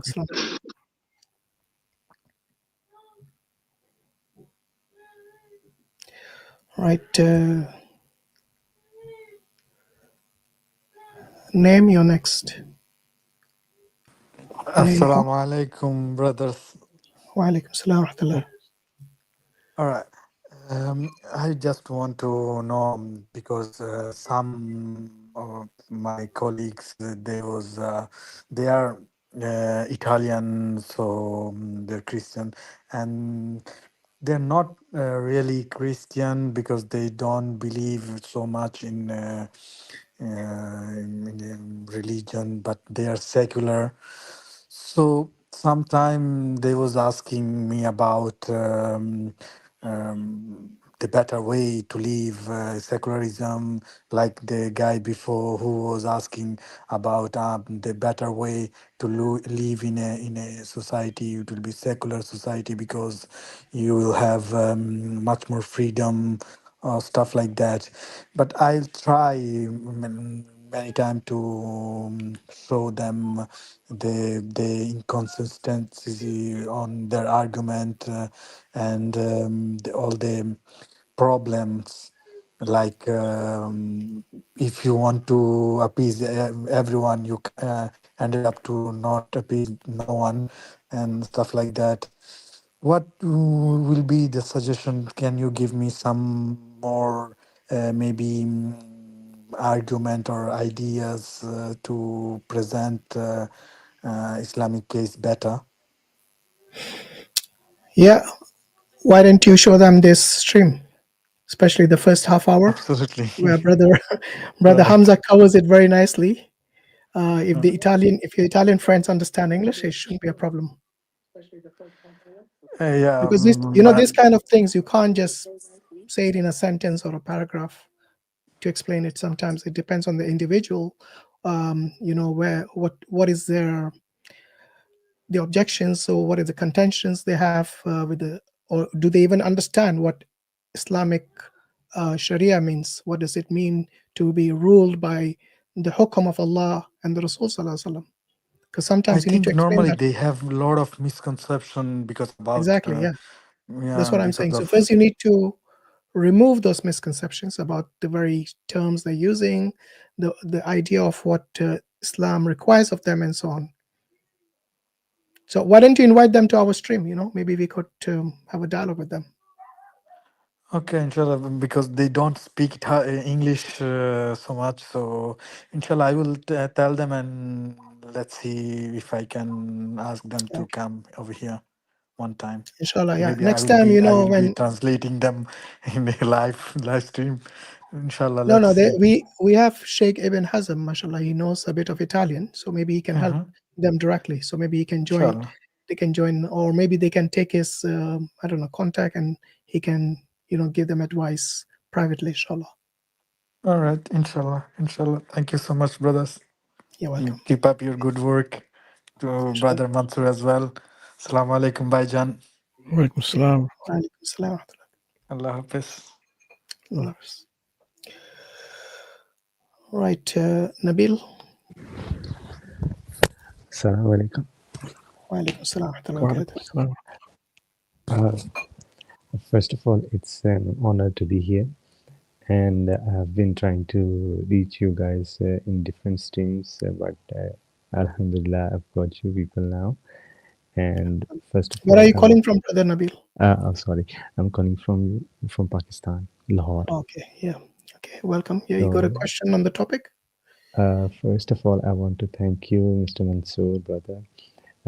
He's the one through which I was introduced to the Speaker Corner around 2 years back, and I've been continuously following up you and brother Hashim as well. So after watching you guys, a lot of misconceptions and bid'ahs are like gone by from myself and the people around me. I've been quoting you guys to improve our deen and ourselves as well. So I know I've got so many things in my mind and don't know how to put them just for yours. So I want to thank you two people and your team as well. So they have been doing a great work, and I don't know what to say. And I've contacted brother Mansur via email like once or twice, so he responded, and that response was really good, and it helped me as well. So the one question I want to ask is, I've been quoting you guys to my friends and colleagues as well. So I didn't know how to put you, like how to introduce you people. Like I've been quoting, you always are on the speaker corner, dialoguing with different religions. So quoting you guys is one of the like a different, like previously you said you are not a scholar or something like that. So how should I put you guys to introduce to other people? So I'm going to share your content with them as well.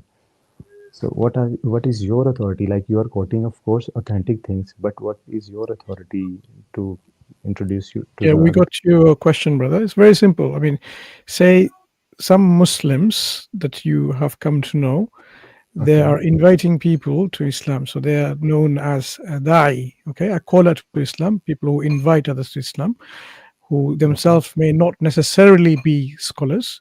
But of course, we have scholars with us and among us who often participates in our discussions online and offline, for example. So if you want to quote us, for example, it's not us.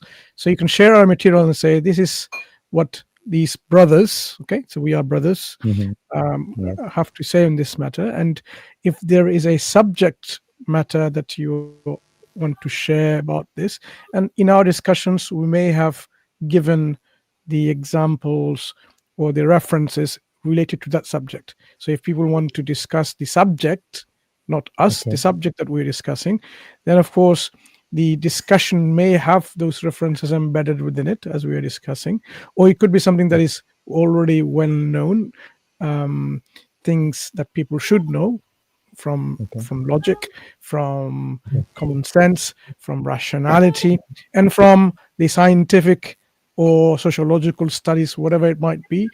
If people are after the references for as a backup, like, okay, you've mentioned this, for example, or you said, oh, alcohol, there's no safe limit at all, all countries united. I mean, we can pull up the references for you, okay? So if you come Got it. back, or even if they are willing to, they can always come to our streams, or they can Okay. come and visit Speaker's Corner, and in that way we can continue the discussion going, inshallah. Sorry to cut you. I don't want to take much time because I've been already waiting for 1 hour. So I just wanted to know that, do you have any discussions? Of course, you have some sessions to discuss with other people as well. So personally, I'm trying to learn about Islam as well. So is there any opportunity or any sessions you have offline which I can join for my learning, so I can like give dawah to other people like within my country as well. And if I have some, of course, I have some non-Muslim friend as well, so I can put a better image by learning from you people. Okay, when it comes to going into the field of da'wah, Yes. what it requires is there are a few steps one needs to do, okay? You have to first understand yourself, Islam. You need to learn about Islam, Exactly. basics, intermediate, and you go on as you learn gradually and gradually. And then you prioritize what areas you want to have your interest in, because it interests you and you actually like that area. It could be just simply about laws, comparative laws in Islam and secularism and other religions, and why Islamic law is the just out of all of the bunch, for example. Or you might focus on how Islam deals with societal problems and issues to do with moral aspects, moral and ethical things, and why the Islamic morality and ethical principles are the most human, most just, most appealing, most reasonable for people to follow and abide by. So it depends on your interest and depends on how you want to approach a subject. When you have somehow got an interest in a particular area, then you go and study that subject, not by self-learning. You study with someone who has knowledge. So you preferably would go to an alim, a scholar, or you go to a course. You undertake a course in a university, in a seminar, wherever it might be. It might be a madrasa, it might be simply a course that's been run by knowledgeable people. And the last thing you want to do is learn from the discussions and debate and Speaker's Corner and elsewhere. These are just some examples of how these are put in practice. The arguments that people learn, the arguments or the reasons, It's not that the easy. knowledge. Yeah. know. So this is put in practice in different ways, in different perspectives, different angles, by different people and different time and different contexts. Not one, the same question may be answered in so many different ways, even by the same speaker or same person, let alone many other people. So it's not that one size fits all. This is how things are practiced in real life. If you want to learn about it, learn from a person, a living person, sit with them, learn, inshallah. Once you have the grounding covered like this, then you can say, okay, now let me think if I'm able to go and speak to other people. The problem you'll find is, as you are speaking to other people about this issue, the comparative ideas will come in the discussion. Okay. They will come from their perspectives, their paradigms, their ideologies. That means you will then realize you have to know about other ideologies and other systems, other belief systems, other systems of faith, what people believe, other people, and how they believe and why they believe. So it becomes a continuous learning process. And that's why you need to find maybe starting initial courses with how to do da'wah and apologetics. One is presenting Islam, and the other is defending Islam. Defending. Presenting Islam is simply knowing about Islam and what it is. You don't need to resort to all the hundreds and thousands of other isms and systems of belief or no belief, right? Because Islam itself will present itself. You don't need to, so this car is bad. By presenting your product, which is Islam, the principles of ethics and morality and law and education and governance, all of, or some of its aspects, that itself becomes something that people can understand compared to the systems of belief they have, right? They can compare it. So you don't need to do a comparison. But when it comes to defending Islam is when people start questions you and presents obstacles and objections and do criticisms, then you need to know how to respond to that. Now this requires you to know not only your system of belief, but also the other system of belief, their criticism, and the counter criticism to those criticisms, replies to that. For example, once we discuss with Christians, for example, you can't simply just, strawman their position. Discussing an atheist, you can't strawman their position. You have to go and see how their scholarly community, have responded to the criticisms that we are making, for example. And then you deal with those academic scholarly type criticism and see whether you can then present a robust response. So this is going to be a very much, back and forth, continuous learning process, right? So dawah, as easy it may be, but it can be really, really time consuming to continuous learning. So this is like a continuous education, a CPD in one way, right? Continuous professional development that people know. So it's a learning process, but you want to make sure that you are doing this not as an experiment. Like Speaker's Corner is often used by, unfortunately, Christians as their experimental ground. Like this is a lab, let me practice. And they don't mind if they make a mistake in their theology. They say something wrong. Yeah, they don't care. They sometimes for us, we don't can't care do about that. the Bible as well. Brother, for us, we can't do that. We can't just simply make a mistakes in presenting Islam. And if you know, you present. If you don't know, you don't present, right? You can't simply say, okay, maybe in Islam, God could be a Trinity. Yeah, you can't make statements or mistakes like that. Yeah, and then say, okay, I was wrong and corrected. So there's a huge difference. So that's why, if you are willing to give dawah, you need to start simple, start with, very fundamental things, and then you go on learn, inshallah. As I said, if you focus on simply, online and offline discussions and debates specifically, then this is not the right approach. Okay, you can take ideas of how the arguments are used in a live context, okay, and the counter response is given, and the counter and counter and so on, you can just make lots of notes about it. But that's not the way to learn how to give dawah to other people. I hope that makes sense, brother. Yeah, it totally makes sense. Just for my learning, for personal learning, or other people as well, what website or like blog you have from where we can get the content about the basic, like for the learning prayers and the translations and to understand just the basic stuff. There is a new Muslim and you are just trying to make him learn about Islam. So do you have any website or blog from where we can get the content and learn? Yeah, there's the new muslimacademy.org. You also have Sapience Institute.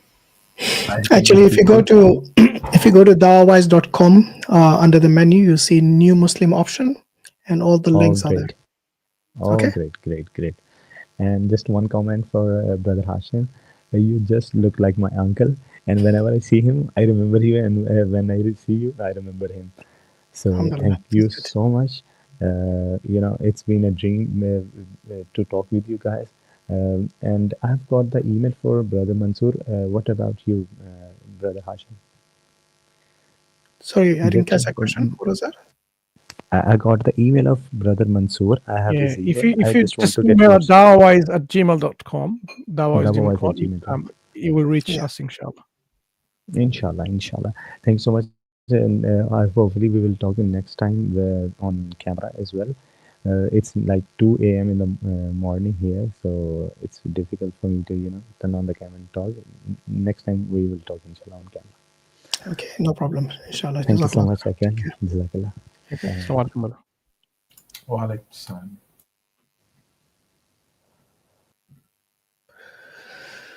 Right, we got Moinuddin. Assalamu alaikum wa rahmatullahi wa barakatuh. Wa alaikum assalam wa rahmatullahi wa barakatuh. Where are you calling from, Moinuddin? MashaAllah, barakallah, you are doing a very excellent work. I used to watch, I learned a lot from this. But one or two questions are there from my side. Brother, where are you calling from? Hyderabad, India. Okay, that's good. You know the topic today? Hyderabad, India. No. Do you know what our topic is today? Yeah, but it's different from topic, outside the topic. Okay, so if you got something different to the topic, why don't you come next Thursday when we have an open Q&A? Because today our topic is on secularism. So if you got questions on secularism, you're more than welcome to ask. Is that okay? Okay. No, one question. Can I ask one question? And if it's related to secularism, yes. No, not. Because we have to be consistent. I love the tenacity from your people. No problem. One thing is there. Is it necessary to brother? Listen, we have to be consistent with everyone. And after everything, after the red tape is put, just crosses right through the red tape. Just no honking, nothing. Just I love it. All right, come next Thursday, inshallah. We'll let you ask a question, okay? Because we have to be consistent with everyone. We told the others that to ask only questions on secularism. So that's the reason. Yeah. Okay, you take care, brother. Okay. Thanks a lot. Assalamu alaikum. Bro. I love it, dude. Wallahi, it's like the best. Like, I don't take no for an answer. Just keep going. And no one will notice either. I'll just keep going. Right. James, you're next. Hello. Hi. Mansur, Muris, and Hashim. Where are you calling from, James? I'm calling from Earth. Yeah, okay. He was on last time. Yeah. He thought he was trolling. I'm glad you're not an alien. I was wondering if you now have answered to my last time question. The topic today is secularism. Are you a secularist by any chance? I could consider myself a secularist. Fine. Okay. Do you have any questions on this stream today? We are discussing about secularism. A question about hand chopping. What is that, to do? This guy has the same question every time. What's wrong with you, man? It's the same thing. Because I don't think you answered it last time. Well, I don't think you understand. Topic. I don't think you have the capacity. So let me rephrase this question. In a secularist democratic society, if they decided the punishment of theft is chopping off the hands, would you be happy with it? From my perspective, no, not your perspective. If you're living in a society, a secularist democratic society, right, and the law of that particular country is that the thieves will get their hands amputated as a punishment of theft, of course, expensive theft. Would you be happy with that society and living under the society, or would you be not happy? I'd consider in some aspects possible. What do you mean? My question is about whether I will be happy with it or not. If it works, then I'd be happy with it. If it was what? Yeah, if the law was there. If the law does its job. So you have no issues with this kind of punishment? From my perspective, I think there some other aspect should be met, but no, but if it's a look, Mansur asked you a very clear question. In a democratic society, okay, which is secular in nature, if they decide that this is going to be the punishment from now on, for example, take Singapore. Singapore is a democratic society, and it's secular as well. Do you know what is the penalty for drug abuse there? I don't know. Death penalty. Are you okay with that? Drug abuse, for that I'd consider it sort of harsh, but it works in Singapore. So it's not up to you, man. Regardless of what you think, the world doesn't revolve around you. If the society decides this is the punishment, then you, who's saying he's a secular, should comply. You as an individual have no right once the majority has decided. Do you see do you see the point I'm making? Yes, I see the point. The idea would be so it doesn't matter whether you like hand chopping or you like death penalty for drug abuse. That's irrelevant. James is just from the earth, just some other guy from the earth. Who cares? Yeah. So your opinion does not matter once the governance has already been established and the punishment is now something that the government imposes or sanctions. Yes, and if it's the democratic system, I could oppose it. But if the same Sharia, if the governance was Sharia, you have an objection. Is that right? If the government was Sharia, I'd consider. Then you have an objection. It's the same punishment for the same crime. The only difference here is that it is Islamic Sharia, not a secular democracy. Then you have this something called double standards. Is that what you are? Did I say I oppose? Well, why do you know if somebody has no objections to chopping off hands in due process, then you shouldn't come on every single other stream on different platforms and ask the same questions. You clearly have a problem with it. Now, remember what his argument was last time? His argument was that it leads to improvement because then he can have a bionic arm. That was his argument. I consider that one a straw man. That's literally what you talked about last time. Is that I was saying how it's a deterrent, and you're like, well, it's not really a deterrent because I can have a bionic arm. Yeah, but that thing is a. Okay, James, let's establish one thing. Do you actually have a problem with this kind of corporal punishments like death penalty or cutting off the hands? Do you have a problem with it or you don't? And if it's the only punishment, then I consider it loophole. I don't know. Do you have a problem with the punishment or you don't have a problem with the punishment? Yes, I have a certain. Exactly. So you would have a problem in a secular democracy, and also you would have the same problem in a governance ruled by Sharia, by the law of Sharia. It depends on the laws around it also. Say again? It depends on the laws around it also. I've just told you, secular democracy and Sharia. I want to explain. I've been very specific. Okay, I want to ask some questions to Gemiz. How much do you know or understand about legal maxims, legal principles, legal theories? When it comes to laws of crimes and punishment and governance, do you have some background knowledge or expertise on this matter?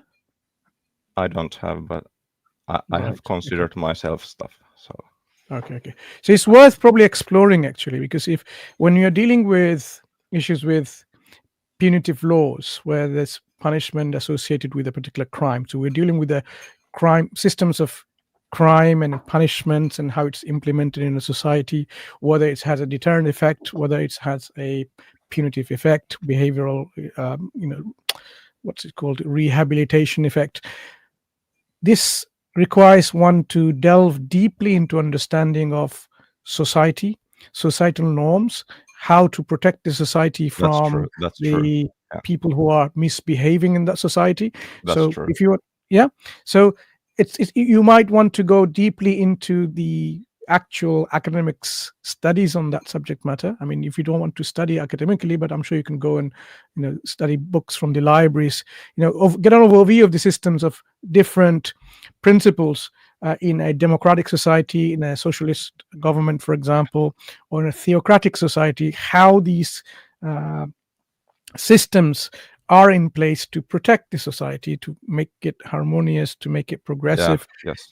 And then once you have a broader understanding of the subject matter, which you definitely will get, and then you can start comparing the different systems. This is the point. Then we can have a fruitful discussion why Islamic system, if you have any objections to it, for example, why is comparatively better than every other system. The reason why we say in principle, look, if laws, regulations, and rules and principles, if they come from the all-knowledgeable one, God, our creator, compared to man-made laws by men or women who are limited within a specific context of their living. Because, for example, I do not know how to govern a society 1,000 years later, because the problems they will have will be something uniquely probably different. So to make laws which will be effective now and tomorrow and 1,000 years later, I would fail. I mean, I'm telling you that I will fail, because I am not all knowledgeable of the human conditions and the societal conditions. Human psyche, we might know and learn a lot of this from psychology, but societal conditions as they evolve and develop, I would not know much. Okay, so if you compare this now, the understanding of this, and our creator who's all knowledgeable, he knows every single context of the human development, past, present, and future. He knows what's best for the society, especially the society which humans will live in or try to live in now or in the future. And the laws that will be then given to regulate their affairs in that society will be something that is to be best laws for us. That's where we say Islam is, from that perspective, from our creator who knows human beings and who knows the societal development, or the digress, if you want to call about it, how many societies are going backwards. And if you now start comparing other belief systems or systems of governance, law, crimes, education system, anything to do with rules, regulations, and systems like that, we can make a comparative study. And there are lots of, I'm sure, books available by Islamic scholars. I'm not sure that in English though, where they're actually showing that system in a comparative manner, why the laws of God always excel and is better for everyone for all times compared to the laws of man. So man-made laws versus the divine laws. Okay, what happened was, because in the European history, in that context, Christianity weren't really providing much of the societal guidance, meaning guidance for society, how people should live in, because the founder of their religion was only giving them about some kind of spiritual, some kind of religion or ideas about outside this world, not about this world, how to live in this life. It was like, give unto Caesar what belongs to Caesar, give unto God what belongs to God. And that is the very root of the problem in Europe, in which they eventually had to divorce religion from the state. And that's why where secularization came of the governance of different kind of countries within the European countries, because now they realize the religion that they uphold, it doesn't have that much of practical utility from the religion. So it was easy to divorce it from the state and then have state making up their own ways of governance, thinking about like maybe, democracy, maybe socialism, capitalism, different kind of ideas crept in, okay, just because their religious backdrop wasn't that kind of universal and universally applicable. And this is where secularization or secular societies are thriving now because of that particular historical baggage. But this is where it confronts every stage with Islam, because Islam provides an alternative in which it's a holistic system of governance, holistic systems of living your life religiously, in every other way, not just spiritual affairs, but how do I stop people from committing a burglary in my home? How do I stop people from, for example, giving me less in measure during an economic transaction, or cheating, in contracts?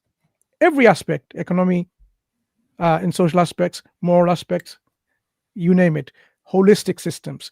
And this is where those secularized societies, which have become secularized to the core, they will have a big problem with Islam, because Islam provides an alternative, and in fact it provides a better alternative that it overturns their dominance. Like I'll give you an example.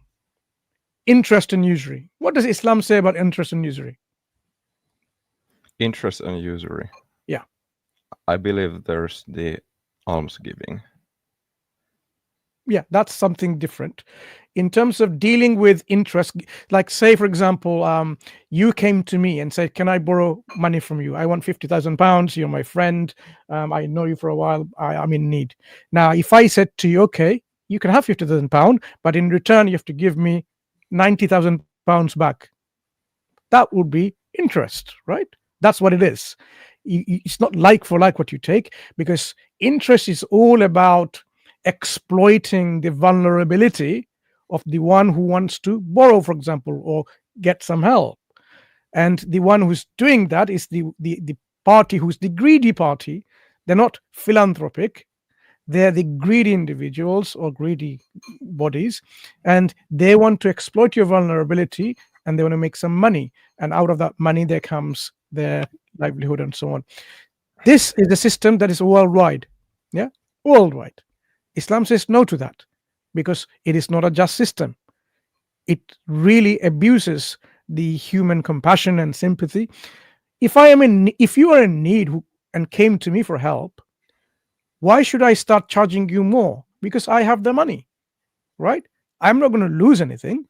That's why you came to me, because I have that financial in a selfish system like capitalism. It makes a lot of sense, but I don't. Capitalism.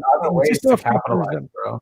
There's other ways to capitalize, not just and I'm sorry, Brother Mansur, I didn't mean to interrupt you. Yeah. See, that's the thing is you're trained that the only way to capitalize is by basically making money on your money, which is forbidden. You're supposed to have you're supposed to have a risk along with the person who is going to take a risk. So there's a profit sharing method, and there's a way for things to increase in value. But very fundamentally, I think one of the stupidest things that was ever made was a credit card, because now it gave companies a artificial way to just inflate prices.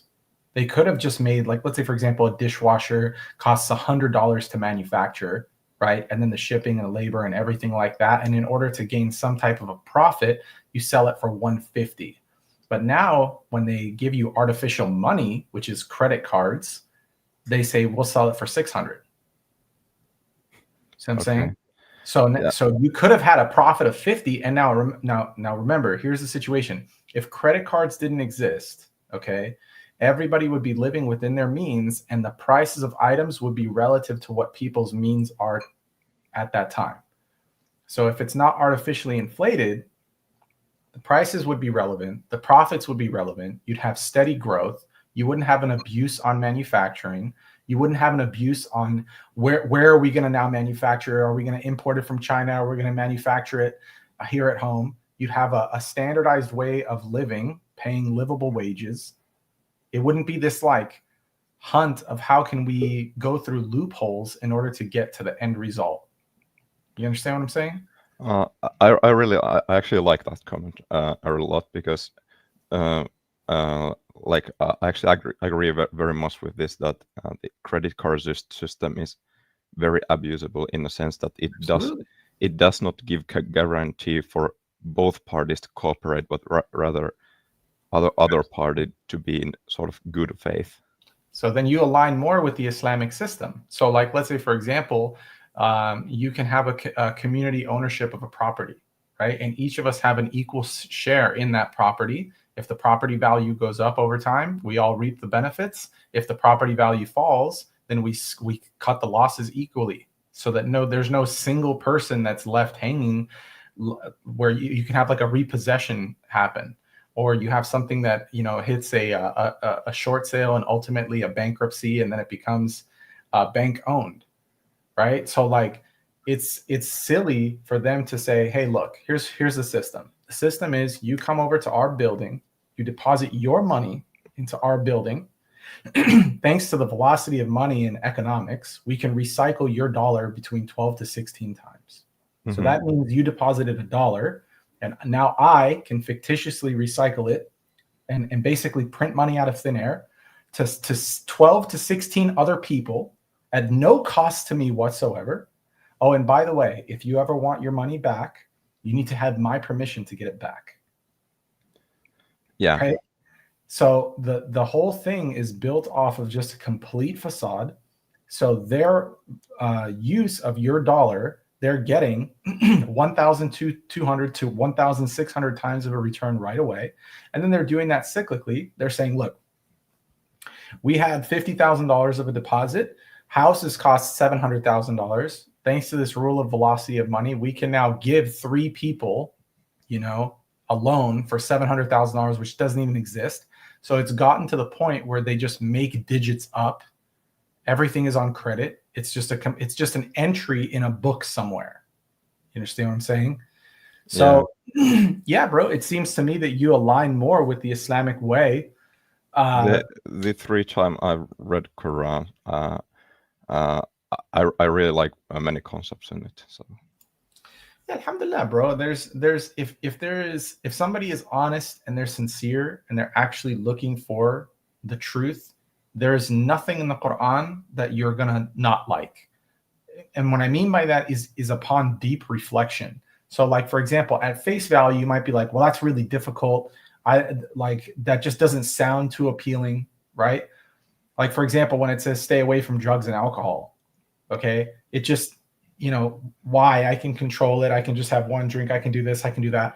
But remember, if it's from God, excuse me, if it's from God, it's going to give you the best solution. It's not going to give you a mediocre or a 99.9% solution. It's going to give you the solution that is 100%, that there is no doubt in, and that will certainly work. You understand? Not just for you, but for society as a whole. So if you stay with that mentality, meaning like you stay with that sincerity and you do a strong reflection on why it says what it is, you'll come to the realization that it is indeed the best, and you just ultimately submit to it, meaning that you submit to the message and you submit to the messenger and you submit to the deity of the messenger, and go by that playbook. And then you'll want what's best for society. You'll want what's best for your family. You'll want what's best for, you know what I'm saying? Yeah, I sort of say to me the sort of sketchy thing what I see in Quran is, to me it looks very much like a chain letter. So that's why I'm sort of very careful with it. What do you mean by that? A chain letter is a message that is passed to a person, and that then for that person, in a way or another, they pass the message to next group of people, so to say. Okay, so let me just ask you some fundamentals. Do you know how long it took to deliver this message? I think it took more than 10 years. It took 23 years.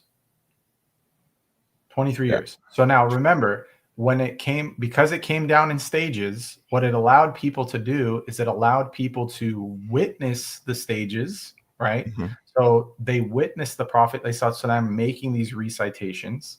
Then they themselves put pedal to the metal by a practical approach, by memorizing it and then reciting it themselves. So if something were to be like a chain letter, first off, it's not like a complete thing where, hey, I got this letter, now I'm going to tell you everything, and I expect for you to know absolutely everything in the manner that I tell it to you, and so on and so forth. No. Rather, they took the pieces, and then from those pieces, they committed it to memory, and then they put it into their the application of their daily lives. So like, for example, the way that it was studied back in the day and the way that it should be studied today is not only do you memorize it forward and backwards, but you also know the circumstance as to how it was and why it was revealed, for what purpose, and then you put it into practice before moving on to the next step. So that because it was over the course of 23 years, they had the ability to do this. It's different for you and me right now because we've got the whole complete message, right? And now we're putting the things into practice step by step by step by step. But remember, to them, the revelation, the way that it came down is somebody would come up to the Prophet, they would ask him a question, and he would respond with revelation. Or there was a sequence of events that would happen. For example, he was prostrating in front of the Kaaba, and you had one of his uncles literally wanted to step on his neck. They threw intestines on him, right? There was events that had transpired, and then more revelation came down. You had threats that were made. You had questions about what to do in crisis. You had questions on what to do about war. You had questions on what to do about self-defense. You had questions on what to do about divorce. You had questions that came up on what to do about inheritance. You had questions on what to do about migration. You had questions on what to do about direction of facing prayer. You had questions on what to do about. So you understand? It wasn't just this like chain letter. It was a complete interactive experience, not only from his companions, but also from his enemies. So when you read the biography of the Prophet ﷺ, you'll see how it all connects together, and you'll see why certain revelations came down, under what conditions, under what circumstances, and how it actually impacted the society. Because when the words came down, specifically for when you know he was about to get his his neck was about to get stepped down on because he was in a form of full prostration, right? He was in sujood. Then you see how it impacted the people around. Because remember, this is a very tribal area, and people would go to the epicenter of trade, which was Mecca, and there would be multicultural, multi-religious paganism and Judaism, and there was a lot of stuff that would intermingle there simply because of trade. Okay, so then now all of a sudden, this event transpires, and revelation comes down, and there's a group of people listening. And then they think to themselves, there's no way. There's like, how is this person reciting this stuff? And it's in this eloquence, in this beauty. It's relevant. This is what's happening right now. You understand? Given the eloquence, I think it would make sense to have a chain letter or chain message, which is extremely eloquent. So it passes down from people to people. Yeah, but he's illiterate, man. He's not. He's illiterate. The Prophet ﷺ is illiterate, and that's one of the miracles. So how is it? Where is he receiving? Let me give you the benefit of the doubt, right? Let me give you I'll steel man you a little bit, okay? Let's just say that from your point of view, you're seeing this chain letter, okay, and you're seeing this thing transpire. Who started the letter? Because it can't be him. About the message thing, I think a more appropriate way to say would be a chain message, because technically you can have an oral message where I tell someone else. I understand what you're saying. I understand your meaning, right? I'm a very generous person, so I try to really understand where you're coming from. I'm not going to nitpick at your words, But so let's say now, okay, this is a chain message. Where is this message coming from? It's either coming from him, it's coming from the Prophet, or it's coming from somewhere else. Where is the source? The source. Yeah, where is it? Who is it? Who is the source? It's pretty hard to tell. Well, something for sure came down. We can both agree, right? Something was said that I agree. There's a product, right? We can take a look at the product. You can actually take a look at a very good product. Yeah, there's a actually product. Extremely good product. Wonderful. So there's a product. The product is that you have the Qur'an. You actually have the message, right? Yes. Now the question is, where did this product come from? So how can we logically approach this? It either came from himself, it either came from another human being, it either came from the devil, it came from a demon, it came from an angel, or it came from God himself, right? These are all of our choices because we already know that the product is there. Now you have to explore where the sources are. Like who is the source? It's just a natural inquisition, yes? Yeah. Okay, so let's eliminate a couple things. If it was coming from the devil, what would be the motive of the devil making this product? Why? What's the motive? What's the motive? What would the devil want from you?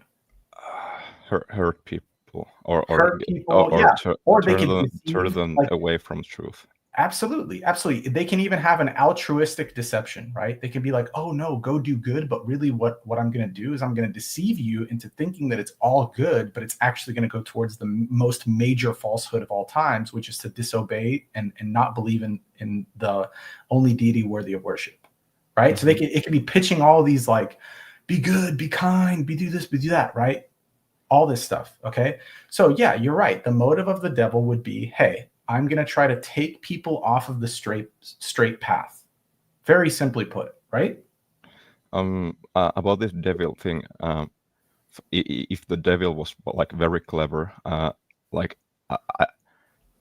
the message to be sort of like very well manufactured, let's say for a devil to like be very convincing, it would have to be sort of like a convincing authority like a god. Absolutely. But have something that Pinot, for example, like have 95% truth, but then like a very big 5%, which is like very deceiving. Absolutely. I completely agree with you. So that means that whatever this message is, this is a great way to approach it, bro.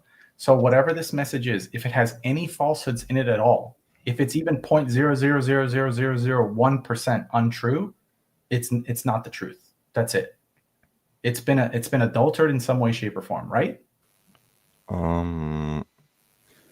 If it was from devil, I don't see why devil won't be able to make something that has no contradictions. Okay, so because if it has a contradiction is considered an impurity. No, what he's saying, devil can make things without contradictions. So let's understand the devil. I mean, where do you have information about the devil? What are the abilities and limitations of the devil? Because unless we understand the abilities and limitations, then we might have that big expectation that devil can do anything and everything. Okay. Does he even believe in the existence of the devil? I think he does from the way that he's talking. So, do you, James? No. Okay. All right. So that's fine. But we were exploring what the sources. Okay, fine. So you don't know. So you don't say no. You say I don't know. Because if you say no, you're now taking a position. You've left agnosticism. Okay. So so if the source is from the devil, would the devil have access to the unseen world and know the future? Know the future. With superhuman abilities, I don't see problem there. Okay. When you say superhuman abilities, all right, you're talking about there's a degree of power. Okay, so yeah. God knows the future. Now, when you say, okay, the devil also knows the future, if God were to be the one to tell you that I'm the only one that knows the future, then you're attributing a power to the devil for some reason or another. And I don't know why you're doing that. So like, if you're speculating now that this devil is all powerful, then you basically have a possibility of multiple gods, because there can't be a god and an all-powerful god and an all-powerful devil. I don't see the problem that way, because I think God can have all the power, but or let's say there's a devil which is like given in a creation sense, something like knowledge of like 10,000 people and like superhuman capabilities. Sorry, are we dealing with the topic, or is this something else, Brother Muris? We were dealing with the topic because he's connecting it to, well, we were connecting it to secularism as far as like what rules and what laws to follow. The thing is, he's saying we went towards is this from a divine source or not? Like, is the Qur'an actually having an error or not? Is it worth following for the purposes of staying on topic of this law? Yeah, I think like if it's about existence of God, that would be a different topic. Okay, so yeah, the original topic was about hand chopping, but this is there are a lot of people waiting in the back studio. I think we already dealt with the whole hand chopping. Just come back next we week, bro. didn't. James, come back next we week. did. It's just that it didn't satisfy your requirement. So anyway, look, you come and ask the same question every time. We give you a response. You come back next stream and ask the same question. Give it a break, man. Ask something else. Mansur heard the question. Okay. Anyway, goodbye. Come back next week. Don't entertain this guy too much. He comes here to waste time. He seemed a little genuine, like he flipped the switch when No, a little bro. bit, at least from what I can gather. He will give you a different answer every time. Like the Android, what was that? Android you know who he originally reminded me of? I don't know if you guys have seen the movie Grandma's Boy, but JB from Grandma's Boy, he literally reminded me of JB from Grandma's Boy. Just look up on YouTube JB from Grandma's This guy Boy. wastes time all the time. I've noticed that. Right, Jose, we're going to bring you in next. You want to keep your video on? It's up to you. Your camera. Okay. You could hear me? Yeah. Salam alaikum, salam alaikum, brothers. All Alaikum right, salam. man. So first, I'm going to start off by saying I have seen some of you on YouTube. Correct. Maybe, yeah. You're seeing us now on YouTube. Seeing us right now. Yes. Right. Yes. That's true. What's it called? So I didn't get to, I didn't come into your guys whatever question that man had or whatever, but I'm going to say that I heard him mention the Quran, and you guys said something that about something that if it wasn't clear, I mean, if it wasn't proof, it wasn't legit or something like that. That's what I understood. But so I'm just gonna go ahead. Where are you calling from, Jose? Where I'm are you calling from. I'm currently in Texas in the United States. Okay. I am. There's a lot of questions that I have. But yeah. So today our topic is on secularism. If you got any questions related to that, we'll be more than happy what to answer that. what exactly is that? Secularism. Yes. Yeah. So basically, it's like a philosophical way of living life. So there were some thinkers who thought that they should give individuals the freedom. So regardless of what you agree or disagree, regardless of what the society thinks, freedom of the individual is paramount in a nutshell. Yeah. Well, my understanding of that, man, when we got what I assume, I'm gonna assume we're talking about our free will, right? No. Like living in a secular society is like secular rules, things that are like, for example, in a society where there's secularism, they have the right to insult your mother, and nobody can say anything about it. Oh, okay, no, that is against God's laws. Exactly. And so okay, I get what you're saying. Yeah, so that is a very that is a more that is heading towards a dark civilization, and we know when we head towards those type of civilizations, Allah punishes us and He eradicates those cities. You know, He no longer has them here. You get me? Yeah. So our topic today is secularism and discussing the pros and cons about it, and also why Islam is a better form of governance. Yeah. Okay. Well, then, perfect, man. It's because I always see you guys, but I can never get a hold of you guys. But look at me, man. I was called to Islam maybe about a year ago, Yeah, I want to say a year ago, and so it was very confusing. I was very confused. I don't even know how I ended up inside the mosque, but my imam, he allowed me to come to to do my shahada and all that with me not even having any knowledge. But yes, the Quran clearly is the best way to for a government to withheld its I guess perfect values in the eyes of God, because it breaks down everything that we have questions on, and every problem that we have out here. It clearly gives us a way to act on it, on everything. You know what I mean? On everything, and one way that I've been arguing with people is that in the Quran it clearly states is who we could marry. I'm just gonna give you an example, right? The Quran clearly states who we are allowed to marry, and then later on in life, our prophet, right, the seal of prophets, he married in those 1500 years ago. He was married off to a younger person, but to me, my understanding to that is that that Brother, in the eye. we need to Let me stick. tell you. Let me hold Yeah, on. but Let me we need finish. to stick to the topic because we tell Yes, everyone who came I'm today. about to. I'm about to tell you why the Quran is the best way to run. I guess these civilizations that we're talking about. In the Yeah, we know Quran, it that we are tells. Muslims, Akhi. Yes, We are listen. Muslims. Yeah. Hold on, brother. Listen to me. Let me finish. Okay. And then it tells us who we could marry, right?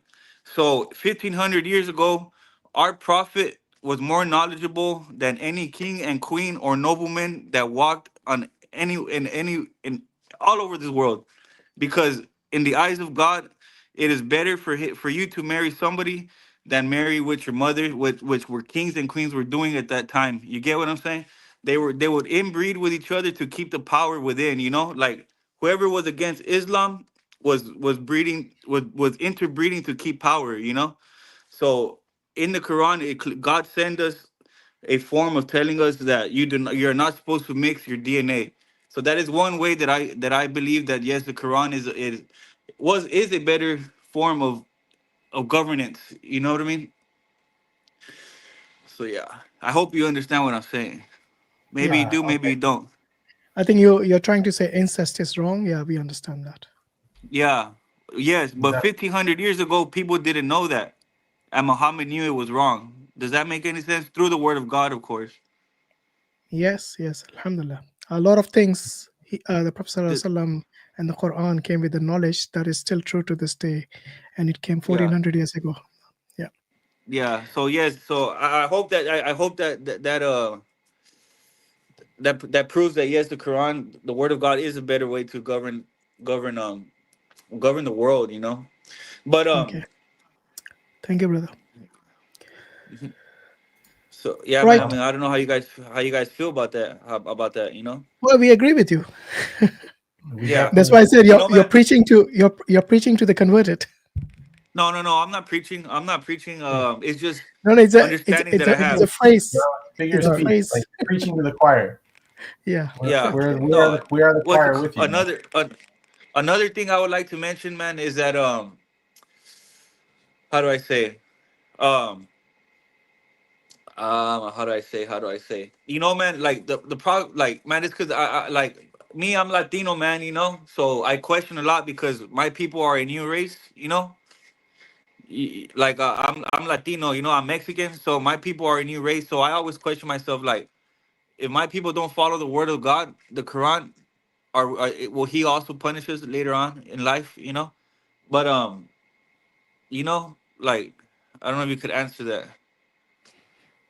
Well, it's not just your people or my people. It's basically anyone who disobeys Allah. Allah will hold them accountable if they do it knowingly. Yeah, but like, like my people, man, like I'm Mexican, right? And my people worship like idiotic stuff. Like we worship Jesus on the cross, and they worship like the Virgin Mary, and they not the, they worship like the death, like the Santísima Muerte. So like I like it does fall to it, because No, we get it, bro. We get it. Yeah, there are a lot of people who do shirk in different forms, and that is definitely not acceptable. So maybe what you should do is, you should learn your deen and give. Yeah.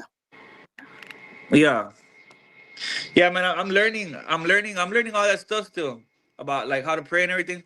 But what was I gonna say? How long? But How hey, long man. have you But been let a me. Muslim now? Huh? How long have you been a Muslim? I've been a Muslim maybe like a year, man. Like a little last December is when I became a Muslim. So it's been about a year and a month or so. Last December. You But mean what? December 2024. yeah. Oh, that's only a few months then. It's only 2 months. Yeah, something like that, man. In December, man. But let me tell you this. Okay. I'm gonna tell you guys this because I have you guys here online right now, and I always see you guys debating things on online, right? Look, man. When I was getting called to Islam, man, I had many dreams where I saw the prophet he visited me and he took me to places, and I could even tell you the color of his beard. The color of his beard. He has two colors on his beard. But what's it Sorry, brother. We called? are going off topic now. I think we should Yeah. we should let other people waiting to discuss the topic if that's okay with you. But I suggest you Yeah, that's get fine. in. Are you in touch with any Muslims in your local area? Say again? Are you in touch with any Muslims in your local area? Yeah, I go here and I go and I pray sometimes and I run to the mosque. But man, it's just that when I give them the knowledge that Muhammad has given me, man, they just don't understand. So I don't want them to Yeah, be I think, confused. brother, one thing you have to do is this: you should change your perspective. It's not you give the knowledge; you should think about learning the knowledge yourself, inshallah. Okay, not you giving the knowledge. That will come later once you learn a lot of things. So your first approach now should be learning. Yeah, learn Yeah. from the scholars, learn from the knowledgeable people, and then as you learn and have more and more experience and you practice more, the more you learn, the more you practice. Yeah, so put your learning into Yeah. practice, and inshallah things will become easier. Okay, let's You leave it there, brother. said you're trying to learn how to pray. Is that right? Yeah, man. I pray like I can't speak Arabic, and so what I say, I go and I put my hands up and I say Allah Akbar, and then I put my hands on my chest and I say, man, my Lord, for you alone I stand, and then for you alone I kneel. I say my own prayer, and then I prostrate to my Lord, and I ask That's him not how you questions pray, and brother. You need to pray according to the Sunnah, according to the Yeah. way the Prophet ﷺ taught us. So have you learned Surah Fatiha? You know what you say. No, sir. Okay, so this is what you need to do as a start. Before you impart knowledge to other people, like Brother Mansur said, you yourself need to acquire knowledge. Are you with me? Yeah. Because Yeah, right when now. when you say I got a lot of knowledge, I need to give the knowledge, this is basically whispers from the shaitan. Okay, because No, this is because my covenant with the law is to prove that all religions come back to come back to Islam, come from Islam. Brother, you have to take a moment to reflect on what's being told to you. And I'm going to give you some tough love right now. You and I are nothing and nobody, bro. Go to the Prophet, ﷺ, pray the way that he prayed. Go learn Surah Al-Fatiha and build upon your prayer and upon your knowledge and upon the fundamental pillars of Islam, bro. Nothing else. Just work on the 5 pillars, nothing else. Can you, Muris, tell me where Catholics, the religion of Catholicism comes from? Can you tell me where Christianity comes from? It's not relevant, brother. You got other priorities to worry about. What does that have to do with your Islam? Huh? What does that have to do with your Islam?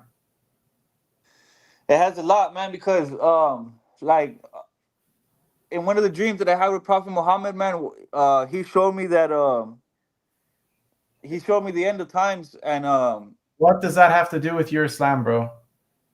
With what? Did Prophet Muhammad ﷺ tell you to pray according to the way he prayed? No, but he didn't tell me Because to pray like that. that's what he told us. That's what he told us. Then my calling to Islam and your calling to Islam is not the same. No, because the Muslims have they follow the 5 pillars. Do you know what the 5 pillars of Islam are? Yes, to what's it called? To take your shahada to go to Mecca and all this other stuff. But No, not all this other stuff. You need to know what they are. It's not as you don't speak whiff waffy about it, bro. It's not a joke. My lord. I suggest you go to your local mosque and ask them about the 5 pillars and how to follow them.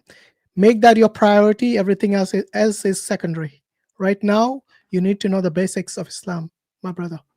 Okay, but anyway, there are a lot of people waiting. I hope Yeah, all right, you man. find someone who can actually help you, and I pray Allah gives you and us all hidayah, the guidance to follow the right path. Okay, my brother, I will say assalamu alaikum to you, and Assalamu alaikum to you guys too, man. all right, take care, brother. Allah protect him and guide him, because yeah, you gotta learn the fundamentals, guys.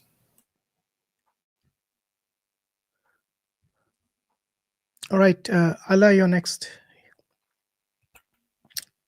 Assalamu alaikum. Wa alaikum salam wa rahmatullah. I listened to what brother Hamza said at the first half hour, and I agree with that. Okay. Where are you calling from, brother? I'm calling from Jordan. Okay. Yeah, go ahead. Yeah. My English isn't very good. No, it's quite good. Better than my Jordanian, bro. Yeah.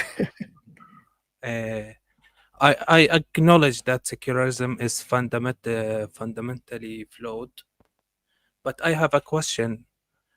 Why the developed nations adopt it, and why Muslim countries gradually becoming secular?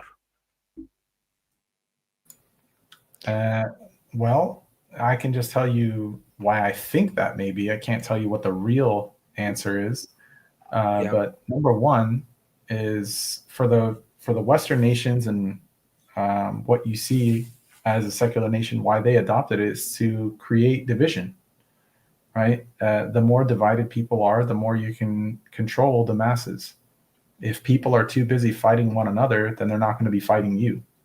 So, there's an old kind of adage, which is you have guys with pitchforks and you have guys with torches, and you just tell the guys with the pitchforks that the torches are coming after their pitchforks, and you tell the guys with the torches that the guys with the pitchforks are coming after their torches.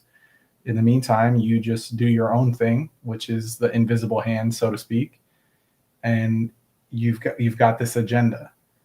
Now, in regards to the other countries becoming more secular, probably this is I'm sorry. Yeah, the Muslim countries becoming more secular. Yeah, this is a byproduct, right? This is a byproduct of what they're seeing. You're seeing the fitna, you're seeing the access to information, you're seeing desires take over, and you're seeing curiosity want to feed into those desires, right? So this is unfortunately the course, and that's why Allah subhanahu wa ta'ala tells us that we have to start with ourselves, right? We have to change the condition of ourselves before he can change the external condition for us. So a lot of people are going to fall by the wayside, man. There's a reason why Jahannam is surrounded by desires, and there's a reason why Jannah is difficult to obtain, and that pleasure and that mercy of Allah subhanahu wa ta'ala is difficult to obtain. Right? This is the trial. Just because somebody is a Muslim leader, or should I say a supposed Muslim leader, or a supposed, person that was put in charge, they're not perfect by any means. So there's no real hey, this is exactly why this is. But you're literally seeing the trial unfold. So do your best to protect yourself. Do your best to protect your immediate family. Stay on course with the Sunnah. Stay on course with the Qur'an, and inshallah, leave the rest to Allah subhanahu wa ta'ala. Inshallah. Thank you. Yeah, no worries. Assalamu alaikum. Wa alaikum assalam wa rahmatullah.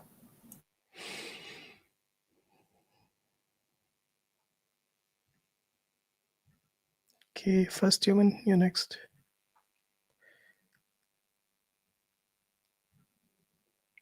You need to unmute yourself. We can't hear you.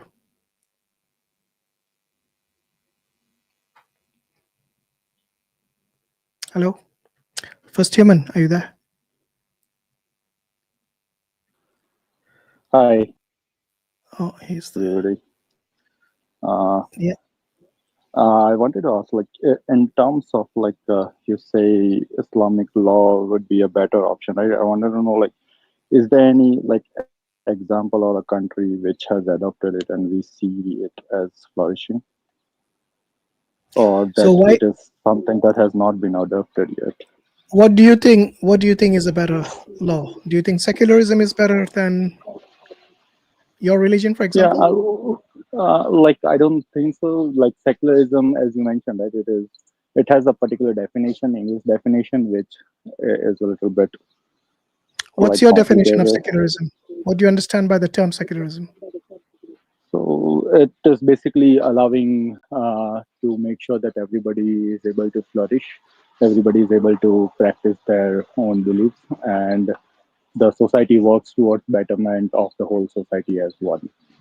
That is what I believe secularism is. That is not secularism. Yeah, so that's what I say, right? Like in English terms, it No, might but be you something don't know different, the but for term. me, You don't know the term you're that's what using. yeah, that's what I'm saying. So for me, that is the definition. If like what definition you have, you can tell me, please. So And like I secularism can. is separating the state from the religion. Okay, so sorry, religion from the state, basically. So they basically say religion has no place. Everyone is allowed to practice a religion, but it doesn't play a role in the governance. Okay, and that is not a better way, you say? What do you think? Like, You're a Hindu, right? Yeah, I am a Hindu.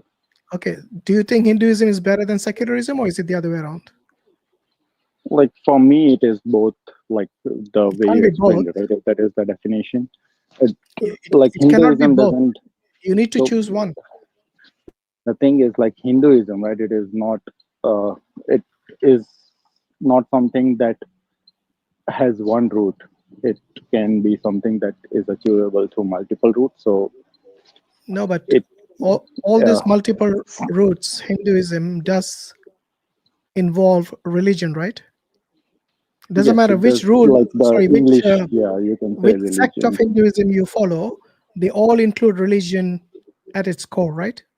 So dharma is your core. Yeah. Okay. Now, if secularism says dharma plays no role in the governance of a country, what do you say to that? Yeah, but it's fine. It plays a role. So because it doesn't play a role in the state, it plays a role in an individual life. So it doesn't No, but matter if the the whole state idea is is about applying it or governance. not. So, Yes, for so example, it is so if I governance, were to right? tell you, It doesn't if I come were to tell without you the that, public being good enough. no, do you think India is a secular country in Yeah, real in the sense, not in constitution, the it is written. yeah? That's what I'm saying. A constitution is one thing, but in reality, it's very different, isn't it? Yeah, it is not a secular. Like the constitution is not so much secular because it No, the bifurcates people constitution in. is secular, but they do not imply it in practice. For example, the Constitution of India clearly states that any citizen is allowed to practice and propagate their religion freely. Yes? Yeah. Are you aware of Yes. that? Mm-hmm. Now, in real life, in India today, under Modi's, rulership, is that the case? Yeah, it is the case. So you think the Muslims are allowed to propagate their religion freely, and the Christians are allowed to propagate their religion freely? Yes, yeah. I don't think you live in India. Like, what does it mean? Do you live in India? Even without living in India, I can tell you that this is not the real life in India. So the same way I can tell you without living in India that is your perception. Okay, so that's why I'm telling you, you're unaware of what happens on the ground level there. So it is just basically saying the Muslims, I am on. The Muslims cannot go out and preach to the Hindus. Do you know that? And the Christians What do you cannot mean do by that either. preach to the Hindus? What do you mean by that? Like, do you know what preaching means? Like conversion, or like asking people to no, like the way we are doing change here. their religion? Like we are promoting Islam here on our channel, can an Indian Muslim or an Indian Christian do this on the streets in India? Yeah, they can. No, they can't. It's banned. It That's is. why I said you are unaware. What is? I'm You are telling you unaware of what Let happens in reality in India. Let me tell you the detail of the law. The law is like you cannot give false promises to a person to change religion. You can like give the knowledge. What false promises are you on about? What Like, false promises? There are. That is what the law says. That's what I'm saying. No, give me an example. What do you mean by false promises? You are saying that it is not allowed. I'm saying it is yes, allowed. It's banned. People are doing it. Propagating in many states is banned. You are talking about just some information you got somewhere. It is not true. Dude, because honestly, like, do you live in India or you don't? Do you live in India? I said no, I don't live in India. I've already said it. Why are you so insecure to answer this question? I'm I answering think I the remember question. this guy. He's known It for being doesn't angry. matter. It does matter because if you don't live there, you have no clue. I am an Indian citizen. I go there every year. Doesn't make a difference if you're an Indian citizen. Okay, So, what if I showed you a video where the government officials are stopping people from propagating Christianity in a particular state? Would you then say, yes, I'm right, and you're wrong? Go ahead. Go ahead. No, what happens if I show you? Would you then agree? Yeah, go ahead. I'm you're wrong? asking you. Please go ahead. What's the point of me wasting time if you're going to remain, You aloof cannot. anyway? You cannot ask me to make a judgment before you give me the reasons to make the judgment. Okay, right? you know what? I'll give you another example. One of the freedom in religion is the dietary rules. They should be free to practice their dietary rules or regulations, whatever they have. In India, are the Muslims or non-Muslims allowed to, eat the meat of cows? No, by law it is not permissible. Good. So where's the freedom of religion according to secularism? I said you. So that is not a religion. I'm telling you It is. that India is not a secular country. I told you. It is a secular country. You just admitted according to the constitution, it is a secular country. Yes, that's what I said. According to the constitution, it is secular, but on the ground, it is not. Thank you. Finally, you agree. That's what I've been telling you all along. That's the first thing I told you. That according to constitution, it is. But you are agreeing with me. You were just arguing with me earlier on. I'm saying the ground reality is very different.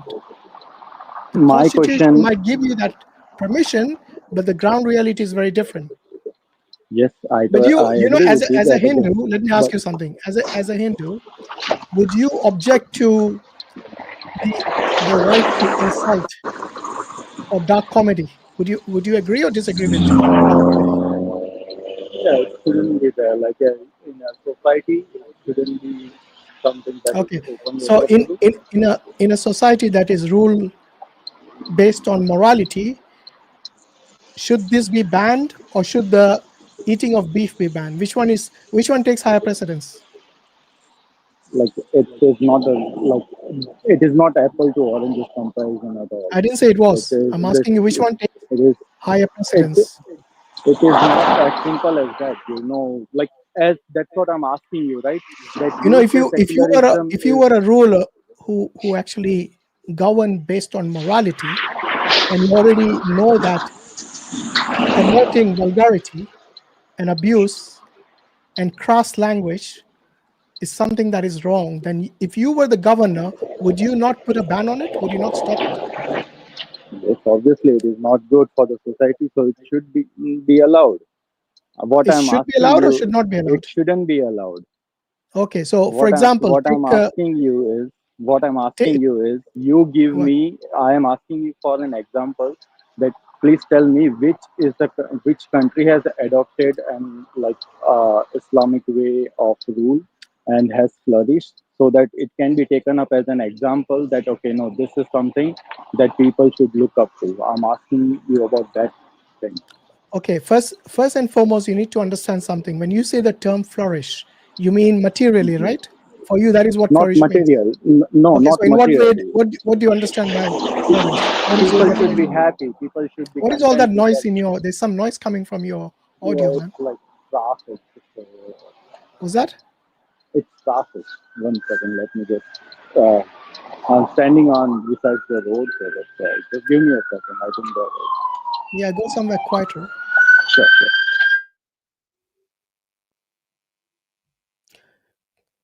It's very important we understand the terminology people use. When you say flourish, what does it mean? Because most people for flourishing means materially. Because if you're talking about morally, I would say the Muslim countries are morally much better than many places, including India. You can say that. I'm asking you for an example for that. I told you already. If you look, first tell me, what is your definition of the term flourish? Flourish in terms of people are happy. That's not flourish. Like English. People are happy. How do you determine if people are happy or sad? For example, a drug addict can be happy. An alcoholic can be happy. Yes, someone who watches porn can be happy. Someone who commits adultery can be happy. Okay, so what is happiness for you? Let me add to that. Yeah, go on.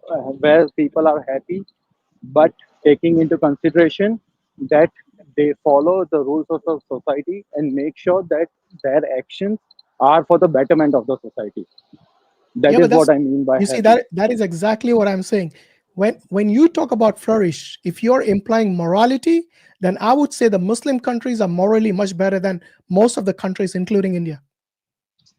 Give me an example, please. I give you an example. Okay. There are multiple countries. Take an example. Take an example. For example, Saudi Arabia. Now compare the number of rapes in India compared to Saudi Arabia. Yeah. Which one is higher, you think? What do you think? So how data is interpreted? I'll just let you know. Like it is which not one? based Which on. country has? Listen, which country has higher amount of rape per capita? Yes, that's what I'm answering you. But you should know how data needs to be interpreted. Then you can come to a conclusion. Just looking at numbers, you cannot come to a conclusion. Look at the population of India. Now you're saying numbers are not conclusive. And how are you going to find out people are happy or not happy based on numbers if you don't have trust in numbers? How would you know which country the people are more happy or less happy? If you have no trust in statistics and numbers, then how will you determine happiness? The number, like if the crime rate is low, if people are able based on what? Based on numbers? Based on statistics? Yeah, but that is what I'm saying. You have no trust in statistics. You just said that. You understand English differently than what English actually means. So I think I understand English quite perfectly. I don't think so. You on the other hand are contradicting yourself. So once again, do you believe in statistics or not? The way you read a data point, it doesn't matter. Do you believe in data or you don't? Do you believe in statistics or you don't? Yes, I do believe in statistics. Okay, so based on statistics that have been taken in India, are the number of rapes more in India or more in Saudi Arabia? They are equal. Yeah. Okay. Where is your evidence for that? They are equal. You give me the evidence where they are more. No, you made a claim. I asked you a question, but you made a positive claim. Now support that with evidence. Go on. I'm telling you. So in terms of ratio, because what you're telling me? Trust me, bro. Really? Population. Bro, we don't go by trust me, bro. I need evidence. If you don't have it, the guy who was talking about data points is just now making claims. I think you are just listening words. I didn't say bro. That is not a word I used. No, that is a word I used. Yeah, so it's fine. I was being sarcastic by saying we don't go based on trust me, bro. It is data if you don't points in understand terms English, of I'm telling you. Let me know. Yeah, for sure. I'll surely let you know. So once again, where is your evidence? It is equal. The population of India, okay, in terms of the ratio, when you say like in between 1 lakh of people, how many rapes are occurring? If you look at that ratio, it will be always. It will be. Have you looked at the ratio? Have you looked at per capita ratio? You are implying that it is more. No, you said it's equal. I didn't say that. You said it.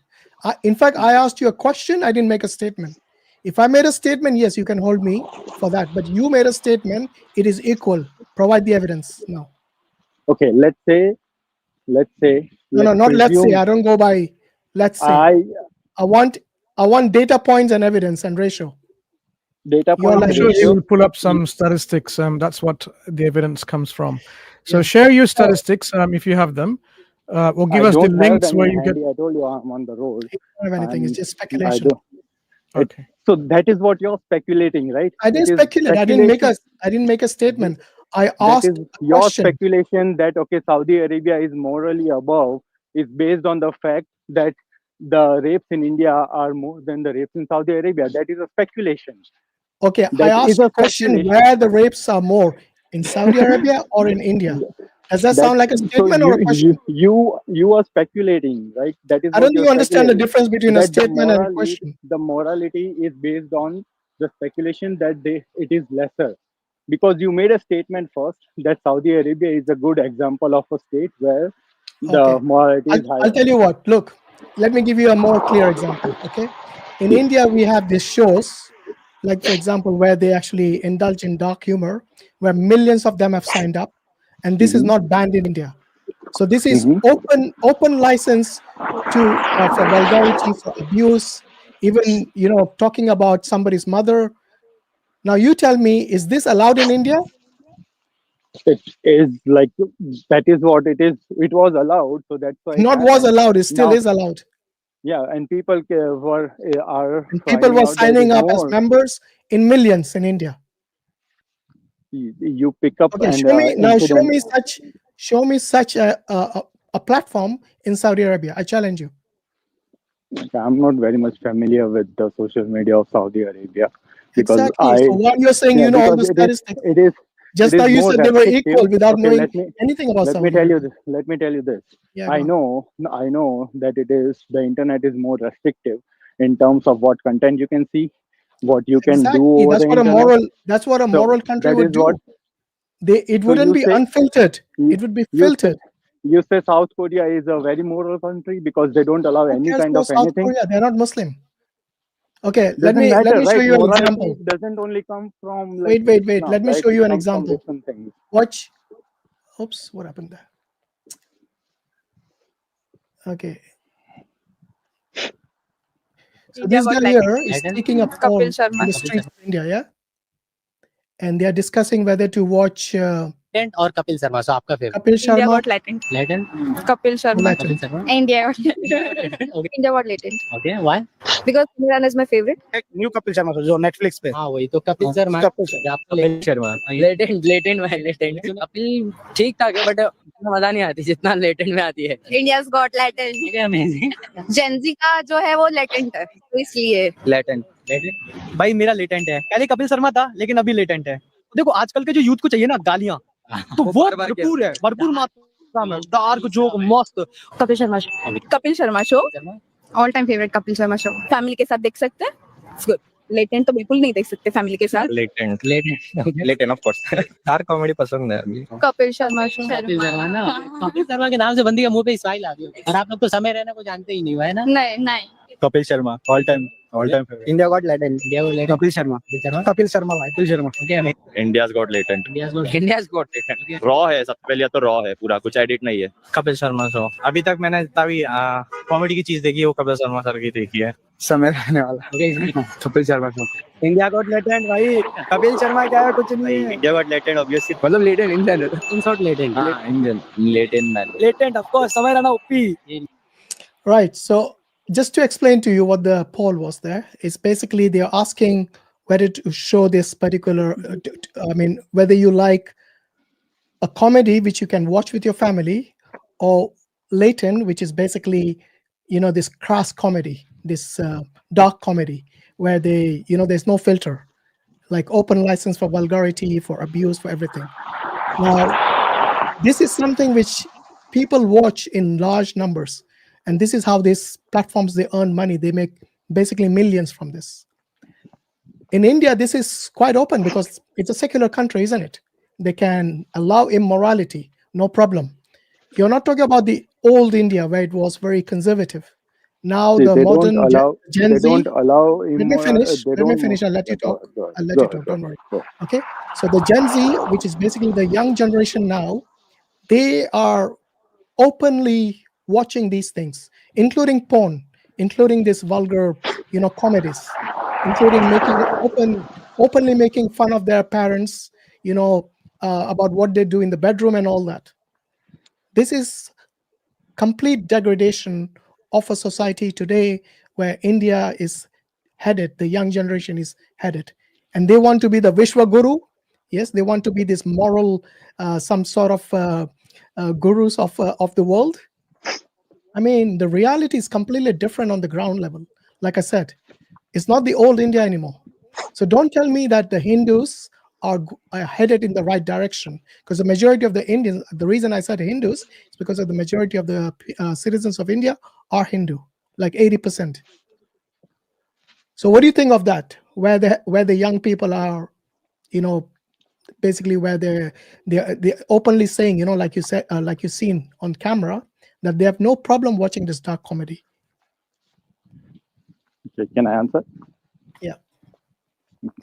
So you saying that it is happening, I agree that it is happening and it is not right. We don't have a disagreement there. There shouldn't, it is in a society, it shouldn't be allowed. Now, you saying that it is happening openly and people are not reacting, that is not right. People are reacting. People are reacting. When did I say they are not reacting?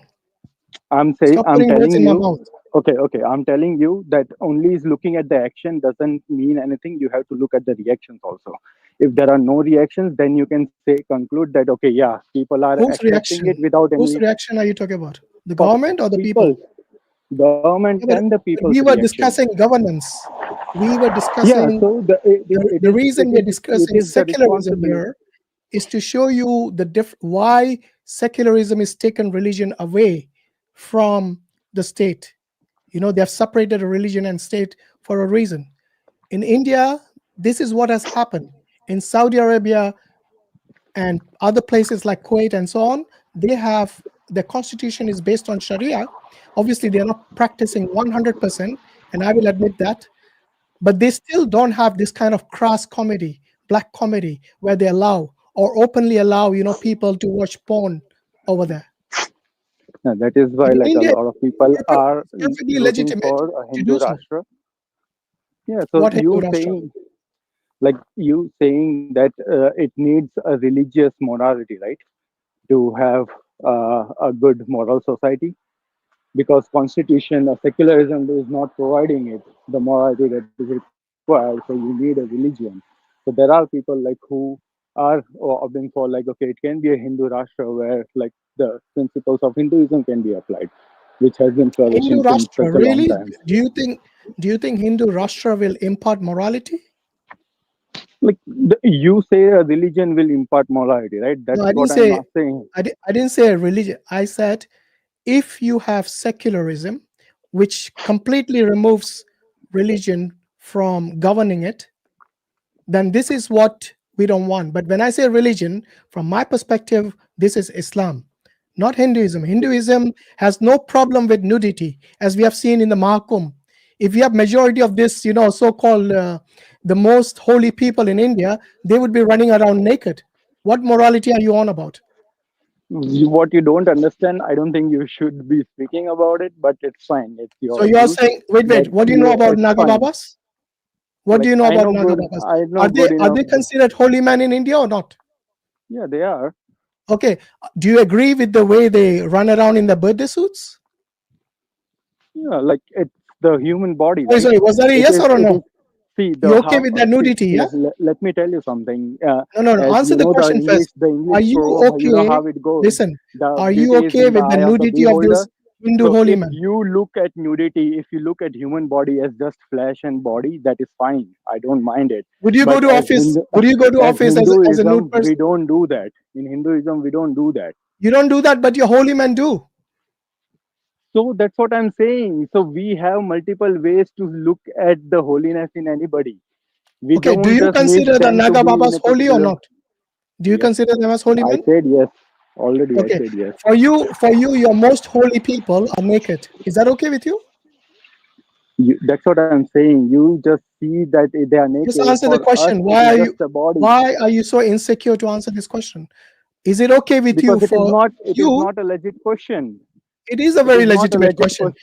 Okay, let me ask Muris. Muris, the people that you consider to be the most holy, or the most God-fearing, or the ones who practice a religion to the dot, would you consider them to be holy if they were running around naked in the streets in front of men, women, and children in public? Absolutely and unequivocally not. Yeah. Was that an unreasonable question? Just because Muris answered it doesn't mean that No, you said my question was unreasonable. Why do you think it's unreasonable? You know why?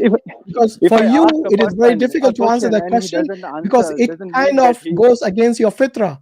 Your fitra will not allow you to accept that nudity is. What are you so angry about? What are you? I'm not angry. I'm just telling you that you are insecure to answer the question. Once again, is it okay for holy men to run around naked?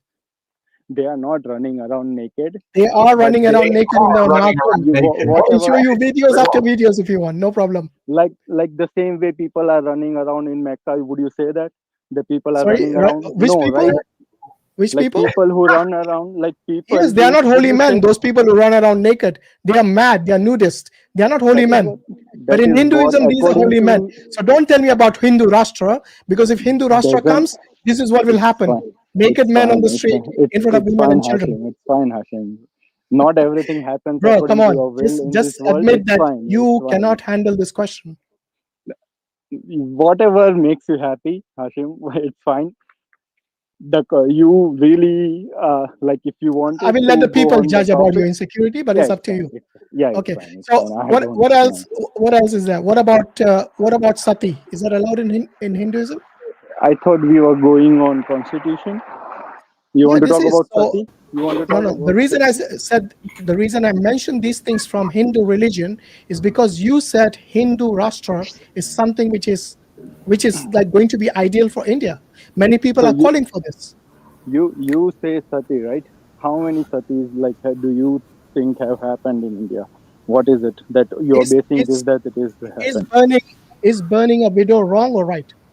Wrong. Okay, wrong. Did Krishna's wife burn themselves?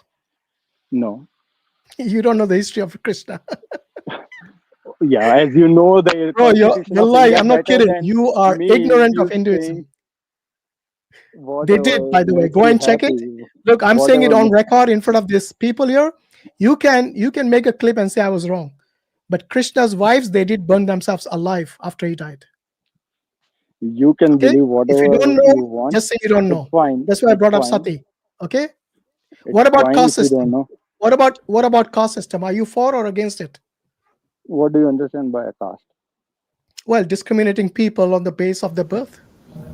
So we have a totally different definition. So I won't answer that. See, once again, you're failing to answer questions, which just shows because you don't have the same definition, Hashim. That's you didn't even ask me the definition. Reason. You said it, which is based on discrimination and birth. You said okay, but you didn't ask me. You didn't ask me where I got the definition from. You did not ask me where I got the definition from. Why didn't you ask me? I'll give you the answer. You got it from somewhere, but you believed the definition, so that's why the definition. Let me educate you on caste system from Hinduism, from your scriptures. Is that okay? Or do you reject the scriptures as well? Like, see, you don't understand. The Hindu Rashtra supposedly have to be based on the scripture. So the scripture has this kind of discrimination as the Varna system. Then this is how and what they will implement. So, do you agree with Hindu scriptures or do you reject them? Yeah, I do agree with the Hindu scriptures. Okay. Have you read any? Which Hindu scriptures have you read? Yeah, but I would not take anything from you because from where you read. No, don't take it from me. I'm going to give you the reference and you check it. How about that? I'll give you the reference. Your knowledge base is very much corrupted. Yeah, I know how much knowledge base you had. You had no idea about Krishna's wife. I had to educate you on that. That's what I'm saying. Your knowledge base is so corrupted. So wherever you're getting it from. Which Hindu scriptures have you read? Let's start with that. I have read my scriptures. It doesn't matter what I have read. No, which one? There are so many scriptures. Which one have you read? Let's talk about the topic, right? You give me something and I will give an answer based on the knowledge of my scriptures. Okay, no problem. Have you read, what do you think of the Upanishads? Are they okay or would you reject them? I would accept them based on the situation. Accept them. Okay, no problem. So I'm going to show you, do you read Sanskrit? A little bit. What do you read in Sanskrit? When you say little bit, what do you mean? If I Like give you slow. only Sanskrit, will you understand it? No, I don't think so. So say it like that. No need to hide. Say I No, don't know I like Sanskrit. that's what I'm saying. Like I read Sanskrit. So your is knowledge of not Sanskrit just is zero. No problem. We can give you in English. Sanskrit as so just to give you more context, Sanskrit, You know it why I has like asked you about Sanskrit? Because if I give you an different English ways translation, of learning. It is based on what you are learning the language for. So you if have you're no learning idea it about for Sanskrit. So shlokas, don't give if me you're learning it for lectures Sanskrit, if about you're learning Sanskrit. it for You have communication, no clue of it is Sanskrit. all Let's different. leave that So there. as you don't know about Sanskrit, it doesn't Yeah, matter I don't that know. it doesn't Look, I mean never that claimed I anybody did. else also knows. I never But claimed I did. But you you did. are You said talking like a little bit, person and then you made a who U-turn knows. when I pressed. You are let's see criticizing me this as a person who knows. Yeah. Upanishad You know why I reference. asked you about Sanskrit? Because if I show you English, you will tell me, oh, that is not Sanskrit. So I made it clear from the start that you are clueless about Sanskrit. So let's deal with the English, okay? Right. Here's the Chandogya Upanishad, and it is in Sanskrit. If anybody wants to read it, this is a reference. If you don't agree with this translation, which is done by this gentleman here, Swami Lokeshwar Ananda. Okay, he's a Hindu guy, a Hindu Swami. Here is I said caste system is based on birth. That was my definition. Let's see what Upanishad says. It says, among them, those who did good work in the world in their past life attain good birth accordingly. They are born as a Brahmin, a Kshatriya, or a Vaishya. But those who did bad work in this world in their past life attain a bad birth accordingly, being born as a dog, a pig, or a casteless person, meaning a Chandogya, who are known as untouchables. What do you make of this? Let me tell you something. So I don't know who this guru is, from But you know the whatever knowledge Upanishads, he right? might be. You know the Upanishads. Yeah. So let me tell you what it is. In this one, the guru has explained that it is based on the birth, but in Mahabharata and Gita, Krishna says, No, let's deal with Upanishads. We don't want to go elsewhere because I know you will deflect. You said you trusted in the Upanishads. I got you the Upanishads. Now you're you're backtracking because you realize you're stuck now in a quandary. That is what you think, Hashim. It's fine. Okay, so It's tell fine. me why is a person who did bad things in his past life born as a dog, a pig, or a chandala? Why is that? I'm answering your question, but you keep on repeating the question or Because you changing keep the question. deflecting. You don't answer any questions. It's to understand something, you need to let the person continue his chain of thought and understand. As long as you don't deflect, I'll let you continue. No problem. Again, So it's fine. First answer the question. What do you understand from this? First answer that. I'm telling you that I don't know the person who has translated this. Just picking something up and saying that okay, this is this. Why didn't you look at in your translation? Look in your translation, whichever you trust. I've given you the reference. I'm telling I've given you the reference. Chandogya the Upanishads, book number 5, chapter 10, verse number 7. Look in your own definition. Let me give you this then. When in the starting I told you that Before you trust continue, I'm just Upanishad. gonna step away for a little bit. I can't. I can't, dude. I've been hearing him out. I can't. I can't do it anymore. Take a break, Muris. It's okay. Yeah. So yeah, what were you saying? Go ahead. In the starting itself, I told you, yes, I do believe in Upanishads. And the thing is, based on the situations, you take knowledge from the scriptures. There are so many available, and you take the knowledge that is most commonly adopted by the people. So would you agree? Would you agree or disagree with the Chandogya Upanishad here? Just a quick point, though. I think you made a very, very, important point. Adopted by the people. Traditionally speaking, in India, the traditional position of the people that they adopted was the caste system, based on exactly that. They were born into a caste system that has been for hundreds of years. So you are actually making our point even more clearer. Thank you for that. Yeah, you're welcome, Mansur. Now, just to add to that context, just picking up one part of a sentence doesn't make the whole meaning.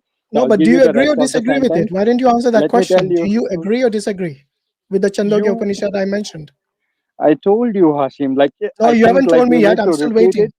You You need to repeat deflected. You it. didn't answer that question.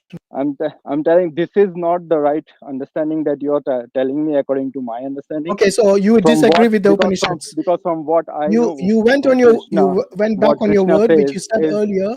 You the trust the Upanishads. Now you don't trust because it goes against your Varna is principles. not based.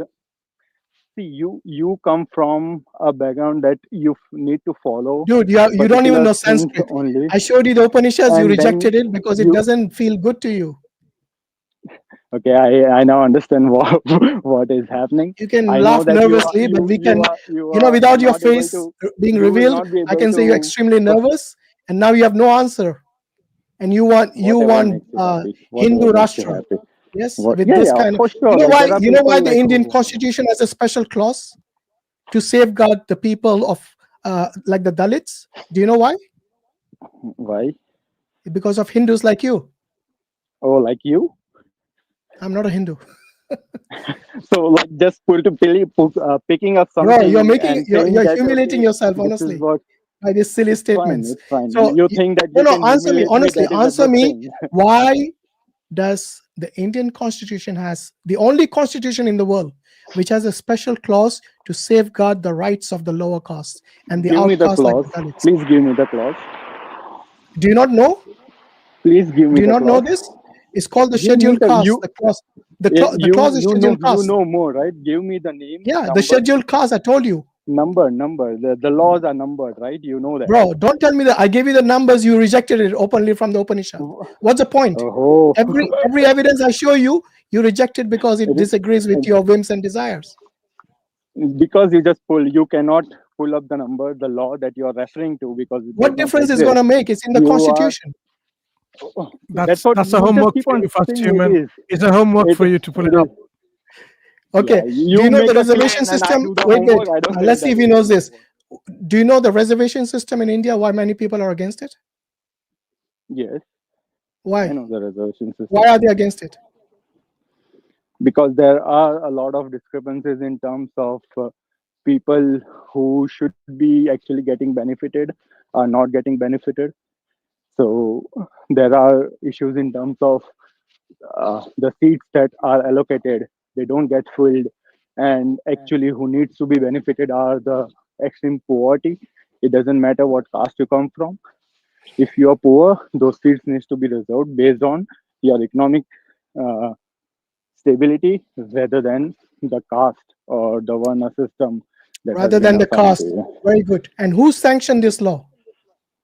Who sanctioned this law? Like it is the constitution, so the parliament. Thank you. You answered my question. Very good. No clause, no numbers, no nothing. You agreed with me finally. It is because of the caste, because of the constitution. I rest my case, mate.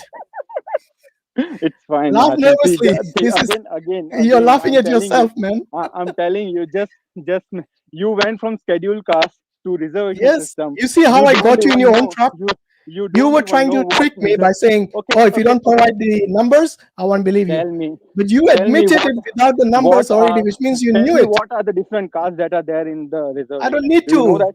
The Because important you thing are is this: half why would knowledge. you? You have half knowledge. Hold and on, half hold on, knowledge hold is on. always Don't get nervous dangerous. now. It's Don't fine. don't It's fine. don't panic. Don't panic. Calm down. Just saying the word Calm down. Don't doesn't panic. mean anything. You know why? You know why the reservation system is there? The justification that the people like Ambedkar, it was Dr. Ambedkar who was one of the people who actually wrote the constitution. Do you know that? Dr. Yes, I Ambedkar know. comes from the Dalit society. They were treated as outcasts, like I showed you in the Upanishads. They are equal as the dogs and the pigs. Don't say Chandalas. it like you have shown The me in the level of Upanishad. You have the not shown me animals. anything in the That's why Upanishad. they were treated as untouchables for thousands of years in India under the Hindu so-called in the Hindu societies. And you want Hindu Rashtra? Yeah. It's a Hindu Rashtra is complete a and good utter failure. That is what your understanding is. It's a limited understanding. I That's showed why you the you say it, and Upanishads. it's What more fine. you want? You rejected it. Yeah, see, we don't follow just one book, right? It is like a whole Yeah, but if knowledge one base book that is we get our wrong, details hold from. on. If one of your key books is wrong, what does it say about Hinduism?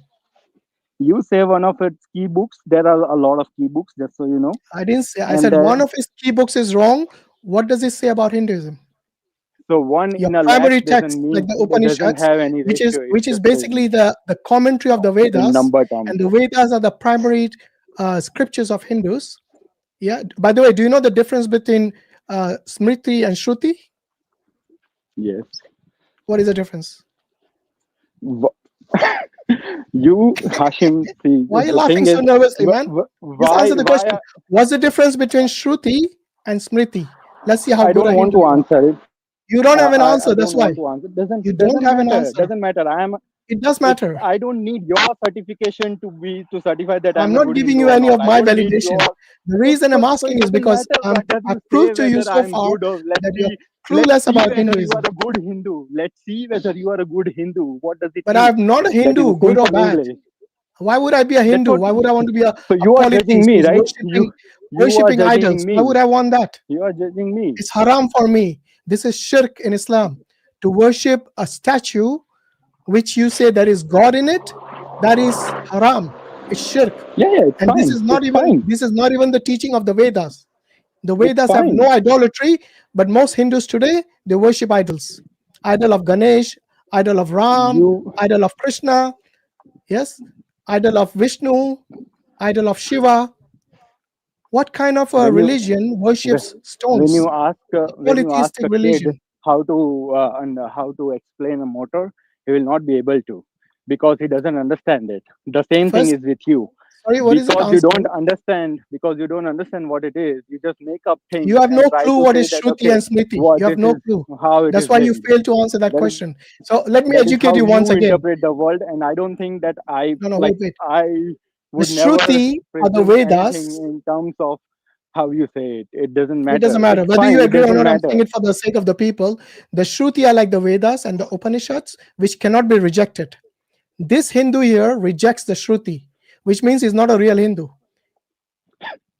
It's fine, Hashim. See, whoever is you are addressing to, Prove they me would wrong know then. Go on. who is Now is your Hindu and who chance. is Prove not. me So wrong. it's fine. Prove me It's wrong. fine. I don't have to prove you anything. I don't have to prove you anything. That's the whole idea. That's the whole idea of debating. Yeah, Okay. because like we went from constitution to something else, and now It is whole. It is the constitution is also related to the caste system, and you had no clue about the caste system being in the propagated in the Upanishads, which is a Shruti, which you as a Hindu must believe in. The Upanishad explanation that you took from a guru whom you don't even know, and you have not even I don't been need to to. India once. I don't need to know. It is your. By the way, it's your prerogative to prove me wrong. If you believe everything that you see on the internet, Hashim, that is going to be a very hard When life. when did I say I believe everything? Because I think that is what you did.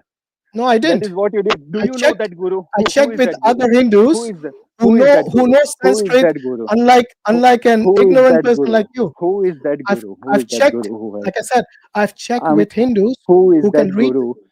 If you let me Whom you are finish, I will tell you. referencing to? I will let you. I'm let me finish. referencing you to Krishna from Bhagavad Gita, that he has said that your jati and varna is Why only based on Bhagavad your Gita? karma.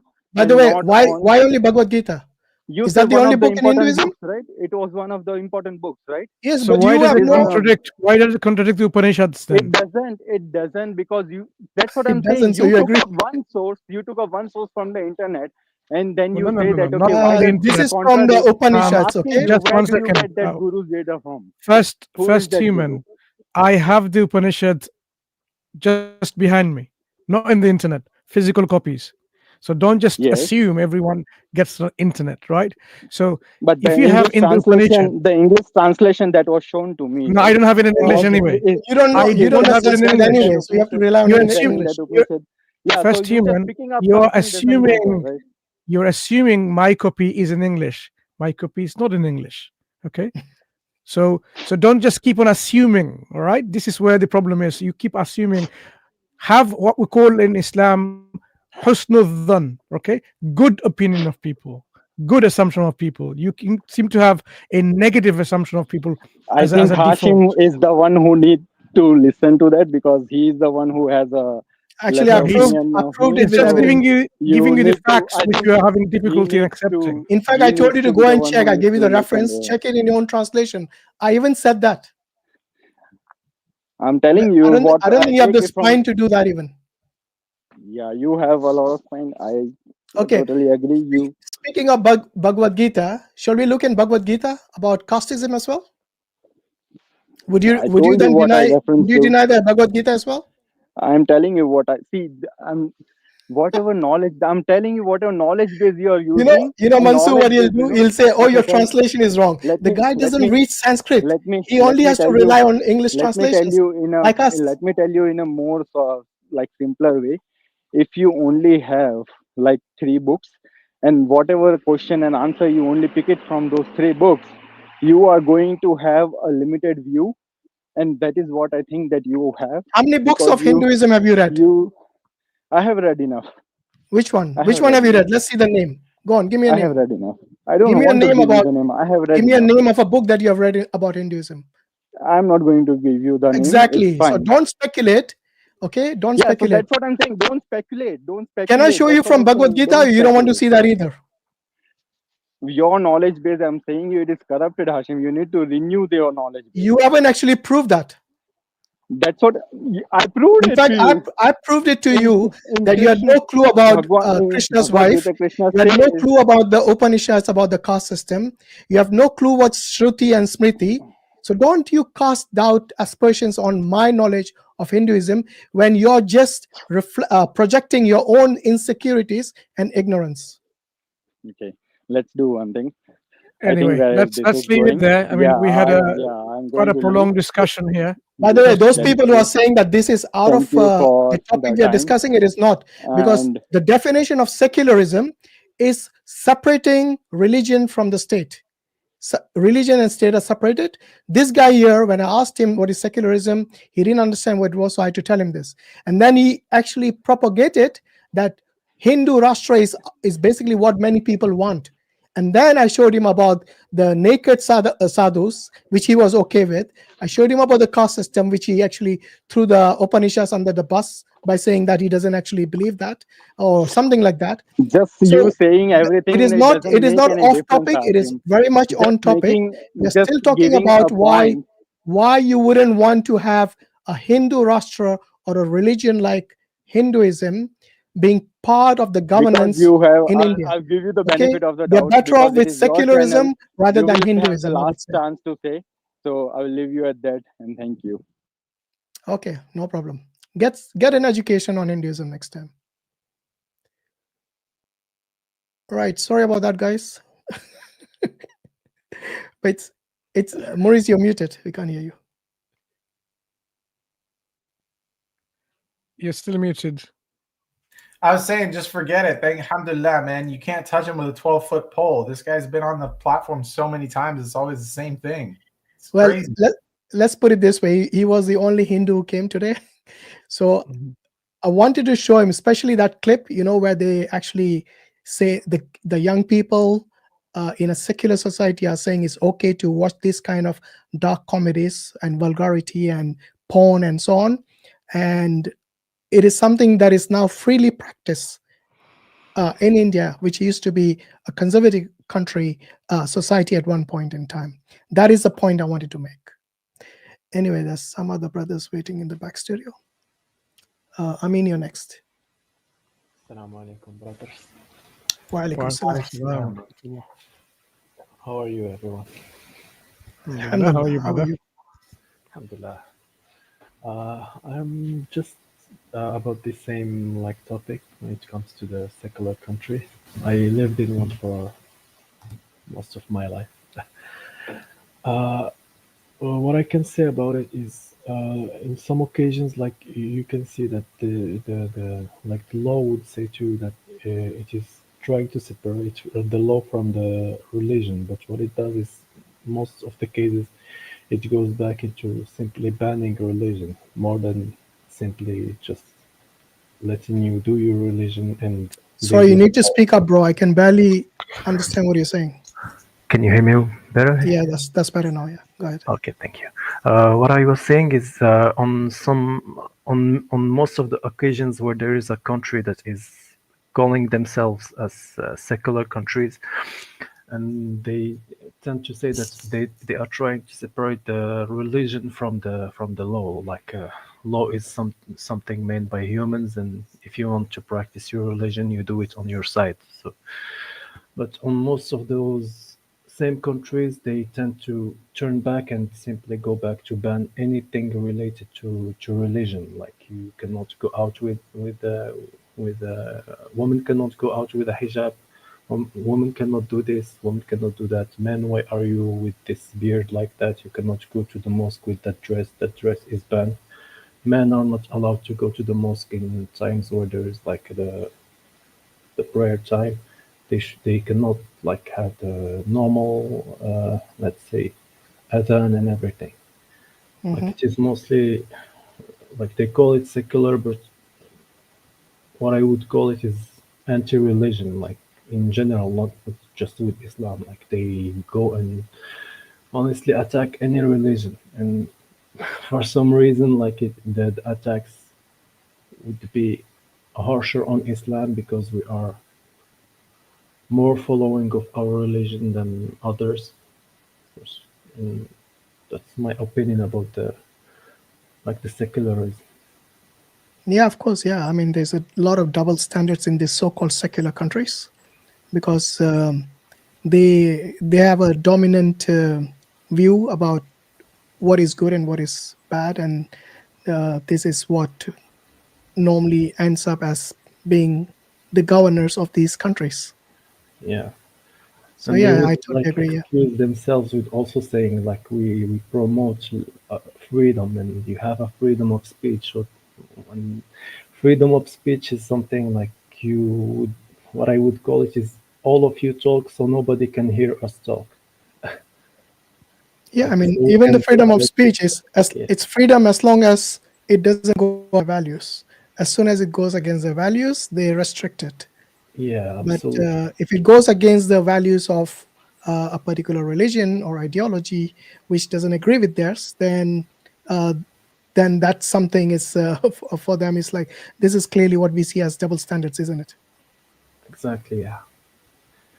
So that's it, honestly. Like. Okay, no problem. Thanks for sharing that, brother. Of course. Have a good day. Assalamu alaikum. Alaikum salam.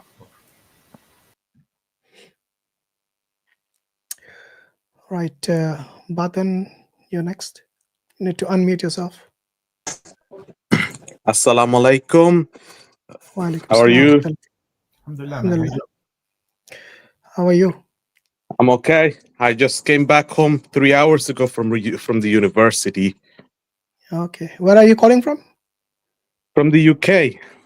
Oh, you're from the UK. Okay, that's good. Right. What's on your mind today? I have a question about Bangladesh. The topic today is on secularism. Yes. So, got any questions on secularism? Yeah.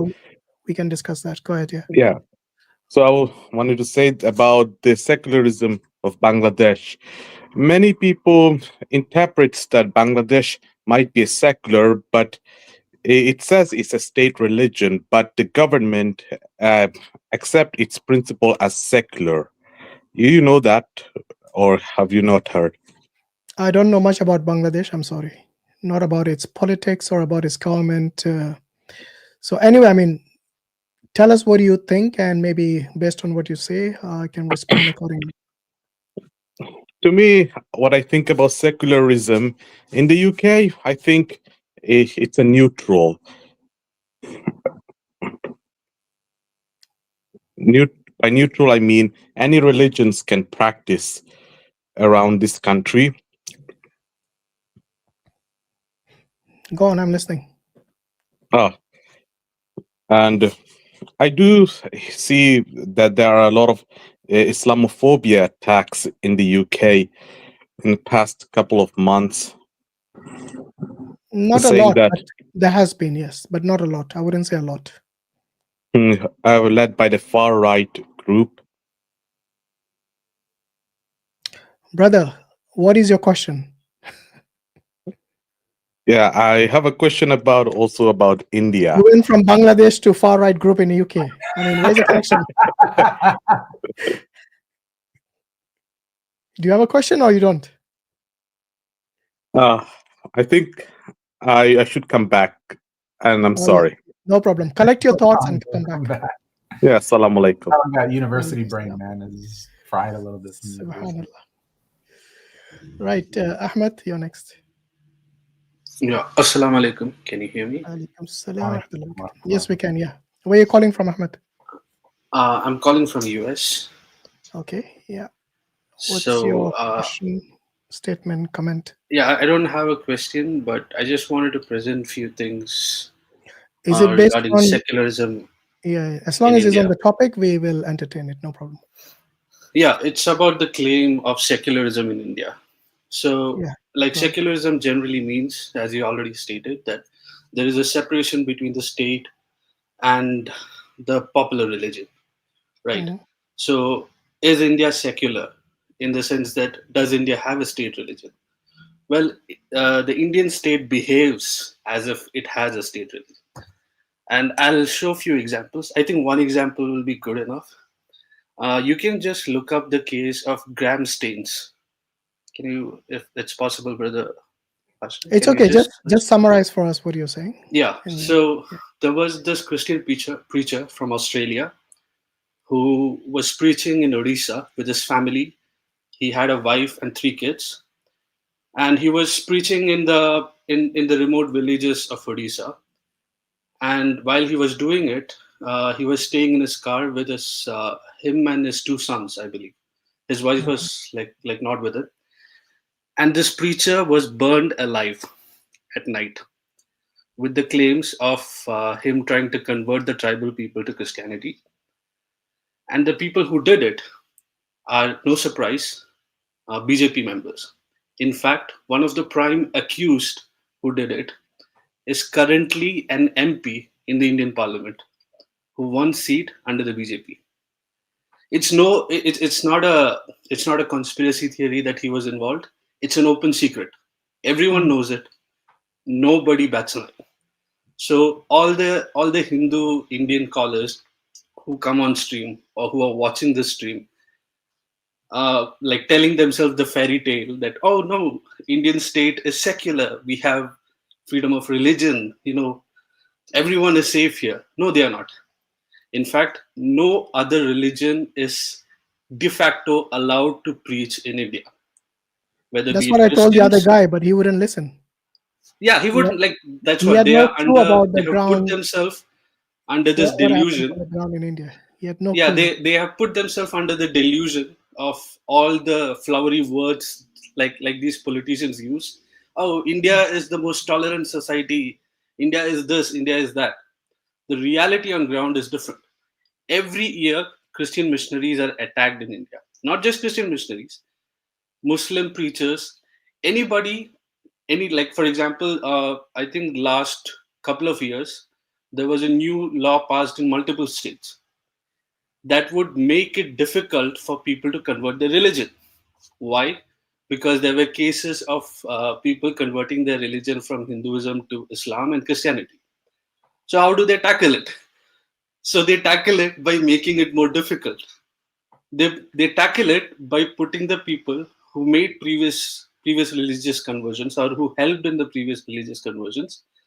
They put these people behind bars. So de facto, the state is behaving as if Hinduism is its state religion. The only difference is it does not say it out loud. It's like that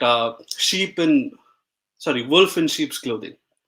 Like it pretends to be a sheep, but what it's actually doing is it behaves as if it has a state religion, and it does everything to protect it.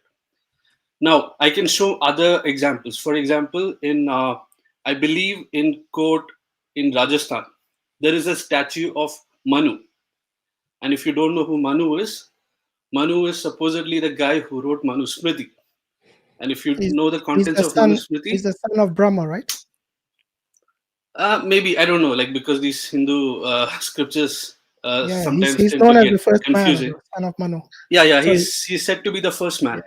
first man, the son So of Manu. the Manu who Brahma. wrote Manusmriti is being how do you say, revered by a court who's supposed to be secular.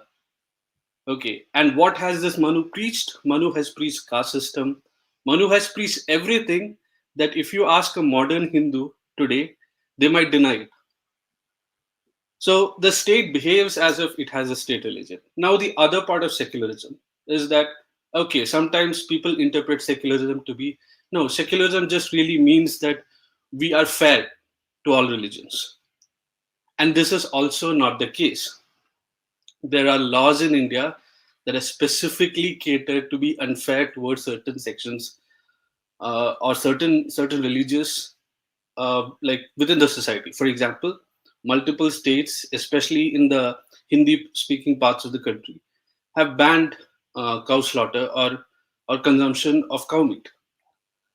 So this is a law that is specifically biased towards the Muslims and Christians. Right. So secularism is just a fancy word that is used by politicians and the institution in order to make themselves sound as if, yeah, we are doing something. But the reality is totally different. So I would ask my Hindu brothers who are listening in to the stream, if you truly believe that Indian state or Indian society is secular, that is, either by the means of being fair or the means of having no state religion, please come and present your case.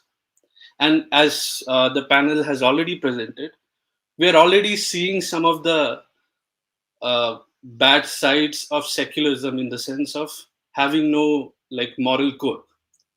With the advent of this new category of dark humor, where there is no limit to the humor, and people are in support of it.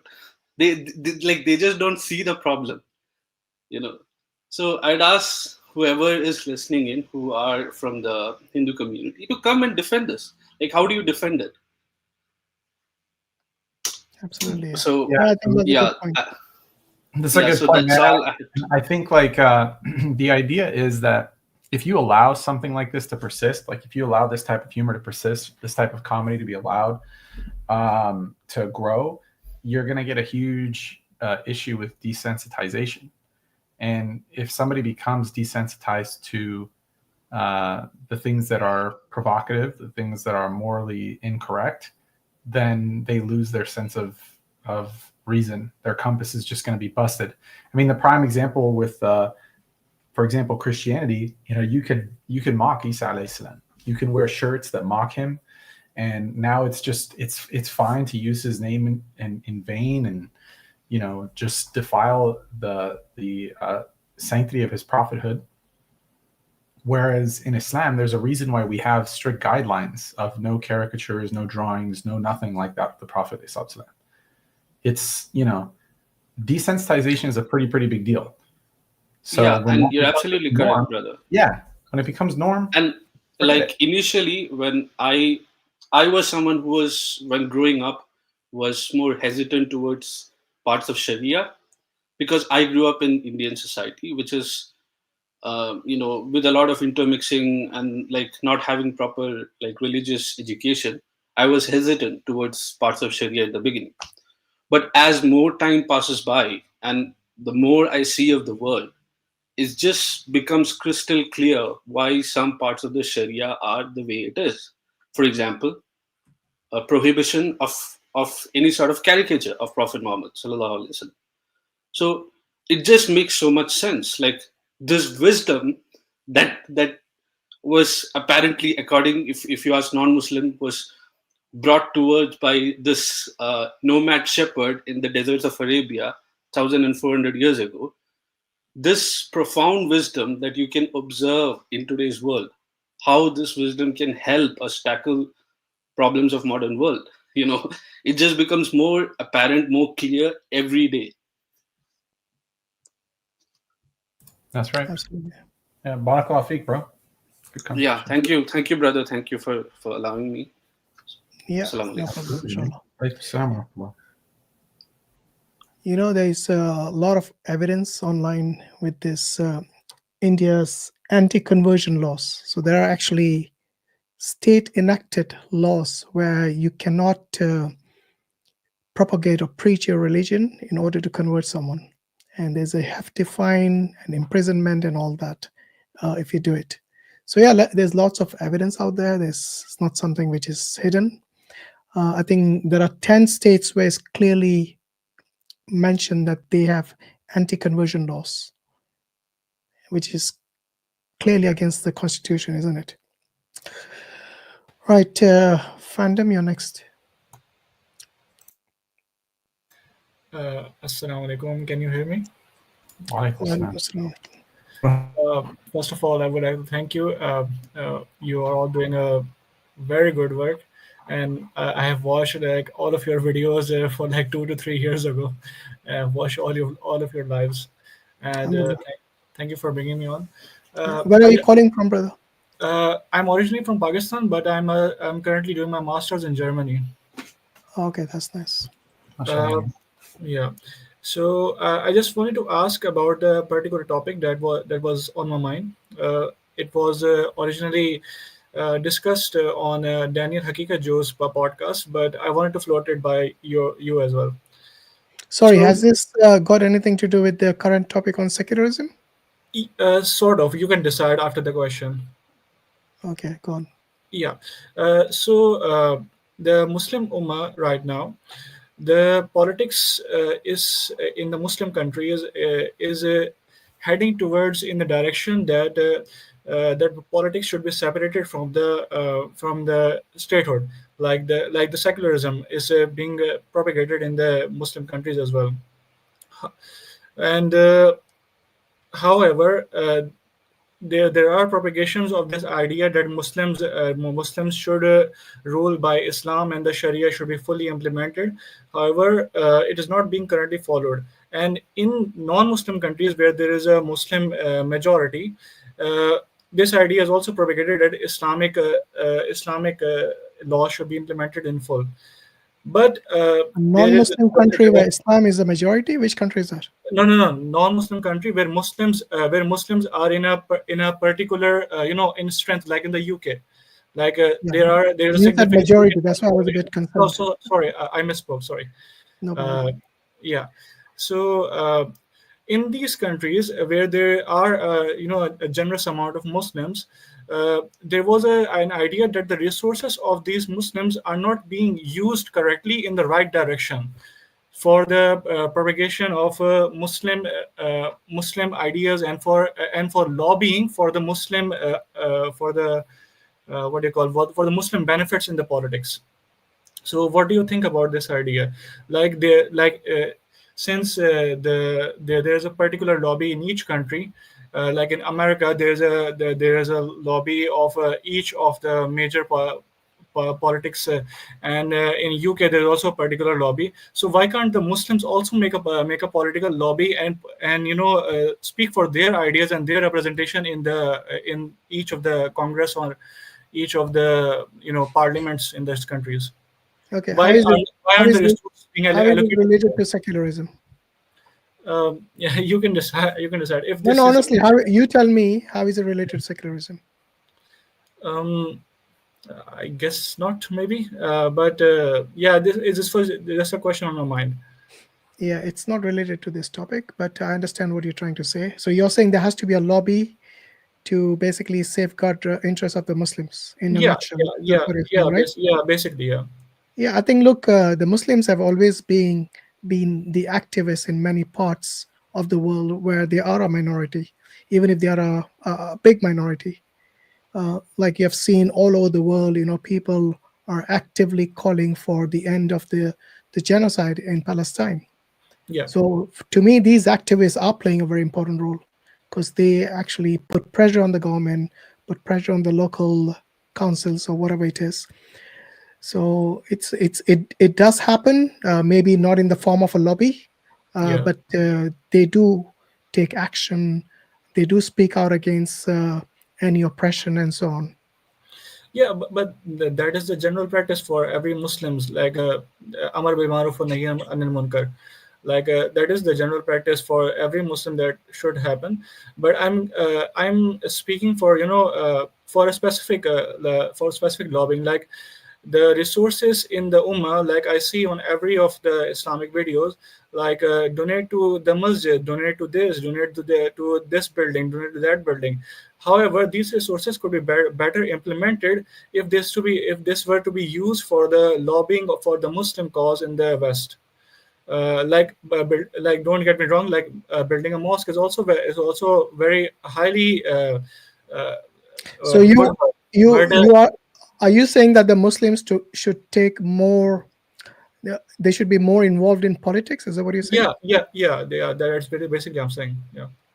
Yeah, I think a lot of ulamas will disagree with that. Is there a good basis for that? Yeah, obviously. I mean, what kind of government will they be citing? No, just for. So let me ask you something. If you became an MP, you will have no choice but to accommodate everything that the government considers to be correct and to be legitimate, whether it is the LGBTQ, whether it is something else that you as a Muslim would consider it to be haram, based on your religion. Are you okay with that? No. So I'm obviously against that. You can't be. If you are an MP elected by the people, you will have to abide by the law of the country, not by the law of your religion. In a non-Muslim country, this is normally the case. Yeah. So you're right. However, and that is the reason many of the ulamas will disagree with taking active part in politics. And there is, like I said, look, I'm not an alim. There is a difference of opinion on this. Some say it is necessary in these times. Some say it is haram. So there is a difference of opinion on this. I'm not saying there's only one aspect or one side of it. Yeah, okay? but my general understanding is this: if you are part of the government, you cannot say no to something which people want to do, as long as it's legal. Okay, so for example, let's say you had to go and march or hoist a flag, the rainbow flag, in a particular, I don't know, meeting or session or something like that. You cannot say no. If you do, you'll be fired from your job. Do you want that kind of humiliation? Next day in the paper, they'll say Muslim MP fired for disrespecting LGBTQ or something like that. So that is not only humiliation for you, but humiliation because they always prefix it with Muslim. No. Any small thing wrong is done, they make sure to drag the religion in it for some reason. But they wouldn't be going like I'm not saying that they should run their election on false pretenses. Like they should make it clear that what they will do, what they You have no choice, man. You have no choice. You have to swear an oath to abide by the party's whatever whatever agreement or whatever book rule they have. I'll let you know that politics is a very dirty. It's a dirty game. Let's put it super dirty game, man. You can try as much as you want, but here's the root of it. The root of it is if you would just take the approach of teaching people about the deen, then you would get people to think in a correct manner to the point where there's no need for these political games anymore. If people were to be upon the deen, then there's the whole system that they have collapses. And by the way, it doesn't even take a majority. It just takes a significant enough of a dent to the point where people now think a different way, where the majority's resources are put in check. And this is where you had issues in the United States, where you had key states, swing states, in regards to the vote. And there was a huge push to get the Muslim populace to vote a particular way. And how you feel about that is not important. What is important is the takeaway. The takeaway is that the Muslim Ummah can make a significant impact by following the Sunnah and Qur'an in regards to the way that they conduct themselves, and then the rest of the world will shift. Allah subhanahu wa ta'ala will take care of the rest. People really don't reflect on that in the Qur'an when Allah subhanahu wa ta'ala says that I'll change your external condition as long as you change your internal one, meaning that when you change the condition of yourself, that Allah subhanahu wa ta'ala will change the condition of people once they change the condition of themselves. This is really what's meant by that. If you would just face facts and everybody would work on their whole individual approach to being more aligned with the Qur'an and Sunnah, Allah subhanahu wa ta'ala will take care of the rest. All the falsities, all the lies, everything that is like taking away from people, Allah subhanahu wa ta'ala will rectify. Brother, but isn't this like what the hadith once said? When the Bedouin came to the Prophet and he said, should I trust in Allah or should I tie my camel? And the Prophet answered that you should tie your camel and then trust in Allah. It doesn't mean that you should take part in and then trust in Allah. That it will make it better. No, because tying your camel is tying your camel with the deen, tying your camel with the things that the deen asks you to do, such as taking care of your responsibilities, getting a good halal income, staying away from impurities, all this stuff. If you were to just do that, then Allah subhanahu wa ta'ala will take care of the rest. So and I mean this with all due respect to you, brother, but like exactly what I said, you just glanced right over it. And no, I understand. You know what I'm saying? I'm saying like if people were to focus on what's truly important, politics is not what's important. The reason why you have politics is because people have lost their way with the deen, and there's so much jahiliyyah going on right now. So especially from people that have let's say not even heard of Islam, or like people that are extremely Islamophobic, right, that have heard about it and are fighting against it, right?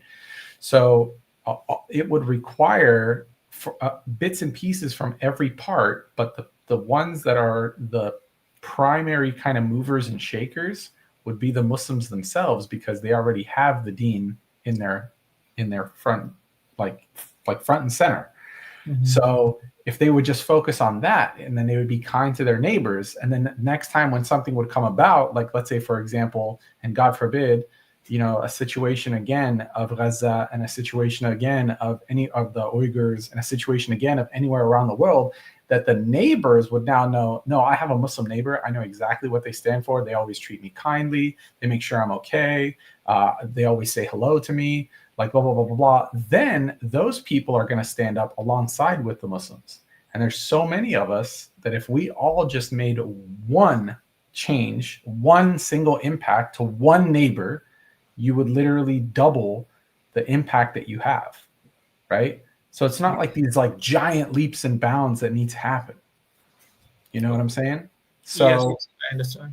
Yeah, bro. Hopefully that helps kind of clear things up. I mean, it's a challenge. I mean, look, let me ask you a question. Do you see any credible ulama getting into politics? No, I don't think so. But yeah, there's that in Pakistan. That should speak volumes to you. In Pakistan, I think there's a political parties. There are ulmas in the parties as well. They are actively involved. Remember, I chose my words very carefully. Are there any credible ulama?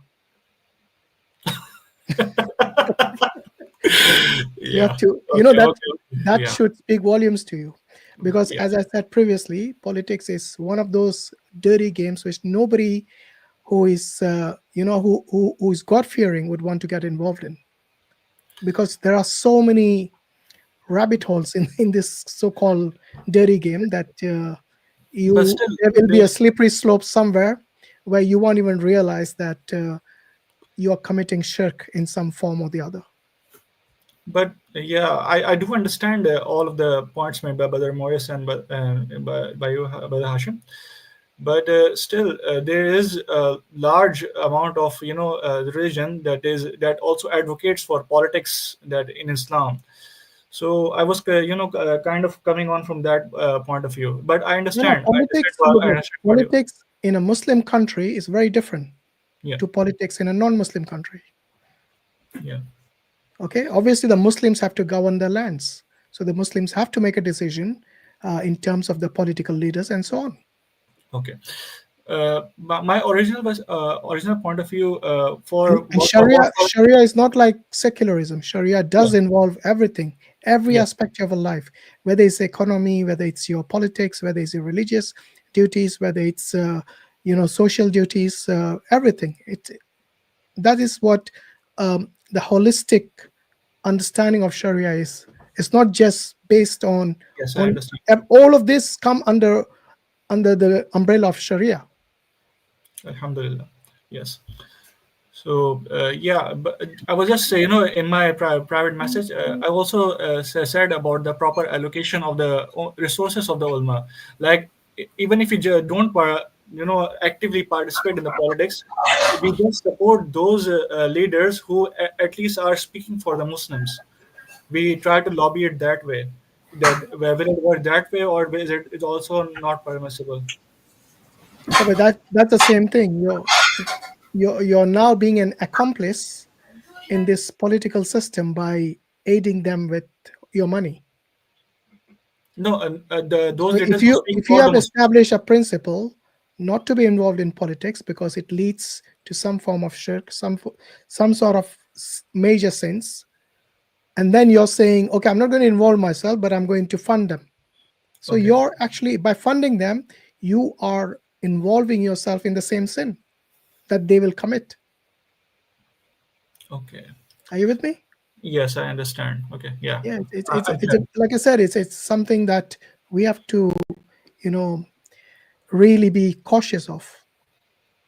Okay. Because like Brother Muris said, what if you had a choice where they will ask you to stand for Zionism or maybe some oppression of people like the Uyghurs or something, if you're in that party? Or what do you do then? Are you going to leave or are you going to stay? Because you're a politician now. Stand for principle, leave. Yeah, but you Yeah, said but your principles are not the same as theirs. Yeah. Okay, brothers. This discussion is going on and on. I'm gonna drop off, inshallah. So This is the last person. anyway, Thank Assalamu you. alaikum to everyone. Yeah. Walaikum salam. I'm done with my question. Yeah, I got my answers. Thank you. Thank you. Okay, brother. Take care. And walaikum assalam. Right, yeah. That was the last guest. Alhamdulillah, alhamdulillah. Alhamdulillah. Yeah, barakallahu feek to everybody that stayed, and mashallah, man, Hamza and brother Imran, they wonderful contributions today, and a lot to reflect on. So for the people that are just tuning in, be sure to check the beginning. And Hamza as well, brother Hamza Tzortzis. Yeah, absolutely, absolutely. Yes. MashaAllah. Don't forget to subscribe to their channels. I think it's their names, Hamza Tzortzis and Imran Hussain. So the channels are basically their names. And yeah, they're both part of Sapience Institute. So the details are there in the description of this particular stream. And also in terms of what they do, I think we should have given a proper intro. It's just that they've been here before, so I thought we'll skip the intro and go straight to the topic. But yeah, we should have, inshallah, yeah. So I think Brother Hamza Tzortzis, those people who don't know, he's the founder and CEO of Sapience Institute. And he's also the author of the best-selling book, The Divine Reality, God, Islam, and the Mirage of Atheism. It has been translated into 10 languages, and he's got some really good degrees as well. So he's got an MRes, MA, PG certification in philosophy from the University of London, and is currently pursuing a PhD on the Qur'an and its verses pertaining to nature. He studied Islamic Thought and Theology under qualified scholars. Imran Hussain, on the other hand, he's the author of this new book, Dying to Believe, which we mentioned earlier. You can get it from the sapiensinstitute.org website. He's a public speaker, instructor, and writer. He focuses on engaging new atheism and presenting a positive case for Islam. He travels across the UK addressing local communities and delivers outreach training courses across university campuses. Imran regularly delivers talks on various topics, including God's existence, the purpose of life, the existential implications of atheism, and the miracle of the Qur'an. Imran has a BSc in engineering and is pursuing further studies in Quranic Arabic. So yeah, that's just a brief intro. Got the blurb from their website, so I thought I'll just mention that. Should have done this at the beginning, but you know, better late than never. And yeah, do subscribe to Brother Muris's channel as well, Dawah Digest. Alhamdulillah.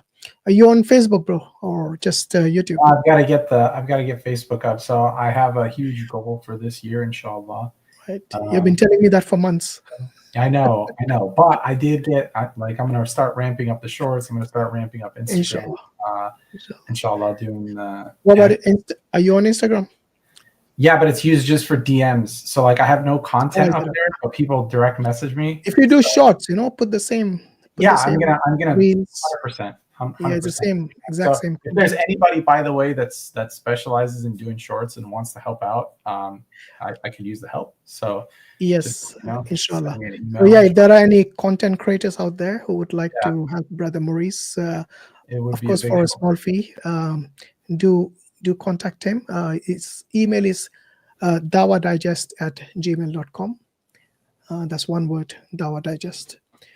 Inshallah. And yeah, I mean, if anyone can help with the Brother Muris's channel, that'll be great. I'm sure he's got a busy schedule and he's got other commitments, so he can't really meet the demand for shorts and so on. Yes, it takes time, guys. Dawah takes time, alhamdulillah. So may Allah subhanahu wa ta'ala. Yeah, make sure you email the Brother Muris if you know anyone or you got talent yourself. Inshallah, that'll be great. Jazakallah khair. Right, with that, I think we have concluded. What do you think of today's stream, brother? Alhamdulillah, I think it was extremely beneficial and it's worth revisiting. Thanks for everybody's patience. Thanks to the mods for doing their thing, and amazing quality of panelists. I always learn something, so alhamdulillah, I'm excited for it. Alhamdulillah. And yeah, last but not least, we want to thank all our moderators, mashallah, Sister Layla, Sister Aram, Brother Gambit, and all the other brothers and sisters whom we have not mentioned by name. Jazakallah khairan for all your help. And as always, may Allah reward you for it and make it a means of, sawab al-dhariyah. Don't forget, Ramadan is coming up in less than 2 weeks. Keep us all in your prayers and make dua for us as well. Jazakallah khairan. Assalamu alaikum wa rahmatullahi wa barakatuh. Subhanallah wa bihamdihi, subhanaka Allahumma wa bihamdika, wa nashhadu an la ilaha illa anta, nastaghfiruka.